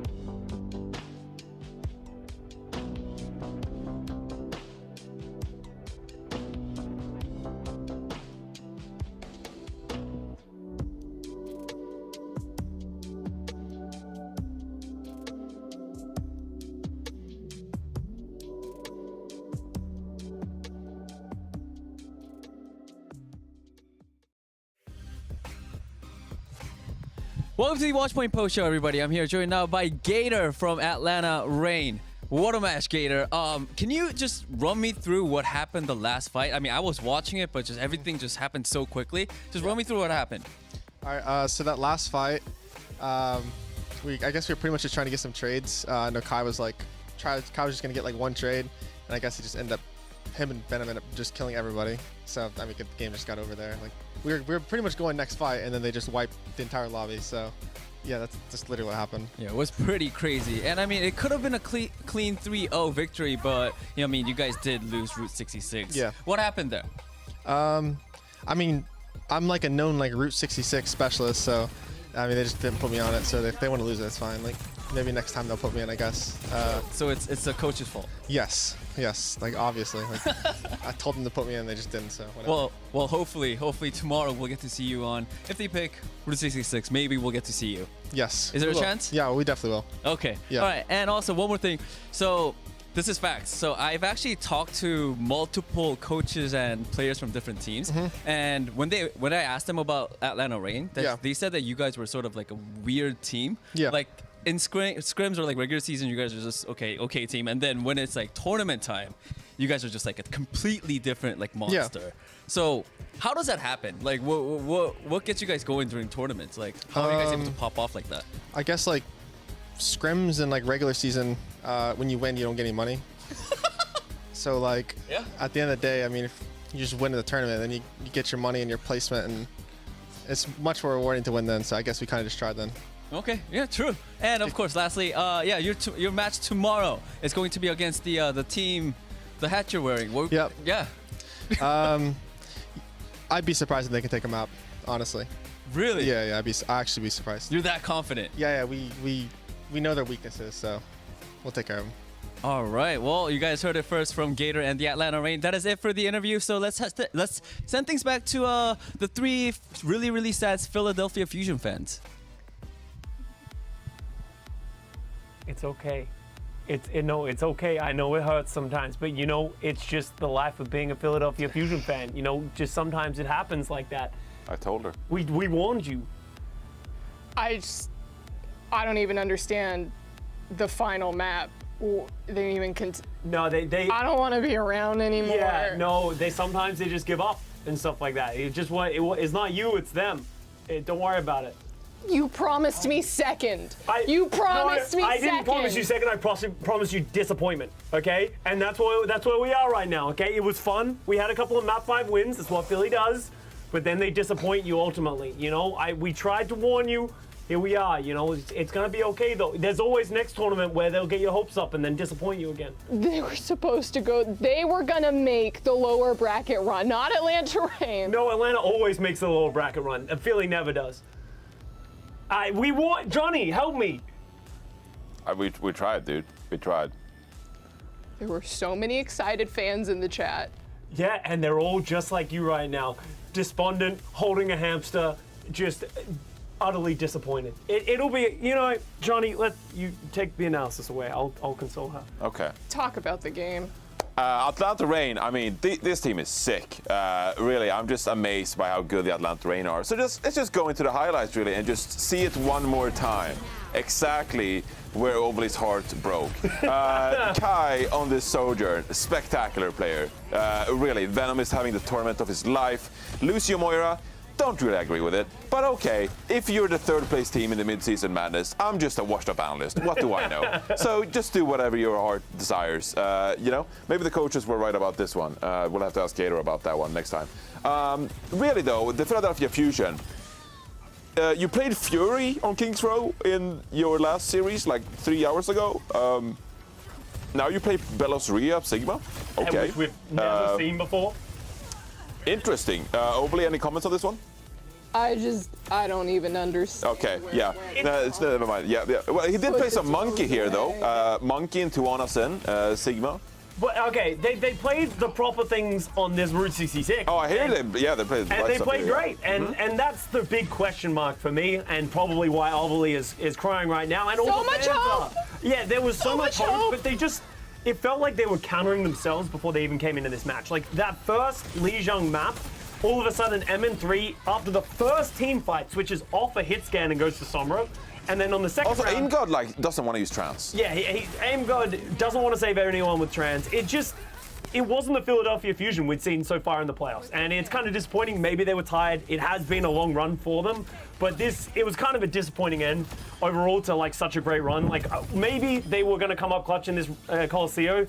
But I think this like final team fight really sums it up. Like there is no reason that Atlanta Reign should have won in this team fight. Yeah. Philadelphia Fusion should have won that fight. They should have come back at least a little bit. Even if they had fallen a little bit short there, it would have made sense, but... Yeah, I mean, if I want to be serious and not just joke around for a minute, there is like not like I have a degree in biochemistry or anything, but like when you play a map 5 like that against Hangzhou Spark, and we both been competitors, we both played on stage, like you get an adrenaline rush, like I can't begin to tell you, and you just play purely based on instinct. And coming off that match as well, you losing that adrenaline, it's hard to like kickstart yourself again and be like, time to go again. Like, it's not that easy to just like channel that energy. It's hard to like get back into the groove of things. So I don't blame the Fusion here if they were a bit tired, if they weren't popping off like they were against the Hangzhou Spark. It's really hard to regain that energy, especially when Atlanta Reign is such a difficult opponent. And I do think, I've said it so many times today, the tank flexibility, I think it was on full display, especially on Colosseo. Yeah. Like Belos Ria, he was forced to play the Wrecking Ball because it was what the Philadelphia Fusion did best. But playing Wrecking Ball on Colosseo into one of the best Doomfist players in the world, it's pain. And you can't just play like Belos Ria Zarya. So it's a very tough situation for the Philadelphia Fusion. Yes, this was a pretty disappointing performance, but I don't blame the players at all. They tried their heart out. They got top 4. They should be proud of themselves. Also, like, let's put it in perspective of where they were coming into this tournament. A lot of people were writing them off. They went 3-3, I think, in the midseason. They lost to Valiant and Chengdu. Exactly. Like that didn't make it. They are the best East team in this tournament of all things. So, like, it's not awful for the Philadelphia Fusion. Technically, yeah. Seoul got 2 maps versus Atlanta. You're gonna give Seoul a consolation. Seoul got 2 maps versus Atlanta. I don't make the rules, all right? No, I'm not giving it to Seoul. All right. Yes, Atlanta's had a crazy run, but Seoul should have been better than that. Seoul should be where the Philadelphia Fusion are. It was a good run. It's okay. It was fun while it lasted. I want my single. This is my time to be single. Fusion fans, I feel you. I came to the Overwatch League with one team in my heart, and this is what we came up with. This is what we ended up with. Fusion fans, you did this, all right? The Fusion fans didn't do this. Fusion fans were believing. Scott and Johnny were trying to warn me of this disappointment, and I said, nuts to them. You know, Fusion is gonna wrecking ball through this entire tournament, and unfortunately, I don't know, maybe there was something in the water. Maybe there was something in the water. You want a banana? You're giving me all of my favorite things right now, but listen, that was maybe my worst part of the day. Why don't we talk about the best of the day's moments? I was trying to find a segue there. We got the best of the day stuff, and I'm gonna talk about, you know, fonder memories, brighter pastures. I'm going to talk about this very sneaky Zest play that they had in their earlier game against the Spark. You see Zest just kind of hiding. You don't know what's happening. Look at that trigger discipline. Watches the Tracer Alpha Yi walk by, just waits patiently. Alpha Yi does not spot Zest. 2 walk by. There goes Super Rich. And then I think he waits for just 3. 1 more. 4. And boom! He finds Irony, sticks her with the bomb, absolutely gets blown up, and that was my happy place. Let's go back to my happy place. Those are better days. Well, I'm here to bring you another happy place moment. This is back when Fixer popped off, kind of, but not really. This is back when Shy was absolutely dominating the Philadelphia Fusion, and we were worried that it was all slipping away from our hands. But the Fixer Anna was here to fix it. And here he comes in with a clutch sleep dart. Completely intentional. You gotta be joking me. People are gonna say this was lucky. People are gonna say that it wasn't deserved. This was 100% impressive gameplay by you. Stop. That is calculated, Stop. as anyone says. Shuts Shy down along with the entire Hangzhou Spark, and that began the run back for the Philadelphia Fusion. Hey, Fixer. Their Sojourn had 65% of their final blows last map. Could you please sleep Shy real quick? Okay, okay, got it, coach. And he did it. Got it, coach. He did it, and with style and grace. Now, Exactly. Johnny, what do you got for us? Well, I'm here to tell you over there, all right? I know the Fusion are out. Mm-hmm. I know that is not what you want. Mm-hmm. But there's 3 more teams to go, okay? Mm-hmm. And we got another day tomorrow. The party don't stop, baby. Never and that's stop. exactly what Lee Jae-gon said earlier today when he got slept out and he didn't care. He's a DJ. He kept the music going. Everybody's down. Let's go. I don't care if I'm asleep. Keep the music going. Turn it up. And we go again. I know the Fusion are out, but you know, in the spirit of Lee Jae-gon right here, even when you're asleep, you can keep the party going, Lovely, and that's what we're gonna do tomorrow, all right? I love it. Keep the party going, keep the games going, and in order to keep the games going, we gotta know who is playing who. So let's go ahead and take a look at our brackets, both the upper and the lower, as we just got finished with our lower matches. And there you go. Our winner from our upper bracket match hasn't dropped a single series so far. It's the San Francisco Shock, who are in the finals for the Midseason Madness tournament. Now let's go ahead and take a look at our lower bracket. There you have it. Atlanta Reign, who were just victorious over the Fusion, going to face the LA Gladiators. Only one of them can move on to the grand finals. Let's go ahead and take a look at the schedule for how tomorrow is going to play out exactly. Here we go. So we're going to see that lower bracket match of the Reign taking on the Gladiators at 4 p.m. Pacific time tomorrow. That is Saturday, July 23rd. And then, of course, right after that, we're going to get the winner of the first match against the San Francisco Shock in that grand final tournament.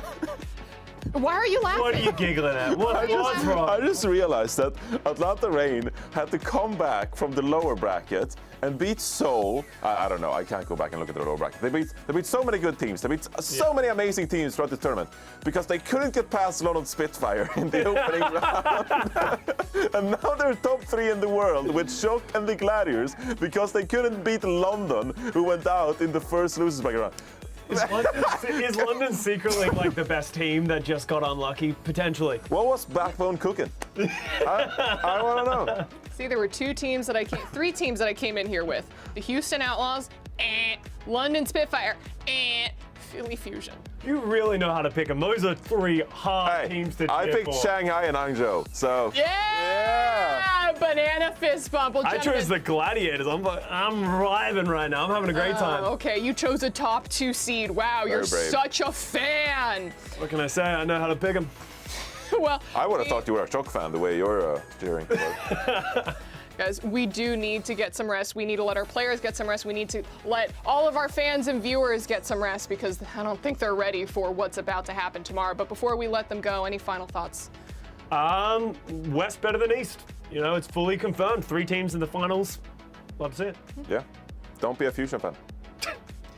Yeah, you know what? Being a Fusion fan, I don't regret it. Not for a single second. I think we had so many fun moments watching those Fusion games. Johnny sad in a corner for the Spark, us excited, and then all 3 of us going absolutely silent during that last series. But, you know, thank you all so much for watching. We have got the finals coming up tomorrow, so don't miss it, and we will see you all then. Bye!